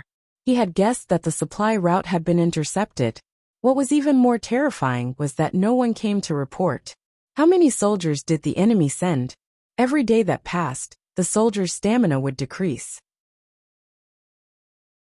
Just as he was hesitating whether to give up a portion of his troops to cover the retreat, he finally received a crucial piece of information. 500 people went out and encountered a surprise attack from 5,000 people. They chased all the way, switching horses back and forth. Each of the 500 people rode 2 horses. At first, they could still outrun them. However, if they continued to chase and escape, the horses could not take it anymore. A portion of them gave up their horses to their comrades. They let their comrades run back to pass on the message while they turned around to fight. After a rain of arrows, the people who wanted to fight fell. The people who had more horses did not care about anything else. They just urged their horses to run. When one horse fell, they would switch to another. The people chasing could not keep chasing. Even if the horse did not carry people, it could not keep running forever. When they stopped, the horses ate the grass on their own. The soldiers fed the horses with barley, as well as extra water. After resting for 2 hours, they would continue the chase. In the afternoon, the remaining few dozen Tubo cavalry finally met up with the main force. Tubo sent out a large number of cavalry to block them. Zhang Xiaosong's cavalry changed direction and shouted as they ran. Tubo's 2 baggage caravans have been robbed by us. Tubo has no more supplies. Rumble, rumble, rumble. The 20,000 horses ran towards Ashina's troops. As soon as they arrived, the Anshi Jidushi's troops arrived. The cavalry moved forward and circled behind Tubo's troops to prevent the enemy from sending cavalry back to report the news. The generals on the battlefield cooperated well. They did not need to give orders. When they saw the situation, they would follow and assist. The generals of the early Kaiyuan period of the Tang dynasty were already so powerful. Any one of them would know how to fight. The unluckiest general in history during this period was Zhang Zhiyun. He was the one who surrendered and had his weapon confiscated. In the end, Imperial censor Jiang Hui went to show the kindness of the Tang dynasty and gave the weapon back to the surrendered soldier. Then they betrayed each other. Zhang Zhiyun could not defeat them and was captured. At that time, Guozhiyun, who was in the north, led his troops to beat up these surrendered households and rescued Zhang Zhiyun. Li Longji felt that Zhang Zhiyun had lost his teacher and humiliated the country, so he killed him. Zhang Zhiyun was wronged. I took back my weapon, and the imperial court sent people to return it. Then of course there was no such thing now. The surrendered soldier was not taken away by Li Yi. Zhang Zhiyun was still his vice protector general, and was guarding there safely. Jiang Hui did not become a border patrol envoy. His brother Jiang Jiao joined the regiment. Chapter 985. What happened in history had not happened yet, and what happened now was not from history. In history, it was clearly Ashina Xian's troops that fought against the 3 sides of the enemy. Now it had become Zhang Xiaosong's sneak attack. At the same time, the Anshi Jidushi also dared to attack. With the 5,000 cavalry shouting, the morale of Ashina Xian's troops was greatly boosted. On the other hand, Tubo's side shouted that their baggage was not robbed and would be here soon. When Tubo's soldiers heard this, they did not believe it at all. There were so many cavalry coming over. Baggage had not been seen these days. Could it be that those cavalry did not go to attack the logistics team? Even Tubo's new Zongbing did not believe his commander's words. They were not like Li Yi's country on the other side of the world. They did not believe anything the higher-ups said. At least their intelligence was still online. Baggage could still come? Are you trying to fool a fool? At this moment, the 5,000 people who came over took out the flags they obtained from the 2 attacks and found the location of Ashina Xian's ballistae. They tied a few flags to the ballistae and aimed at the enemy. The ballistae landed on the empty space between the 2 sides. At the same time they shouted, 2 batches of baggage have been intercepted by our army. Look at the flags, is it true? Burn it, charge over, burn it. No, it's fake. Tubo's commander shouted. Some people lit torches and rushed over. They did not even look and directly burned the flags. Then they pulled out the ballistae and ran back. Ashina Xian's troops and Kerala's generals smiled. The Anshi Jidushi's generals were also in a good mood. Burn, good job, burn it. Tubo's soldiers immediately understood everything. No more supplies. Tubo's commander wanted to vomit blood. The Tang soldiers were too evil. What should they do now? The Tang dynasty's side had many soldiers. The infantry began to move. They advanced from the left and right sides of Tubo's camp, as if they were going to surround it. The Anshi Jidushi's cavalry left and did not block it. They cooperated and surrounded it. If they continued to block the escape route, Tubo's soldiers could only fight to the death. Now that they had given up, what would Tubo do? For a moment, the hearts of Tubo's team wavered. Some of them wanted to run, but they couldn't fight anymore. Others wanted to surrender. The number of Tang soldiers was several times greater than his, and there were so many cavalrymen that his side could not even fill their stomachs. If they stayed for a few more days, they would run out of food. Were they going to eat people? Commander Tubo's heart turned cold. He wanted to command his troops to attack and charge. However, the Tang army was the same as his side. They had built a military camp. Regardless of whether he used cavalry or infantry to attack the camp, it was a bad idea. Only if his own army was large enough to surround the Tang army's chain of military strongholds would he be able to charge in. If their own cavalry moved out, the Tang soldiers would have more cavalry to deal with them. When their infantry charged into the stronghold, the extra cavalry of the Tang army would be ready to pierce through from the flank. Both sides were competing in terms of mobility, initiative, numbers, logistics, and morale. As for the formation, was there still a need to look at it now? Even the war god would have to kneel. What array was useful? The number of soldiers was obvious. Hoping that the Tang dynasty generals would make mistakes? That was definitely a dream. Did they not see the flag signals on the hot air balloons? Maybe they would wait until the sky turned dark. And then, no, the Tang soldiers were not stupid. If he was in their position, would he not be alert at night? He might even attack at night. No, there was no need to attack at night. He should attack now. As Tubo commander thought about it, all the pores on his body opened up, and his hair stood on end. Since he thought about it, the Tang generals naturally thought about it too. The drums sounded out, and Ashina Xian and Kerala's archers formed up and advanced. The 5,000 cavalrymen that had just arrived chose horses with better stamina and galloped to the left and right. The Anshi Jidushi's Emo sword soldiers roared. Ha! Ha! Ha! Moving forward, the cavalrymen ran into the distance and were prepared to use the momentum to shoot arrows. Tubo commander looked up at the sky. He knew that the attack had begun, just as he had thought. If they did not handle it well, the attack would become a strong attack. Behind them was a gap for their own people to escape. Once they started to run, they would be defeated and would be killed by the Tang army. Now it was no longer a question of whether or not to leave behind the soldiers to cover the retreat. How could it be so easy to retreat when they were deep in the Tang dynasty? What was the use of the soldiers covering the retreat? The Tang soldiers did not attack the soldiers covering the retreat. They continued to surround them and win with numbers. The remaining 36,000 soldiers under his command could not escape. They did not have enough supplies, and many were still hungry. Surrender, we will not kill, surrender. Exchange for the people of the Tang dynasty. Exchange for the people of the Tang dynasty. Surrender, surrender, surrender, surrender. The Tang army began another psychological attack. They told the Tubo people that if they surrendered, they would exchange them for their people. In fact, they already had enough people, and there was no need for the Tubo soldiers to exchange. Wild geese in the sky, line up, the river is long, the autumn grass is yellow. No one knew who started it on the Tang dynasty side, but many people began to sing the wild geese. The soldiers could not sing with overtones, and the pitch was not high either. Instead, it was low, and there was no singing technique. It was just plain singing. It was hoarse, unaccompanied, low, and out of tune. It was obviously a single melody, but the singing had a harmonic effect. It was seriously out of tune. However, it was this kind of singing that touched people's hearts the most. Many Tubo soldiers were shaken.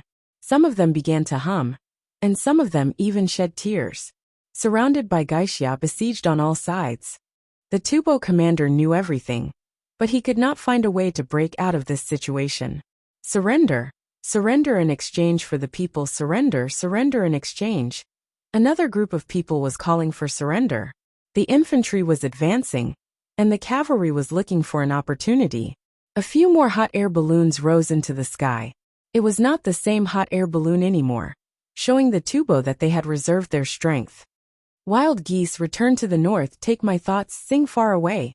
Commander, surrender. I can't stand it anymore. A soldier threw down his weapon and shouted with tears on his face. The people around him looked at him and also threw down their weapons. Rumble, rumble. Hundreds of cavalry appeared in front of them. The cavalry was holding a package in his arms and a torch in his hand. The Tubo army, who already knew how powerful they were, could not help but retreat. Their formation was in a mess. They were afraid that these people would rush up and ignite that thing. Then, with a loud bang, their formation would be destroyed, and their horses would be frightened. The Tubo commander's tears flowed out. He felt aggrieved. The soldiers had lost their will to fight. They could still fight to the death. Surrender. The commander squeezed out a word from between his teeth. They could not fight anymore. We surrender, the messenger shouted. The Tubo soldiers who heard the voice also threw down their weapons and shouted in a mess. We surrender, don't kill. Weapons fell to the ground one by one, and people knelt down one by one. Tubo's army was tricked into surrendering. The people of the Tang dynasty were very surprised. Was it so useful? There was no need to fight anymore? The cavalry holding the package breathed a sigh of relief. They were actually holding ordinary packages, not explosives or grenades at all. They did not have that much. Their own army was not considered as trusted, so they did not give much. However, they believed that after this battle, their performance would be recognized by the emperor of the Tang dynasty, and there would be more things in the future.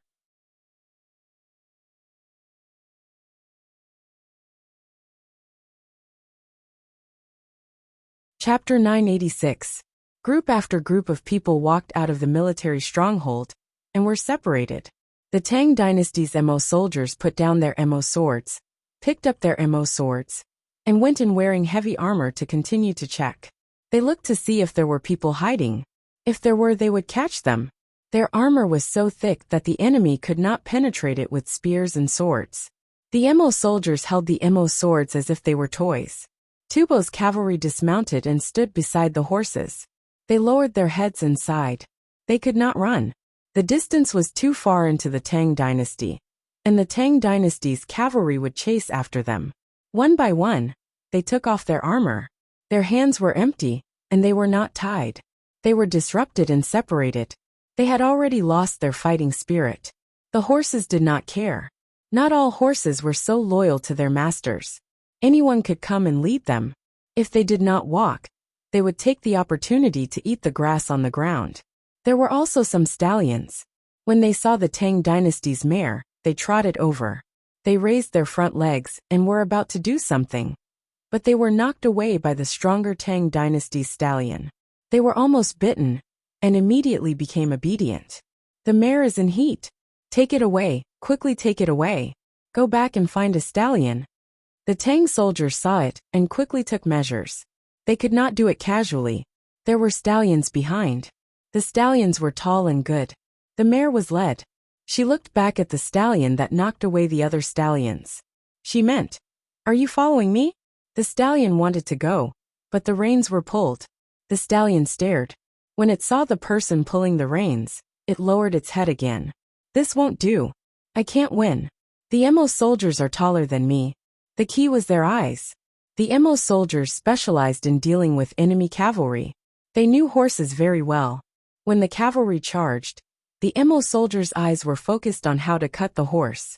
Ordinary horses would be timid when they met this kind of gaze. It was like when a butcher went to pull a pig. The pig did not even dare to snort. The stallion rubbed its head against the Mo soldiers with a fawning look. Horses were actually quite smart.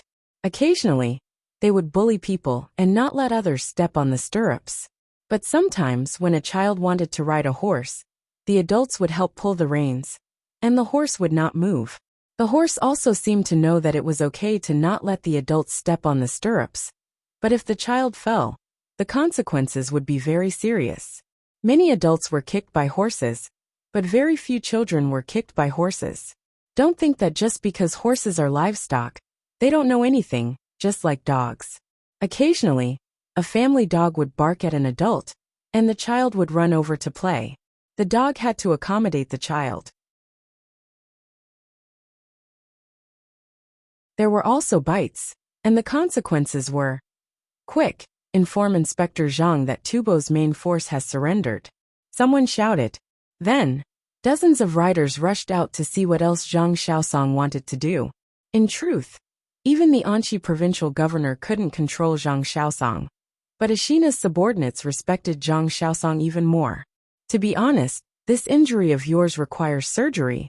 Fortunately, there are no deep grooves left, which means that the deeper layers of the muscle tissue are not damaged. Now it's hyperplasia. The scar is hyperplasia, and it's higher than the rest of the skin on the face. After this surgery, it'll be fine to reduce the hyperplasia." The Li family Zhuangzi and Li Yi were looking at the patient's face. The person being looked at was Li Tsong, Li Longji's eldest son. His face was scratched by a monkey when he was hunting. 2 scratches were made, and then a scar appeared. The scratches weren't grooves, but scar hyperplasia after the injury. It was just a bulge. The 2 scratches were 2 strips. One was long and obvious, while the other was very short like a lump. The color was about the same as the color of the skin, and it looked very sinister. Li Yi had equipment, including radiation equipment. He considered using surgery to remove the hyperplasia on the patient's face, and then try hormone intervention and radiation treatment. This kind of treatment was relatively easy. If there was a groove, it had to be supplemented, and then skin grafted. The process was too complicated. Can it really be treated? "Li, if you treat me this..." Ahem. Empress Wang, who was holding her son, suddenly coughed. "This one is your brother." Li Tsong's temples were sweating. Today, Empress Wang, his mother, brought him over to treat the wound on his face. He almost blurted out the words "this king." Empress Wang introduced him as a relative, and asked Li Yi to take a look. If he said "this king," what would Li Yi do? Pretend he didn't hear? Empress Wang guessed that uncle would pretend to be absent-minded. "At least 3 years, not 3 years of surgery. It's skin color. I'll operate on you, and then go through the follow-up steps, including hormone medicine. I have to exchange my life for it. I don't need surgery. That's my ability. The color will gradually change, and then I'll use horse ointment to slowly rub it in the sun. At most 3 years, at least 2 years. Are you willing?" Li Yi said as he reached out to take the little fellow. The little fellow kept reaching out to Li Yi for a hug in his mother's arms. In Li Yi's arms, the little fellow looked at the scar on his brother's face with wide eyes, and poked his head forward. "Huff huff, it doesn't hurt." He blew on it carefully.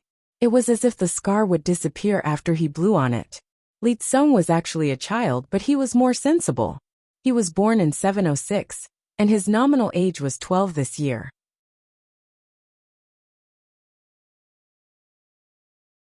Li Yi was a 12-year-old child in the 5th grade of primary school. There was school bullying, but it was more fun. For the imperial family, Li Tsong knew a lot. He also wanted to be the crown prince. He thought his brother Li Ying would be the crown prince, but his mother gave birth to a son. He heard that his mother couldn't have children before, because Li Yi gave her medicine. If the scar on his face could be healed, then he still couldn't fight for the crown prince. The 12-year-old Li Tsong understood these things. He knew everything. The crown prince was the little brother who blew on his wound. But this little brother was really cute. He saw him a few times and blew on the scar every time. "Let's not move, okay? I'll give you ice cream later," Li Yi said to the little fellow. "Okay, I'll give it to my brother too." The little fellow smiled at Li Tsong, meaning "I'll get ice cream for you."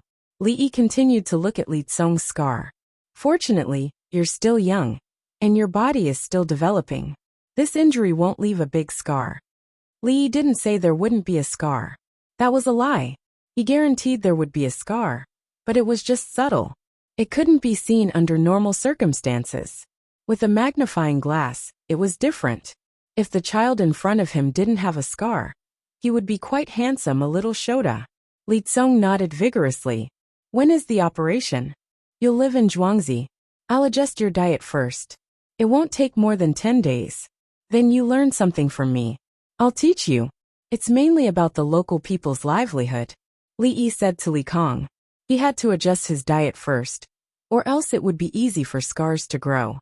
Local people's livelihood? They all say you know how to rule a country. Li Tsong asked casually. Empress Wang narrowed her eyes. Li Longji turned his head. There are also ways to rule a country. You're not suitable to learn. You're too old. If you want to teach, you should teach our little Tsong, right? Li Yi said with a casual smile. Yes. The little fellow looked up and smiled at Li Yi. He liked to stay in Li Yi's arms.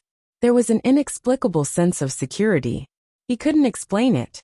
In fact, it was Li Yi's temperament. Li Yi had confidence. That kind of confidence was not obvious to adults, but children were sensitive. Empress Wang's narrowed eyes turned into peach shapes.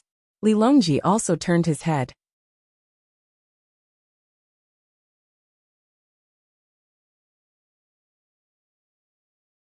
Chapter 987. Good news, great victory in 9 bends, make way, good news. The sun slowly set in the west. In the afterglow of the sunset, 5 horses were galloping, and the people on the horses were shouting. The people on the road made way in advance. Their eyes followed the movement of the troops, and they turned to look at the others with joy. Another great victory in 9 bends. Where was 9 bends? It's going to be a sunny day tomorrow. A passerby looked up at the charming sunset and said with a smile. The cavalryman who reported the news rushed into Chang'an City and shouted in the middle of the road. Bai Gu and the others, who were about to get off work, heard the sound and quickly went to find the person. They knew where 9 bends was. It was closer than Huge Stone City. The courier probably took 2 days to get back. This speed was good. Xiaoyi's Tenli relay station. If someone else came up with the idea and found a way to make the relay station not lose money, they would at least get a 5th rank merit. Bai Gu told the truth.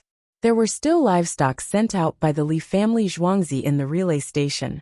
Xiaoyi always had a way to solve a problem when she raised it. Otherwise, he wouldn't have mentioned it. 3rd rank. Sui thought that 5th rank was low. The relay station could make money, and it was convenient for the people. The people could find a place to rest after walking. 10 Li merchants needed the relay station more. Before dark, they could rest at the relay station and feed the horses, mules and donkeys pulling the carriages. At that time, there would be no robbers on the official road.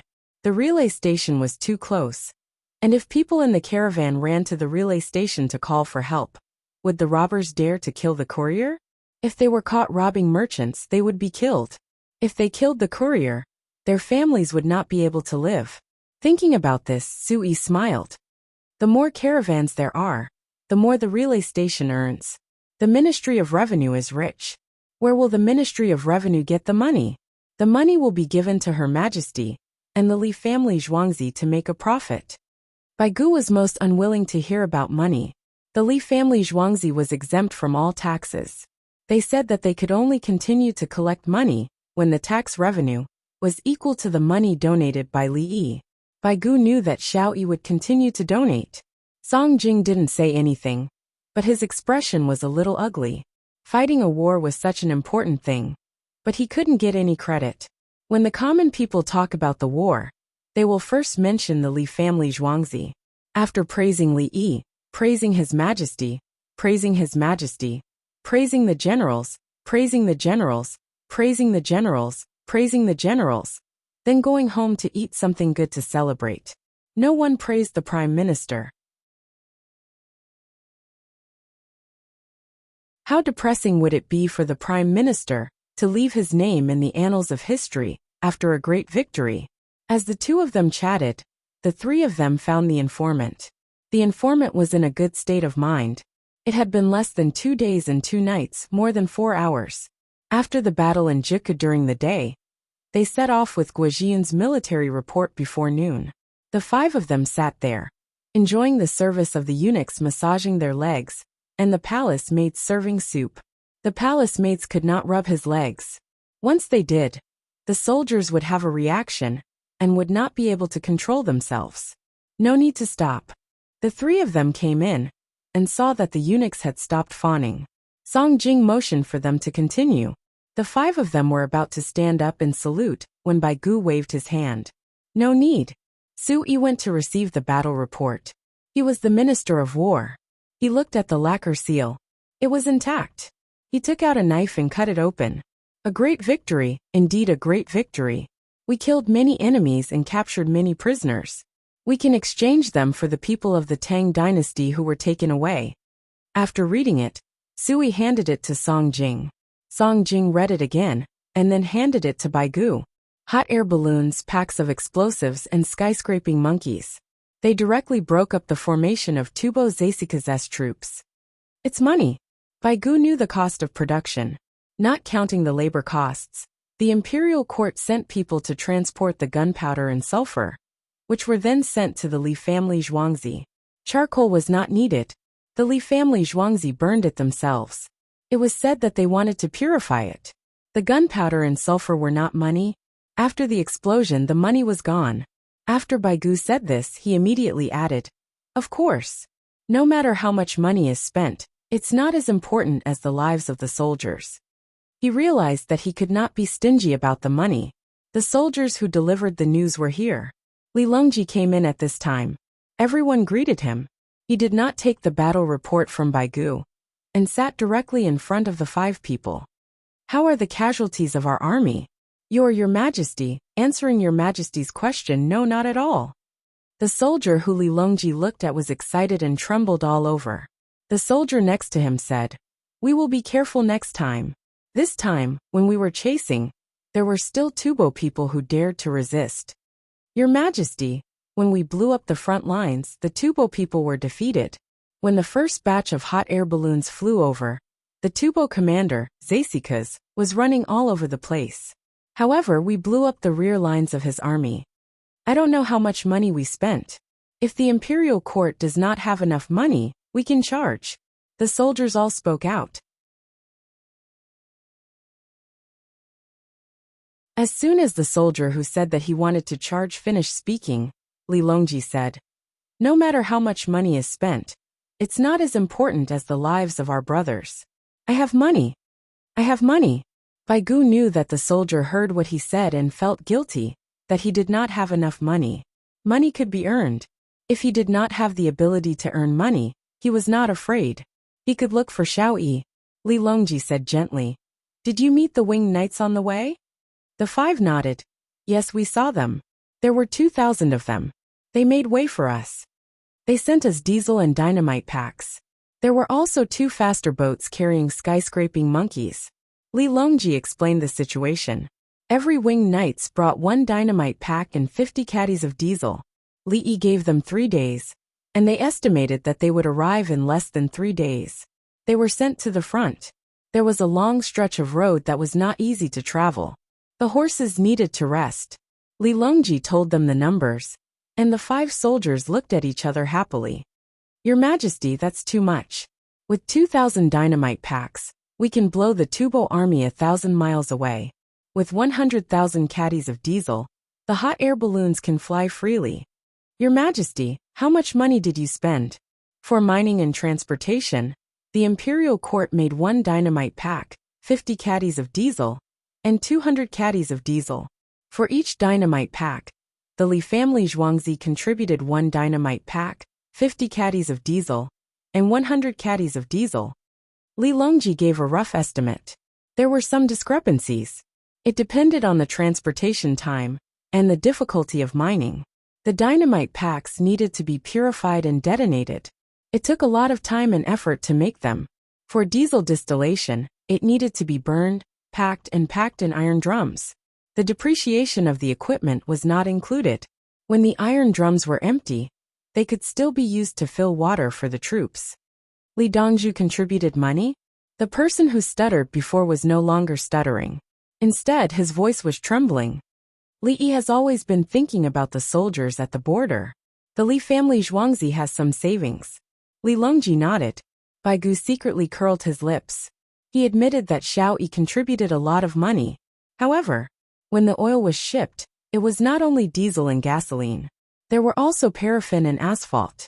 Kerosene was being sold, paraffin was also being sold, and asphalt was being made into linoleum paper. This included those who had gasoline lighters. They also bought gasoline. Li Yi did not spend money to buy the oil. The imperial court collected it and sent it directly to Zhuangzi. The money spent was definitely not as much as the money earned. Bai Gu knew, but he could not say it out loud. The soldiers did not know. They were all touched. It turned out that Li Dongzhu had always been contributing. When he went back, he had to tell the provincial governor to use the weapons well. He could not just throw them around. Otherwise, he would be letting down Li Dongzhu.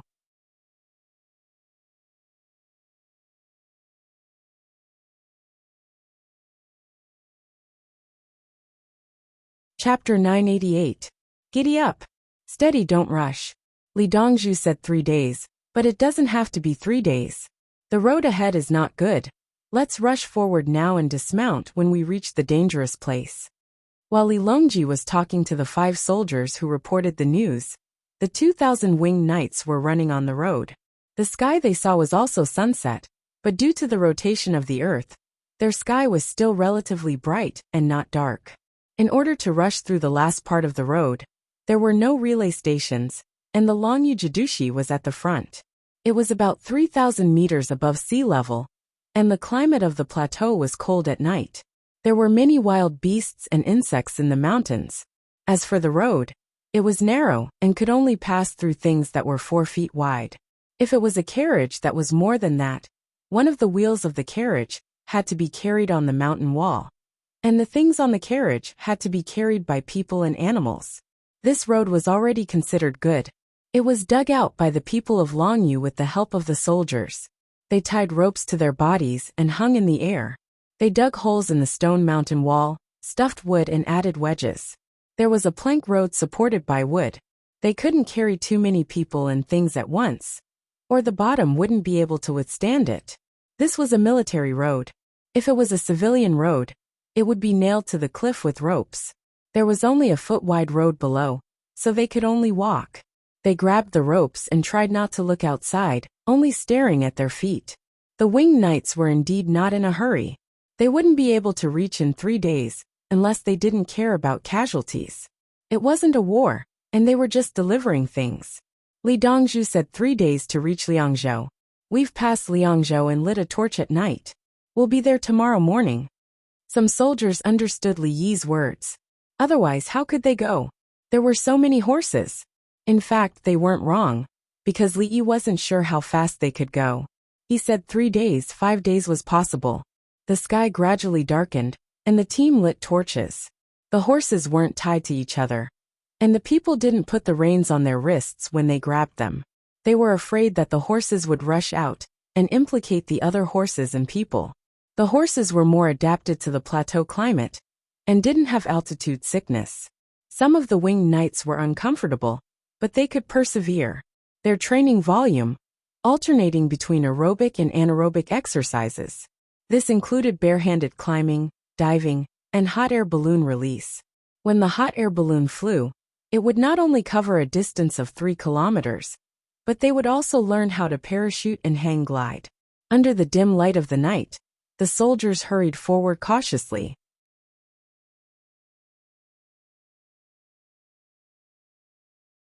The horses also knew that they could not fall off, and tried their best to stay close to the mountain wall.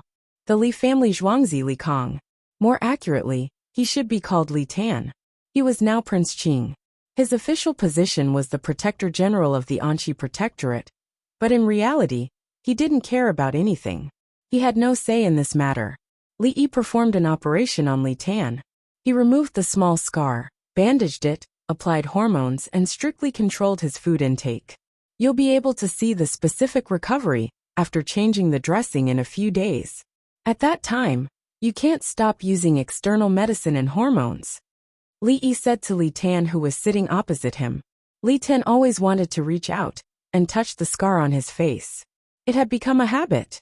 Whenever he had nothing to do, he would touch it. He was not in a good mood. He was not old, and he also liked to look good.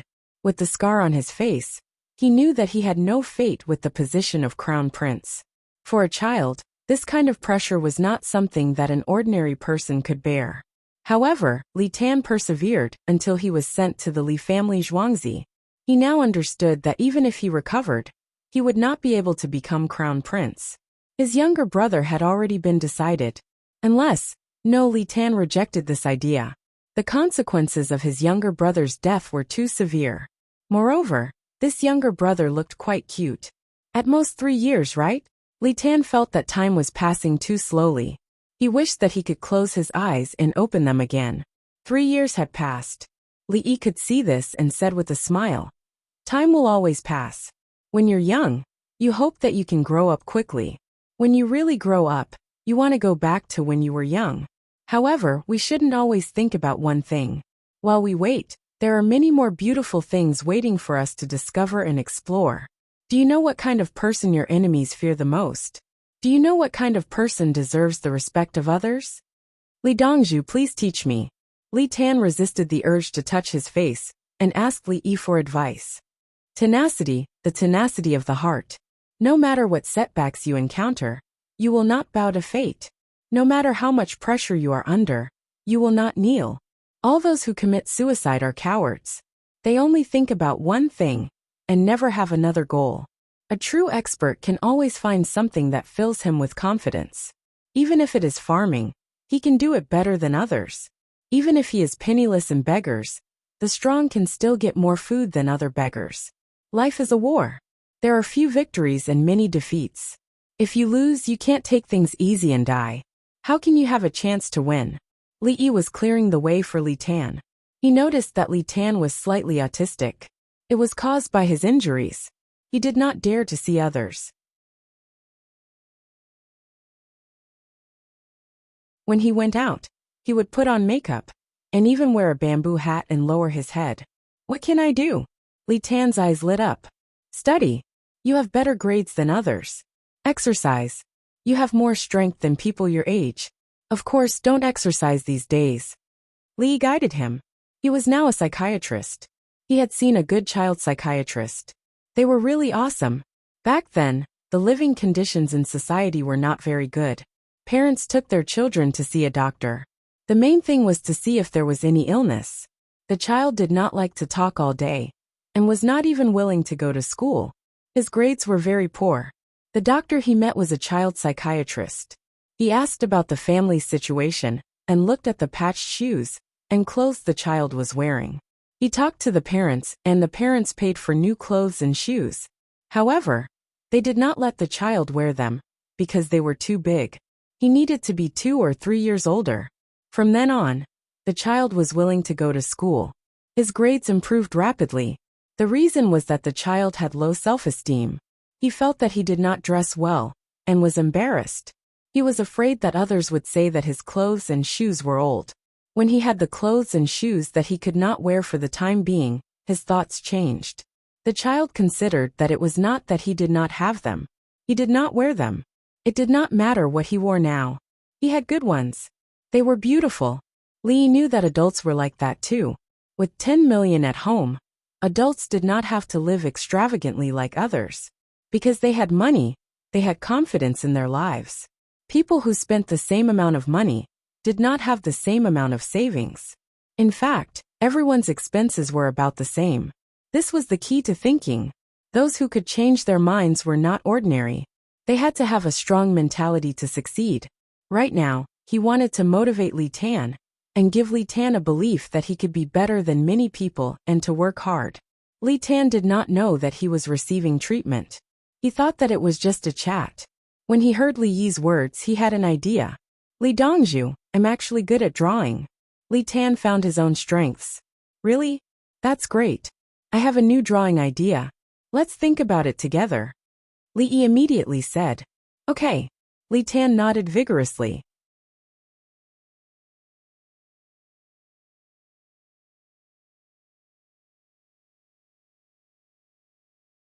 Chapter 989. Li Tan slept soundly.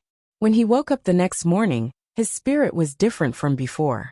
He couldn't smile because of the wound on his face, but his eyes looked brighter.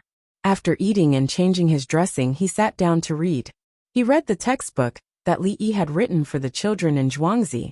If he encountered something he didn't know, he would ask the other older children and learn from them. In the past, he hated it when others looked at his face. He always felt that they were looking at his scar. Now, when the children in Zhuangzi asked him curiously why there was a gauze on his face, he would tell them generously. He would say that he was scratched by a monkey while hunting, and the scar was very scary. When he went to Li Dongzhu said that it would be healed in 3 years. The children in the manor assured him that Dongzhu was right, and that it would be better to wait. Li Dan and noble consort Lu saw this and smiled. Xiao Yi's medical skills can not only cure diseases, but also the heart. Tanner, this is good. The eunuchs and palace maids in the palace will be beaten less. Noble consort Lu sighed. The people who served Li Tan would always be beaten. After being beaten, they could only endure it. Who could they complain to? Everyone knew that the eldest son was in a bad mood, but the beatings were usually very light. When he said that he would beat them dozens of times, the people who were beaten understood and would gesture.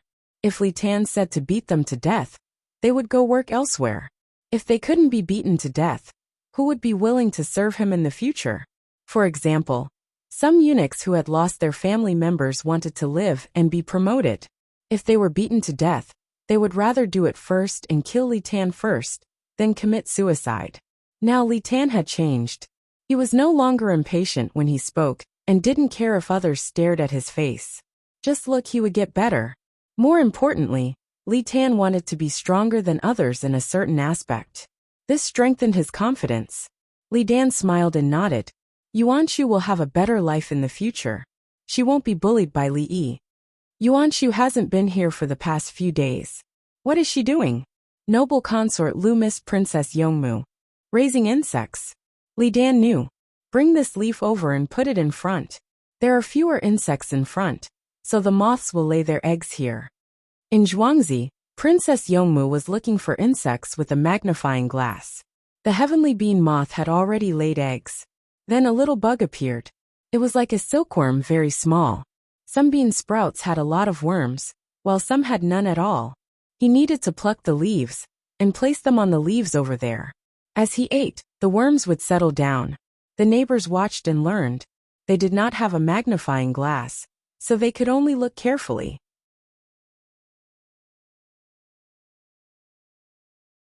They didn't have any outside land at home, so they would ask their neighbors for insects. When they got home, they would pick cowpea leaves from the yard and feed them to them. Then, they would go and pick their neighbors' cowpea leaves.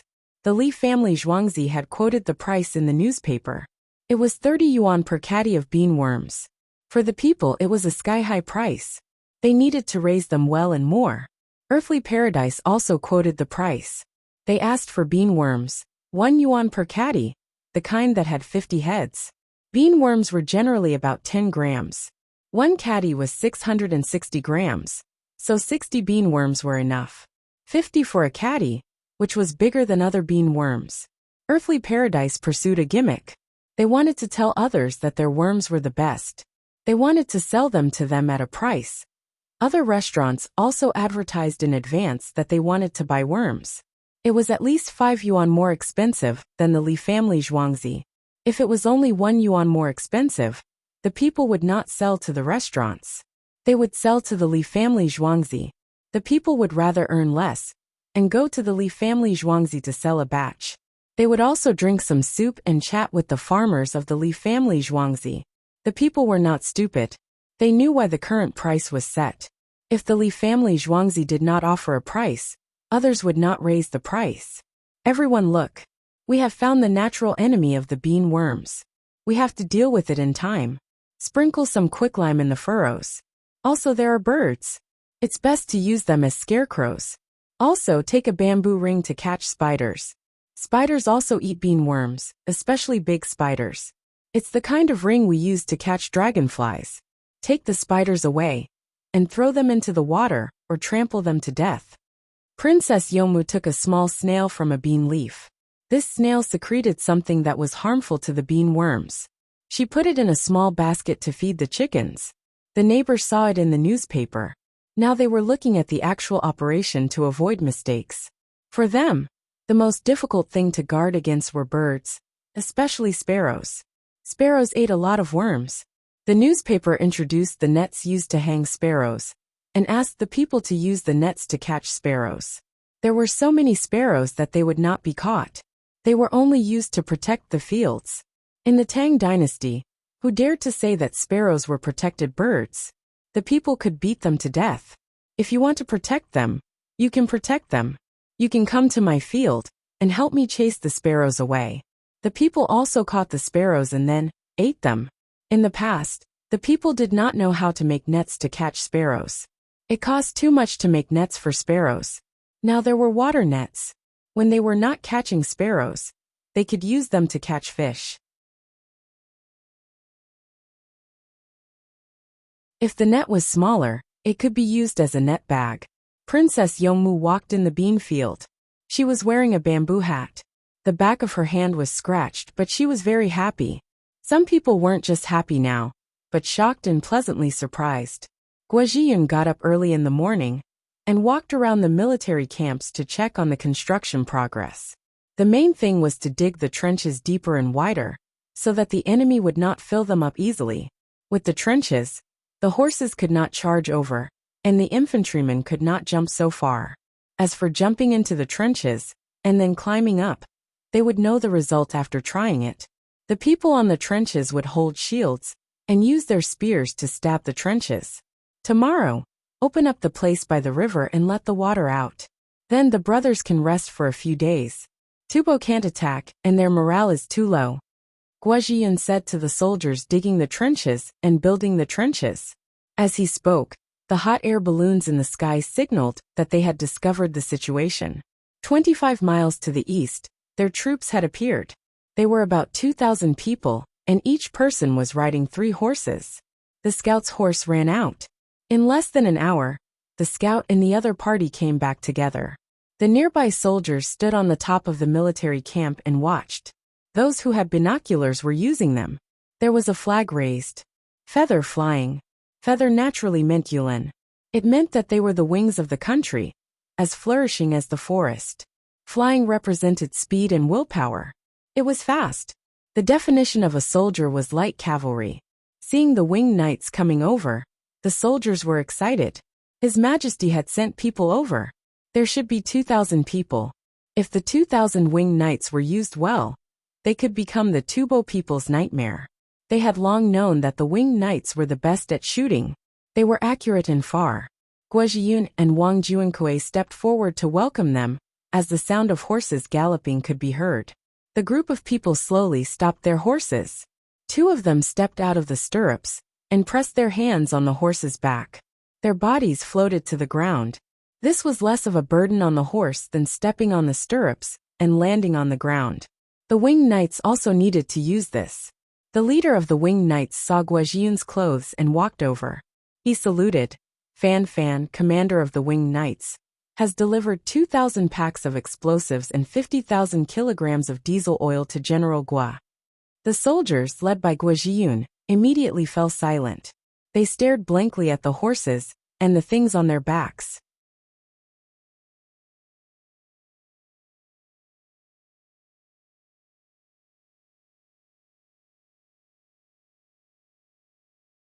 Chapter 990. Are you tired? Guojiyun asked Fan Fan after a while. Fan Fan shrugged and smiled. It doesn't matter. We are the winged knights, not ordinary people. The other winged knights were already in formation. They didn't care about the climate of the highlands. The training they had received was unbearable for ordinary people. They had persevered through it. After such training, marching and dealing with the climate was no longer a problem. They could get on their horses and attack now. There was no need for them to rest. Good. Thank you so much. Thank you, Your Majesty. Guojiyun grinned. The other soldiers laughed as well. 2,000 packs of explosives. Oh my God. Your Majesty is so considerate. You know what we need? Quickly cook for the brothers of the feathered forest flying cavalry and kill the sheep. Wang Juankui quickly ordered. No need to kill the sheep. It's too troublesome and slow. Do you have a pot? We brought canned food. Put the rice and wild vegetables in, and stew them together. Fan Fan refused. They could eat after the sheep were killed. Lunch?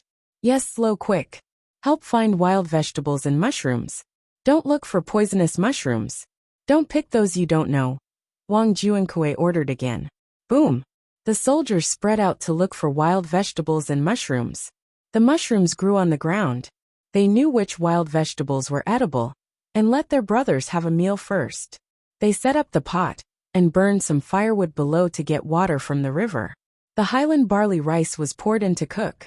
Guojian said, "The rice in the high places is cooked. Let's boil it and heat it up." I know. The higher the altitude, the lower the air pressure. The temperature of the water is not high enough, so we usually fry it or fry it. Li Dongzhu said he was researching the pressure cooker.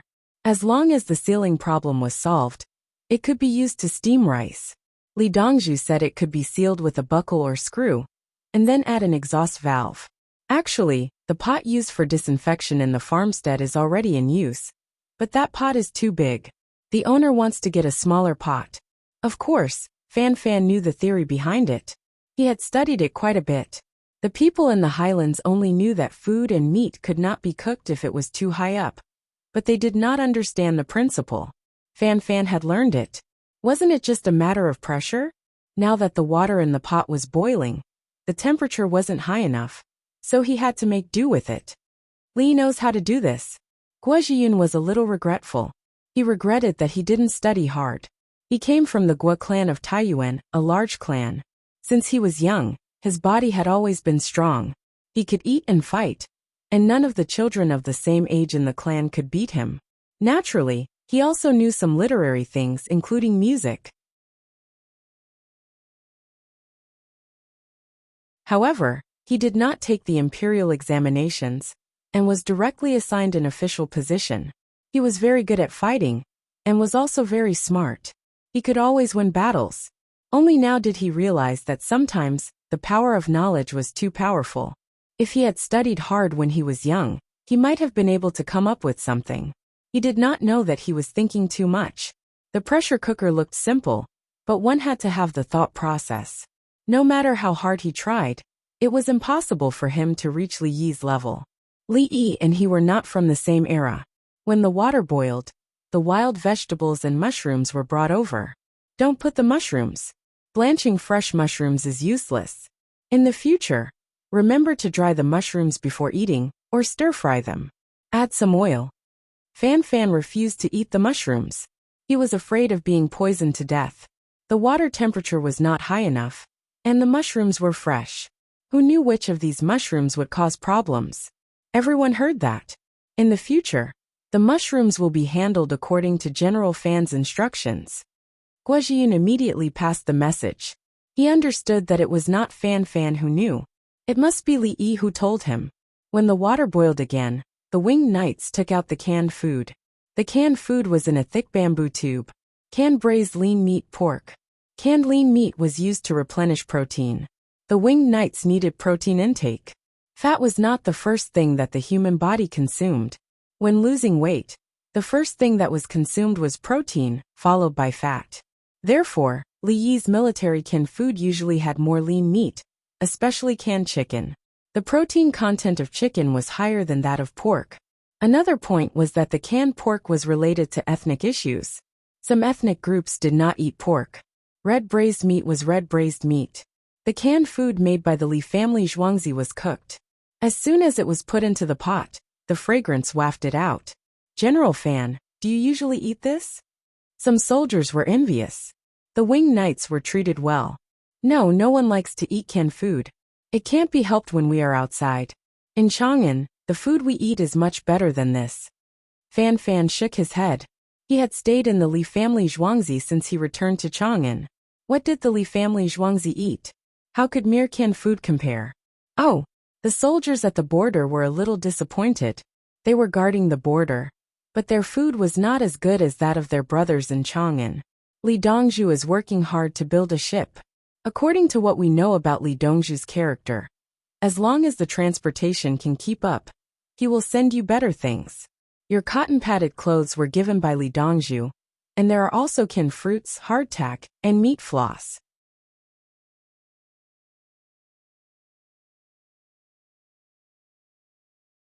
Li Dongzhu is more anxious than everyone, but he has to take it slowly. Everything will be better. Li Dongzhu is willing. Fan Fan felt the emotions of the people around him, so he comforted them. The winged knights took out the leftover canned food and piled it on the side. They would go back after delivering the food and would not help in the battle. On the way here they only ate dry biscuits, hardtack, and meat floss. They did not even touch the canned food. They felt that it did not matter if they ate a bite less. When they went back, they could eat as much as they wanted in the Li family Zhuangzi. Of course, in the Li family Zhuangzi, they still had to learn a lot of troublesome knowledge and undergo high-intensity training. After the food was cooked, the winged knights used the canned food to scoop it up and ate slowly. General Fan, is your archery accurate? Is it as accurate as us Jidushi? A soldier standing at the side asked. Let's eat together. There's a lot of food and we can't finish it. You guys find your own food. We're all right. Our daily training is very tough. Fan Fan said. Immediately, the other winged knights followed up. Li Dongzhu is simply not human. How can he shoot 500 arrows in a day? He requires that the target within 50 steps must be within the 8th ring. I dream of archery. Sometimes, I dream of 3 consecutive shots hitting the 6th ring. I wake up in fright. I have to carry 40 kilograms of stuff and run 10 li cross-country. Then I have to do 30 push-ups. Then I have to pick up a bow and shoot a human target. There's also the armed swim. The most helpless part is that Li Dongzhu leads the armed swim. He's a good swimmer. Li Dongzhu already said that this is nothing. Because of the limited conditions, he did not give us the team's anti-drowning training. You probably don't know about the anti-drowning training. Some people are already doing it. They are too strong. They tie their hands behind their backs and their legs and throw them into the water. They need to adjust themselves to float and breathe quickly. At the same time, they need to relax. They can't be nervous. The key is to move forward. Do you know what it means to move forward? In that state, you have to swim to the shore. The winged knights complained as if they had a bitter feud with Li Yi, the soldiers on the front lines. They felt a chill run down their spines. How could such a good Li Dongzhu do something so inhumane?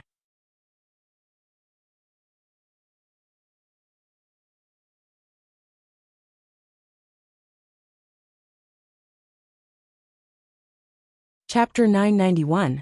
While Guo Jian was feeling sad for the winged knights, he suddenly thought of the wounded. Go and fill the bowls with food for the wounded. 2 years ago, the food that the wounded soldiers ate was actually the worst of all. Especially those who had lost their ability to fight or could not fight in the future. They would give them the worst food. Of course, the best food was given to the main force, so that they would have the strength to fight in battle. But now the rules had changed. The wounded soldiers were given good food, and the wounded needed nutrition.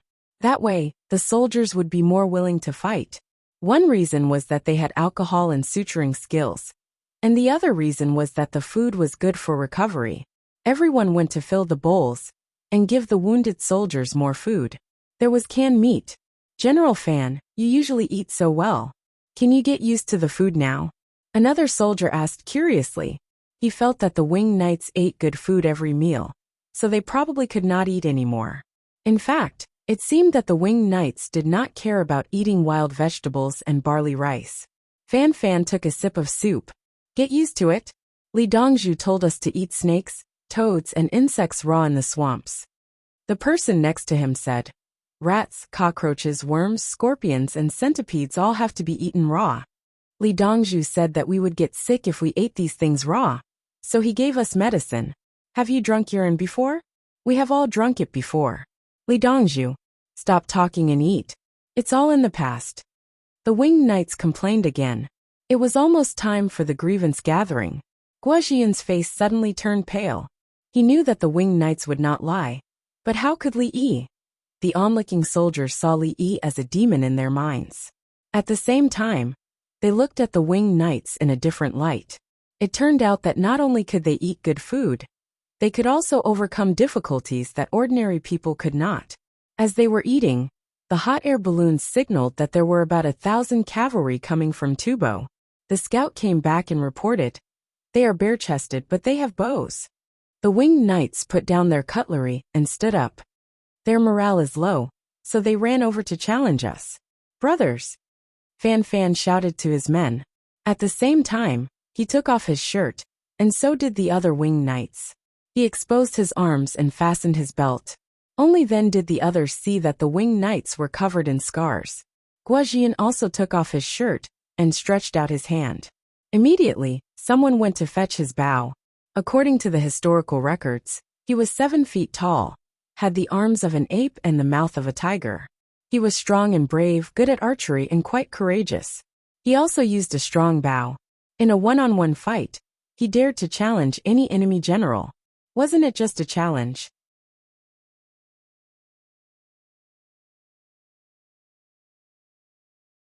Go 1,000 against 1,000. After this, what morale will you have left?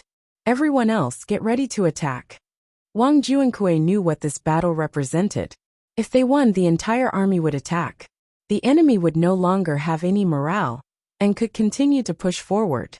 If it was their own army, they would not go to war. Tubo would definitely send out strong soldiers. But now they had the winged knights. Strong? Who was stronger? Let's wait and see. Yes, the soldiers began to prepare.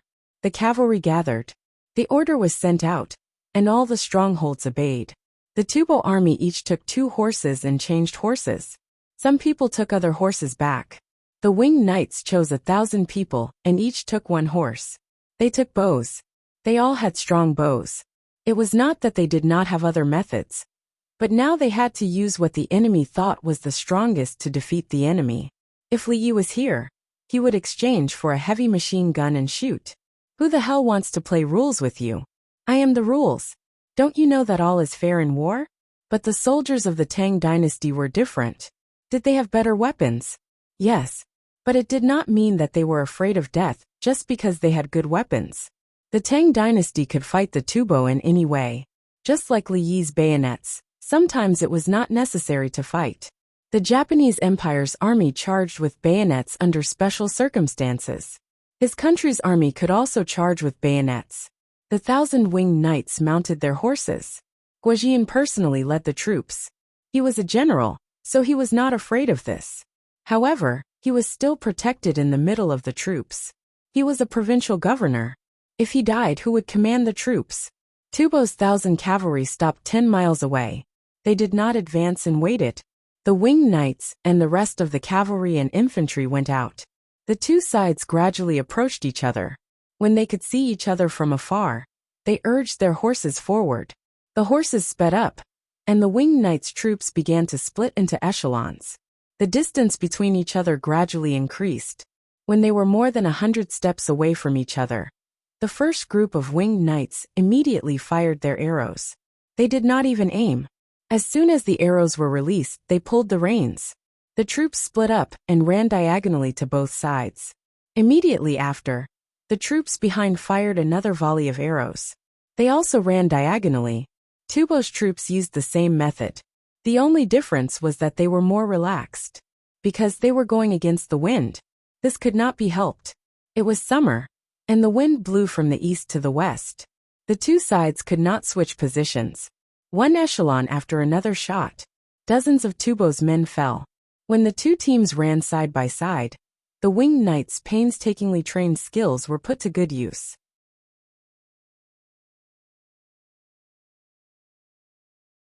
Their instructor was not Li Yi. Li Yi could only teach them how to shoot. Their instructor was Guazi. Then, Li Yi saw Guazi's teaching and thought of 2 good games. They were baseball and badminton. Baseball was not as fast as badminton. The world record for a pitcher was only 40 meters per second. It was much slower than a bow and arrow. Moreover, the ball was big, so the bow and arrow could not see much. The reason for practicing baseball was to receive the ball head-on. When the ball flew over, many people would instinctively dodge. Catchers were different. They had to catch the ball. On the other hand, badminton smashes were faster. Li Yi requested that all smashes should be aimed at the body of the person, as much as possible. The training was explosive power and reaction speed. Now it was time to use it. When the two teams ran side by side, they continued to shoot at each other. Then, no one went to catch the opponent's arrow. When the arrow flew over, it was just a small dot. It did not fly horizontally for you to see. Everyone used the same method. They hid in the stirrups and hid on the other side of the horse. The difference appeared at this moment. When the winged knights hid in the stirrups, they knocked an arrow and shot from under the horse's belly. This was taught by Guizhi. In Guizhi's opinion, as long as there was space and posture, the arrow could be shot. Teams ran over. The Tubo soldiers were shot one after another. Some of the winged knights' horses were shot. They ran far away and stopped playing. The Tubo cavalry's horses ran even faster. How could the arrows be so accurate? They could not hit the horses accurately. However, it was impossible to kill a horse with one shot, unless the arrow hit the horse's eye and penetrated it. After a round of exchanges, more than 100 Tubo soldiers fell. The winged knights did not fall. There was even someone who managed to deflect the enemy's arrows. No one knew how he did it.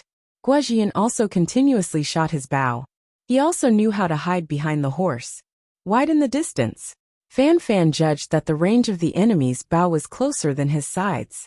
His bow was stronger, so he did not have to shoot at the enemy from the same distance.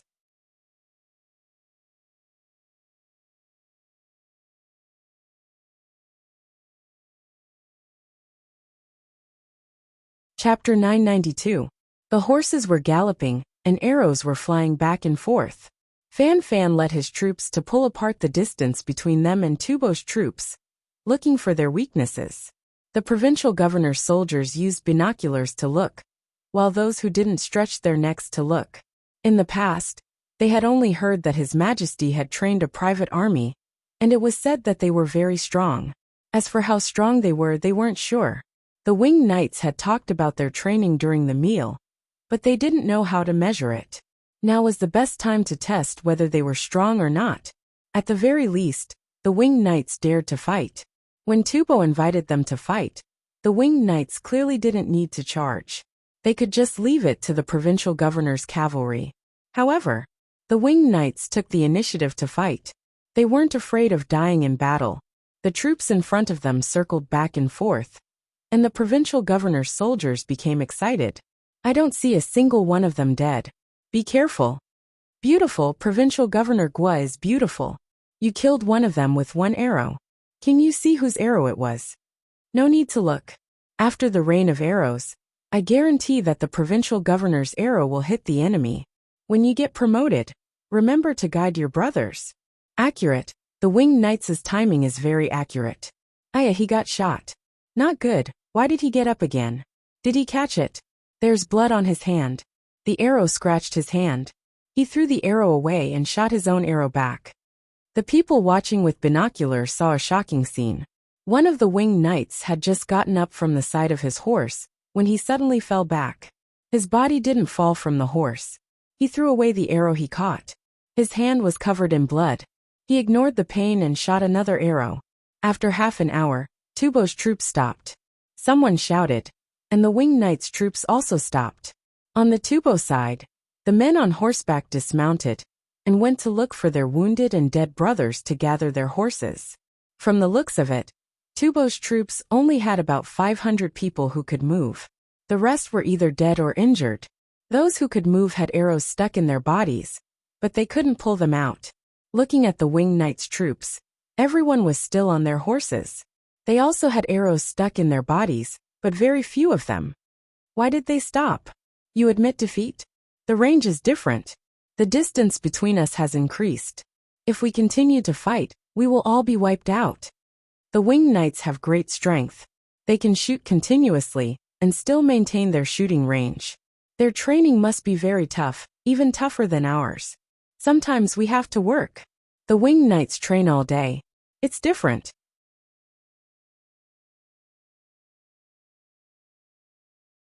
The Jadushi soldiers spoke as they watched Tubo's men pack up and leave. Their leader did not die, but there were 2 arrows in his thigh. He walked with a slight limp, but even so, he still managed to mount his horse. He turned around to look at the flag of the winged knights. With a complicated expression, he led the team away. The winged knights came back on horseback. The arrows on their horses were still there, and the arrows on their riders were still there. Before they arrived, the other winged knights went over to take care of their wounded brothers. They weren't worried that the arrows would be poisoned. Since they were topless and had applied poison, even if they won, they would still lose. They could not attack the morale of the Tang soldiers, nor could they boost the morale of their own side. The others also went back together and carried the injured down. The winged knights took out their medical kits to treat their brothers. They had iodophor and antibiotic pills. The iodophor that Li Yi exchanged for was very pure. He diluted it himself, but the concentration was too high to be used. The winged knights were assigned by Li Yi to save a disaster. Li Yi would gain a lot of lifespan. There were also 16 guards to help clear the snow, maintain law and order, and the linoleum sheds. The 500,000 yuan coupon also gave him a lot of lifespan. He was a philanthropist. After he had earned enough, he still had to take it out and lend it to the people at low interest rates. Lending money was also to promote economic development and improve society as a whole. Old Lu, hold on. Your arrow is in your stomach. Everyone help set up a tent. We don't want the old one. Set up a new one. We will disinfect it first. Fan found a seriously injured person. There was an arrow in his thigh, and an arrow below his navel. Battalion Commander Fan, let me do it. A winged knights came over. He wanted to remove the arrow for old Lu. Okay, you are the one who can bear to do it. Fan agreed. Usually, when Li Yi wanted to give this brother food, he would ask him to kill it himself. Then, he would tie up the live sheep and pigs and slowly dissect them. Sometimes, the sheep that should have been turned into mutton soup actually lived for half a month. He would cut open the sheep's stomach, cut off a section of its intestines and reconnect it. After that, he would clean the sheep's abdominal cavity and sew it up. He would not give it food. When the sheep was hungry for a few days, he would feed it some food. When he felt that the sheep could live, he would kill it and drink the mutton soup. Normally, this was not something that humans would do, but he liked it. Pigs could live even if they were hungry for many days. At first, everyone laughed and said that he was cruel. Later, when the winged knights who came with him told them about his family's situation, everyone stopped joking. He had an older brother in his family. When he was chopping wood on the mountain, he fell. His older brother pulled him up and then fell. The chopper cut his brother's stomach, and his intestines flowed out. There was only one result. He died. It was useless to stuff it back. When he found that his intestines flowed out, he could still live. He practiced with all his might, and found an opportunity to practice with animals. He hoped that if his brother encountered the same situation as his brother, he could save him. Today, he would personally treat old Lu's wounds. He had the most experience. Some people began to spray alcohol on themselves, wash their hands and surgical tools with it. The tent was quickly set up. They went in and disinfected it completely with alcohol. They placed the table, covered it with gauze, and hung more than 10 diesel lamps. The provincial commander also sprayed alcohol on 2 people. They put on masks and hats and went in. They wanted to take a look. The others were not as badly injured as old Lu. They treated their wounds directly in a place where there was no wind. Small scalpels, various forceps, and a few suture needles were laid out. First the arrows were removed, then the wounds were cleaned, sutured and fed antibiotics. At that time, Li Yi ate 2 pieces at a time. The soldiers ate half a piece. The bacteria in their bodies did not have any resistance to the medicine. The others were dumbfounded.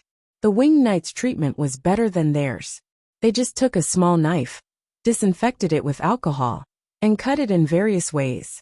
The winged knights changed to a knife or forceps at every step to try to make the wounds smaller. The only thing that felt fair was that the winged knights did not drink anesthetics and bit a piece of wood. We brought anesthetics, but Li Dongzhu said that if we always use anesthetics, it might affect our heads. We'll bear with it. Fan wore a mask and removed the arrow from his brother's shoulder. He carefully used a needle holder to hold the needle and suture it. The needle was not an ordinary needle used to sew clothes. It was bent, so it was directly pierced. When we go back, our needles will also be bent. It turns out that this is the most convenient way to sew. Guozhiyun was depressed. Needle. You guys used the left and right method to recover your strength. Very accurate. Wang Juankui praised from the other side. The winged knights continued to shoot arrows. Both hands were fine. This way, their strength could be recovered quickly. We trained a lot and ate well. Not only did we eat meat, but also vegetables, fruits, and dried fruits. We spent a lot of money. Fan Fan wrapped the bandage around his brother's shoulder and explained the reason.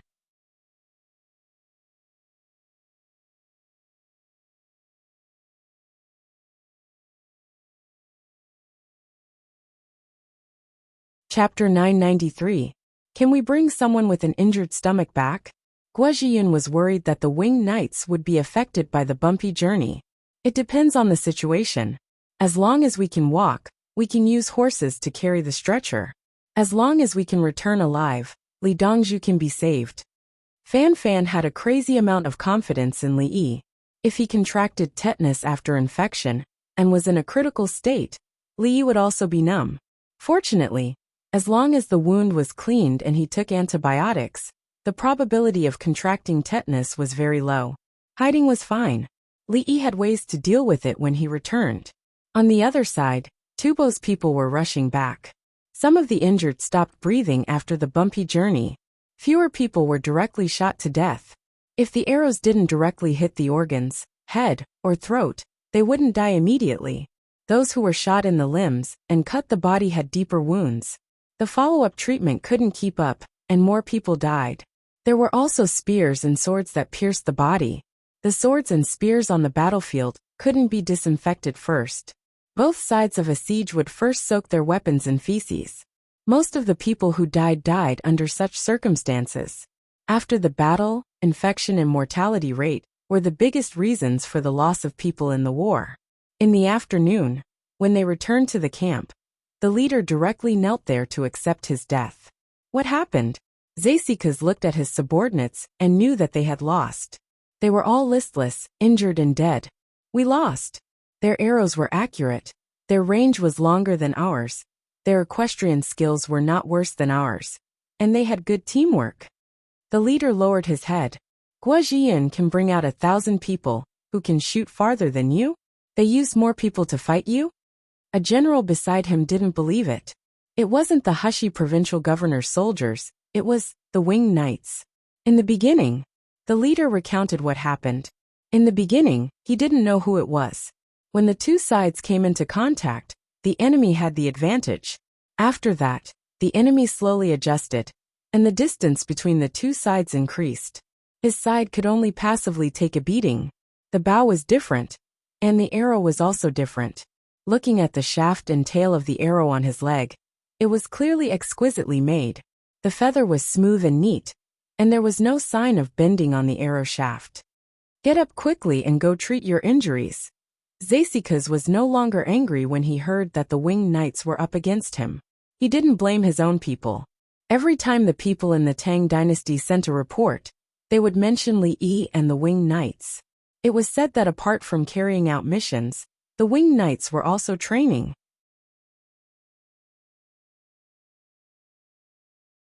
They ate a mixture of noodles and rice, and there were meat and vegetables all year round.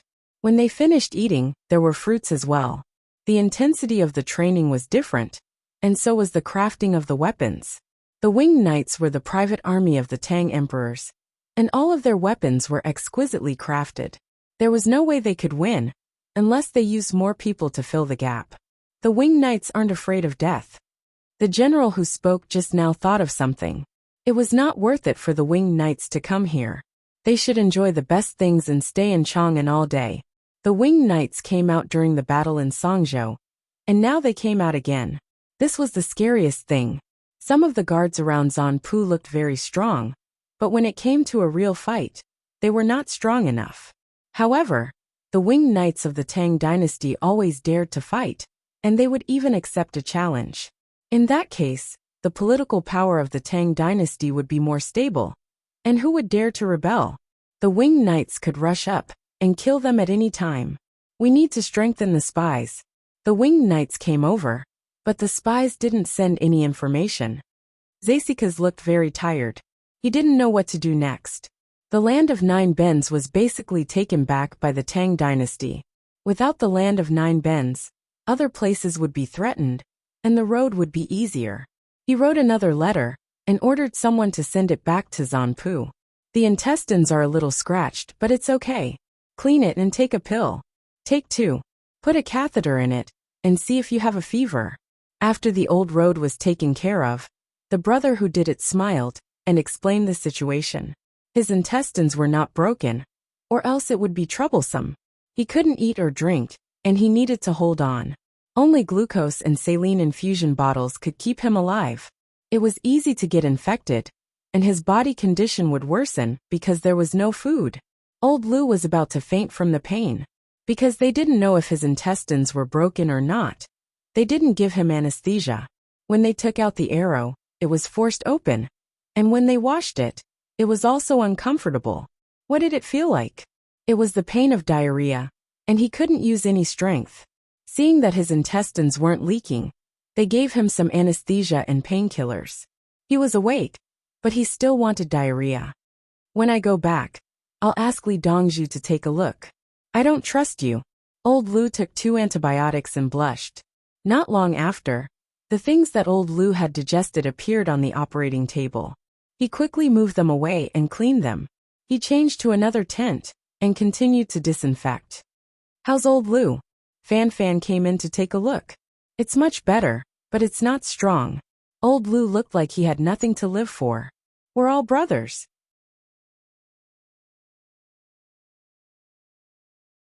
Let's wait for you to rest for a few days, and then we'll go back. Fan Fan didn't care. Old Lu was being pretentious. At the location of the Anchi provincial governor, a person was also eating. He was the one whose intestines were stuffed back in. Everyone thought that he wouldn't be able to make it. In the end, his condition improved day by day. 2 days ago he was eating porridge. Today he felt good and started to eat meat. A chicken stewed with ginseng roots. He ate happily. The others didn't eat, and just watched him eat. Li family Zhuangzi's method is really useful. He's alive now. If it was a year ago, he would have definitely died. He's lucky. The other brothers didn't die either. Alcohol is a good thing. There's also anesthesia, and that anti-inflammatory medicine. In the future, we won't be afraid of getting injured in battle. We caught many Tubo captives. Should we exchange them back? Let's see how many of our people are still in Tubo. If we don't have enough people, we won't exchange the rest. We'll raise them? Let them work. We won't raise them. We'll send them to Chang, and then give them to the Li family Zhuangzi. The Li family Zhuangzi needs them for work. When everyone saw that the injured people could eat meat, they were happy and thought of the captives. There were more than 50,000 captives. It wasn't easy to settle them down locally. If they weren't careful, the captives would cause trouble. They knew that the Li family Zhuangzi had spent money to buy the Southwest barbarians. Now they weren't doing it for money. The soldiers hoped to give the captives to the Li family Zhuangzi. Then, the Li family Zhuangzi would give them more gunpowder, weapons, alcohol, and medicine. Alcohol and medicine were too effective. Even if she lost a finger or got a big cut, she could still be saved. In the past, if they amputated a limb, they had to burn it with a hot iron. They burned it to stop the bleeding. After stopping the bleeding, they passed the first gate of hell. Then they passed the second gate of hell. After burning, pus would flow out. They had to paste it with medicine, or use plant ashes. Basically, they would have a fever. It seemed that none of them didn't have a fever. They had to continue to endure the fever. Only then could they survive. If they didn't use it now, they could sew it up. In many cases, there was no need to amputate. Why amputate when there was no infection? Although some people had a cut and came back with a fever, they continued to clean it up and drink medicine to suppress the fever. Life-saving things were more important than money. They would exchange the captives with the Li family Zhuangzi.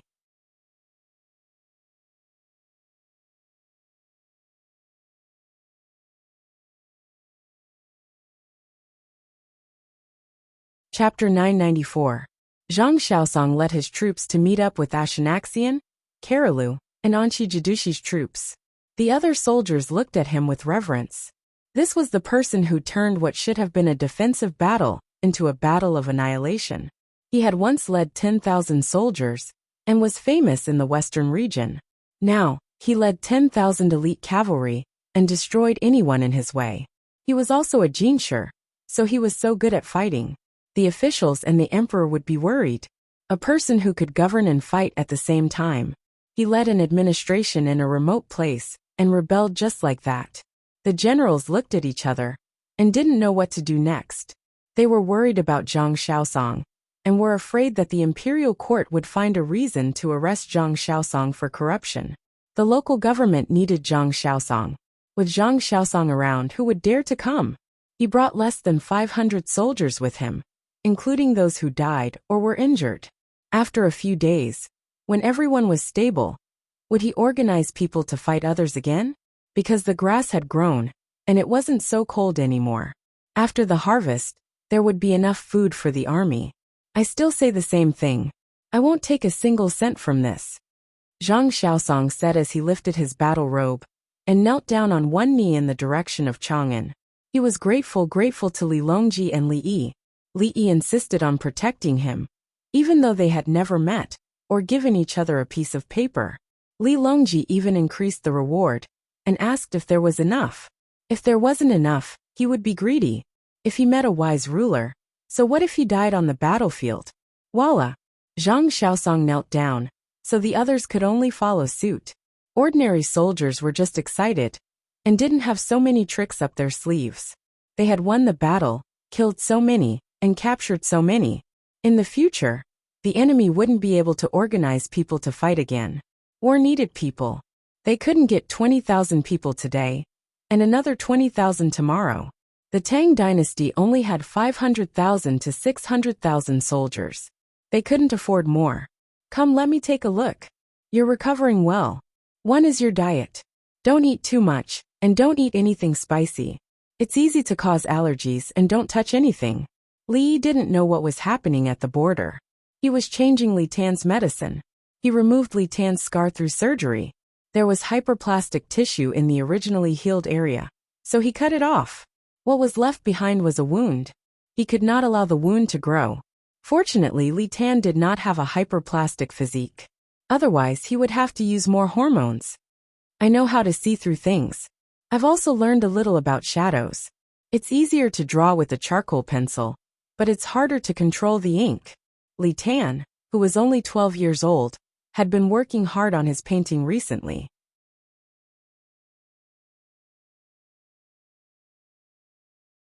He wanted to surpass him. Our Chinese art is also very particular about light and dark.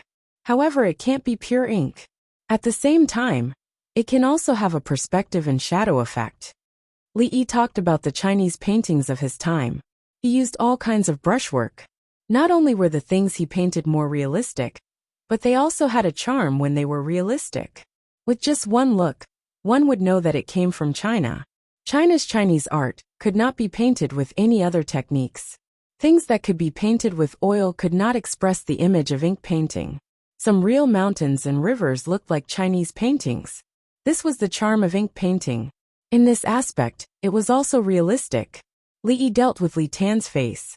At the same time, he discussed painting techniques with Li Tan. Because of the injuries on his face, Li Tan, who had a bad temper in the palace, was now an obedient child. He was willing to chat with Li Yi. He felt that Li Yi knew what he was thinking, and could even bring him along to play. He just didn't understand why when he told the winged knights that big brother Dongzhu would bring him along to play, everyone would reveal a look of fear. These people must be guilty. Otherwise, why would they be afraid of big brother Dongzhu bringing them along to play? Yes, there must be something wrong. Li Dongzhu, if you were a king, what would you do? You can't be the crown prince. Li Tan was a little confused now. He was the eldest son of the emperor, but he obviously could not be the crown prince. What would he do in the future? In his heart, he treated Li Yi as big brother Dongzhu, but he did not say it out loud. You see, I am not even a king now. Do you think I don't do enough? People, what they want to do is not determined by their identity or position, but how much power and ideas they have. For example, if you are a king, You want all the people in the Tang dynasty to live a good life. As long as they want to eat meat, they can eat meat for every meal. You have to think about how to grow food to increase the production. With more food, there will naturally be more meat. Li Yi explained Li Tan's dreams and ideas. He also gave many examples. There were planting, breeding, medical treatment, education, public security, transportation. I should focus on painting now. When I finish painting, I will think about other things. I am still young. Li Tan felt that he did not have to worry anymore. There were many things that could be done. He did not have to be the crown prince. Yes, his uncle King Song was very powerful now. He was in charge of the Workers' Alliance, E-Alliance, Navy and Seafood. He heard that he had sent people to Cheongzhou to plant pepper. Okay, continue to maintain it. Don't touch it with your hands. Endure it even if it itches. Try to keep your face expressionless. Speak less. Li Yi carried Li Tan again and gave medical advice. Okay.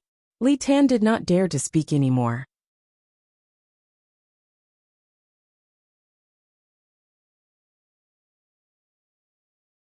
He nodded with a straight face.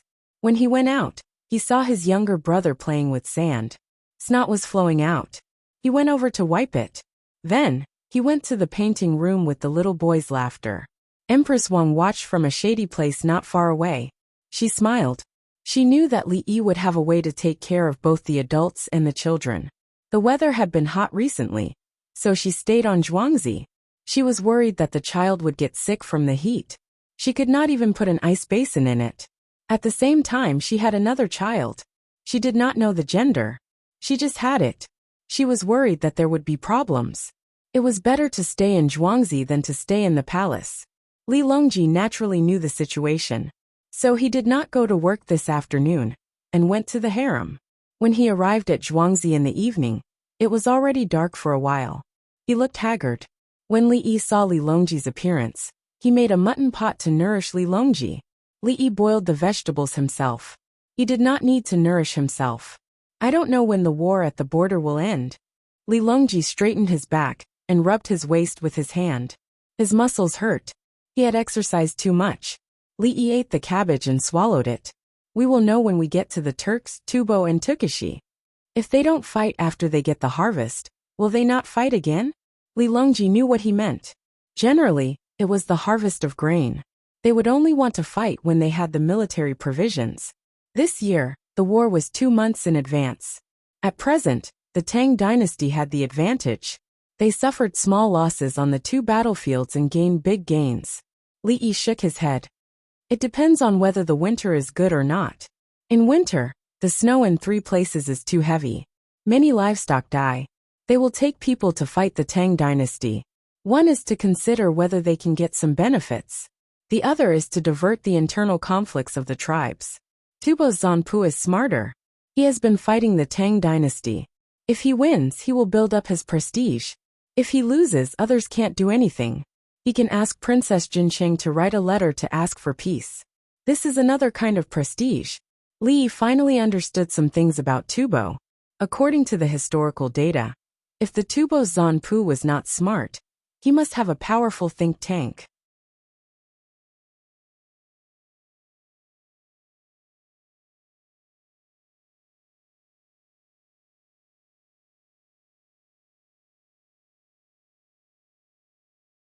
Chapter 995. The more Li Yi studied the information, the more he found that the wisdom of the ancients was not in vain. Every war and change of dynasty involved more than what one could see on the surface. According to the situation he now knew, if it were not for him, the Tang dynasty's army would not be able to withstand the years of war. The reason why many ethnic minority troops were used to fight was that the imperial court's main force could not support it alone. This was the reason why the provincial governors had too much power in the future. To put it bluntly, it was because the imperial court had no money. The price of rice was very low in the Kaiyuan era. The price of rice was low because the farmers had suffered losses. Cheap grain hurt the farmers. Salt was also cheap. What about the people who cooked salt by the sea? This low price referred to the price of grain in the capital. The imperial court collected rents from all over the country and sent them to Chang'an. The officials in Chang, and had to sell the grains as their salaries. The content written by the later generations about the previous dynasty was called the dynastic history. The Old and New Tang books were written by the Song dynasty. How many years had it been? It was similar to Li Yi's time, when someone suddenly asked how much a caddy of rock sugar cost 150 years ago. I can't even remember the price 15 years ago. You asked me 150 years ago? In winter, cabbage in the capital was 3 yuan per caddy. A cabbage was 20 to 30 yuan. What about in a fifth-tier city? A caddy of cabbage was 2 yuan per caddy. Those that were 3 yuan per caddy were better. They bought hundreds of caddies. In the countryside, cabbages were sold at least 500 caddies per caddy. Some of them were stored in the cellar. So the information was one thing. It did not represent authority. Li knew that if he did not come out, Tubo would ask for peace, and the Tang dynasty would agree. It was not a sincere agreement. It was because the Tang dynasty could not fight anymore, and needed to take a breather. If one was not in the real situation of this era, one would not be able to understand. Li still felt that he was floating. Yes, he had been in the Tang dynasty for several years, but he still could not fully integrate. Not to mention that he had the system. Even if he did not have the system, the knowledge he had was not something the people of the Tang dynasty could understand. It was just like when he suddenly went to live in a primitive tribe in South America. It was definitely nonsense to be able to blend in within a few years. Third brother, we have to tell His Majesty that if Princess Jincheng asks for peace, we can't agree. Li thought for a long time and suddenly said, Prince Cheng's daughter Li Nunu. If the Tang dynasty doesn't agree, will she be in danger? Will she still be able to influence the affairs of the Tang dynasty and Tubo in the future?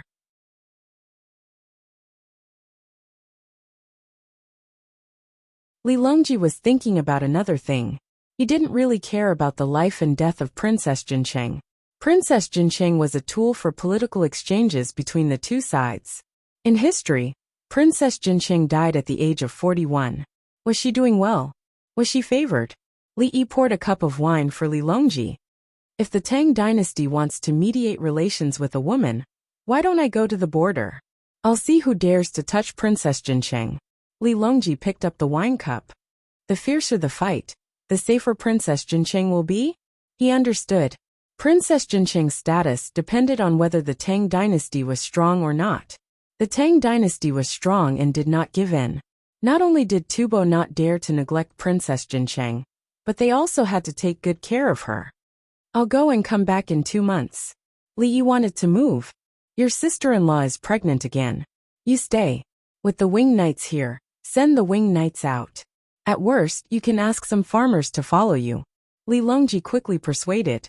Don't go. If you go, I won't feel confident. Not only me, but the prime ministers will also feel that something is missing and act unsteadily. It's not a matter of life and death. Why use a butcher's knife to kill a chicken? Then continue to increase the transportation, especially weapons. Zhuangzi has made a lot of skyscraping monkeys. Li Yi sighed regretfully. He wanted to fight at the border. He did not want to be a commander. He did not know how to. With so many formations changing back and forth, he was afraid that he would kill his own people. He wanted to be a sniper or a gunner. A sniper's job was to kill the enemy's commanders. A gunner was different. He wanted to create firepower. For example, build a small hill on the ground and put a heavy machine gun on it.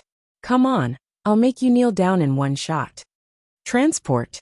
Brother E, you can do whatever you want. There are so many winged knights. You can send 10,000 of them.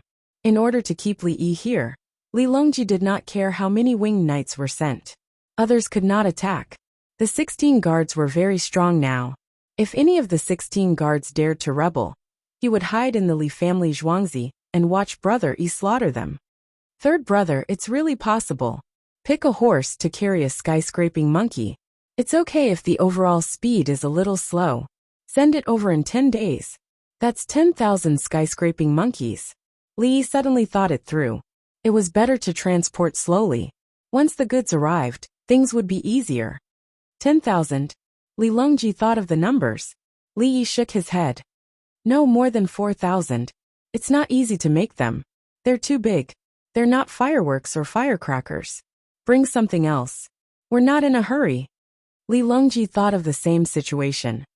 Toilet water. Big porcelain bottles. We'll leave the porcelain bottles for local use. Li raised his hand to wipe his sweat. Deal. Li Longji agreed. Move out of the way. Great victory. More than 36,000 captives in Tubo. Great victory. The third day of the 5th month in the Tang dynasty's calendar was the 20th day of the 6th month in Li Yi's solar calendar. The messenger team from Anshi Jidushi's territory had arrived. They urged their horses to gallop. The 20 riders looked very excited. The first batch of riders had already returned. They were talking about the treatment they received in Chang'an. There were people giving them massages, girls from Zhongzhou singing, and girls from Beitsiu spending the night with them. When these 20 riders were on their way back, they met the second batch of riders. Both parties had a short conversation. They should have been very tired, but now they were full of energy. They wanted to watch the singing and dancing, and chat with the girls for the whole night. There was no need for massages. They just needed a bath. The morning court session had not ended. They were immediately summoned. The 20 riders walked forward with trembling legs. They did not need any help. They were fine. The officials in the small court session did not know what was going on. They only felt that the soldiers at the border were getting more and more powerful. They had been riding for more than 10 days. How could they still walk? When they entered the hall, one of them said, Miss from Beitsiu. Good news. We've been sending good news from the north. Oh. The officials suddenly understood something. Li Longji had also guessed what was going on. The previous messenger was treated too well. He wanted to laugh. But it was nothing. The officials had allowed it. Also, the girls from Beitsiu were very willing to entertain these people. Give them a seat. Li Longji did not care about other things. He heard the voice of the messenger. More than 36,000 people were captured. How did they capture 36,000 Tubo soldiers? Was Tubo so weak? 20 chairs were carried over. The 20 men sat down. They actually wanted to kneel down and salute the emperor. Their legs could not hold on. If they kneeled down, they would not be able to get up. Your Majesty, we have won. General Zhang Shaosong had intercepted Tubo's baggage twice. Tubo has no food to eat. The leading messenger started to talk. He did not even drink the water handed to him by the eunuch beside him. While he was talking, a palace maid handed him a glass of water. He immediately took it and gulped it down. The rest of the men also stretched out their hands to the palace maids. They were thirsty. The palace maids were generous. They had a smile on their faces. They did not get angry when the men took the opportunity to touch their hands. They knew that these men were fighting in the front lines. You're tuning in to the Li Mei's Wuxia Whispers YouTube channel. We're so grateful for your support. And don't forget to subscribe to join us on this incredible journey through captivating stories. Your generosity through donations truly makes a world of difference, as it's the primary source of revenue that allows me to expand and enhance this channel for you. Thank you from the bottom of my heart for being a part of this adventure.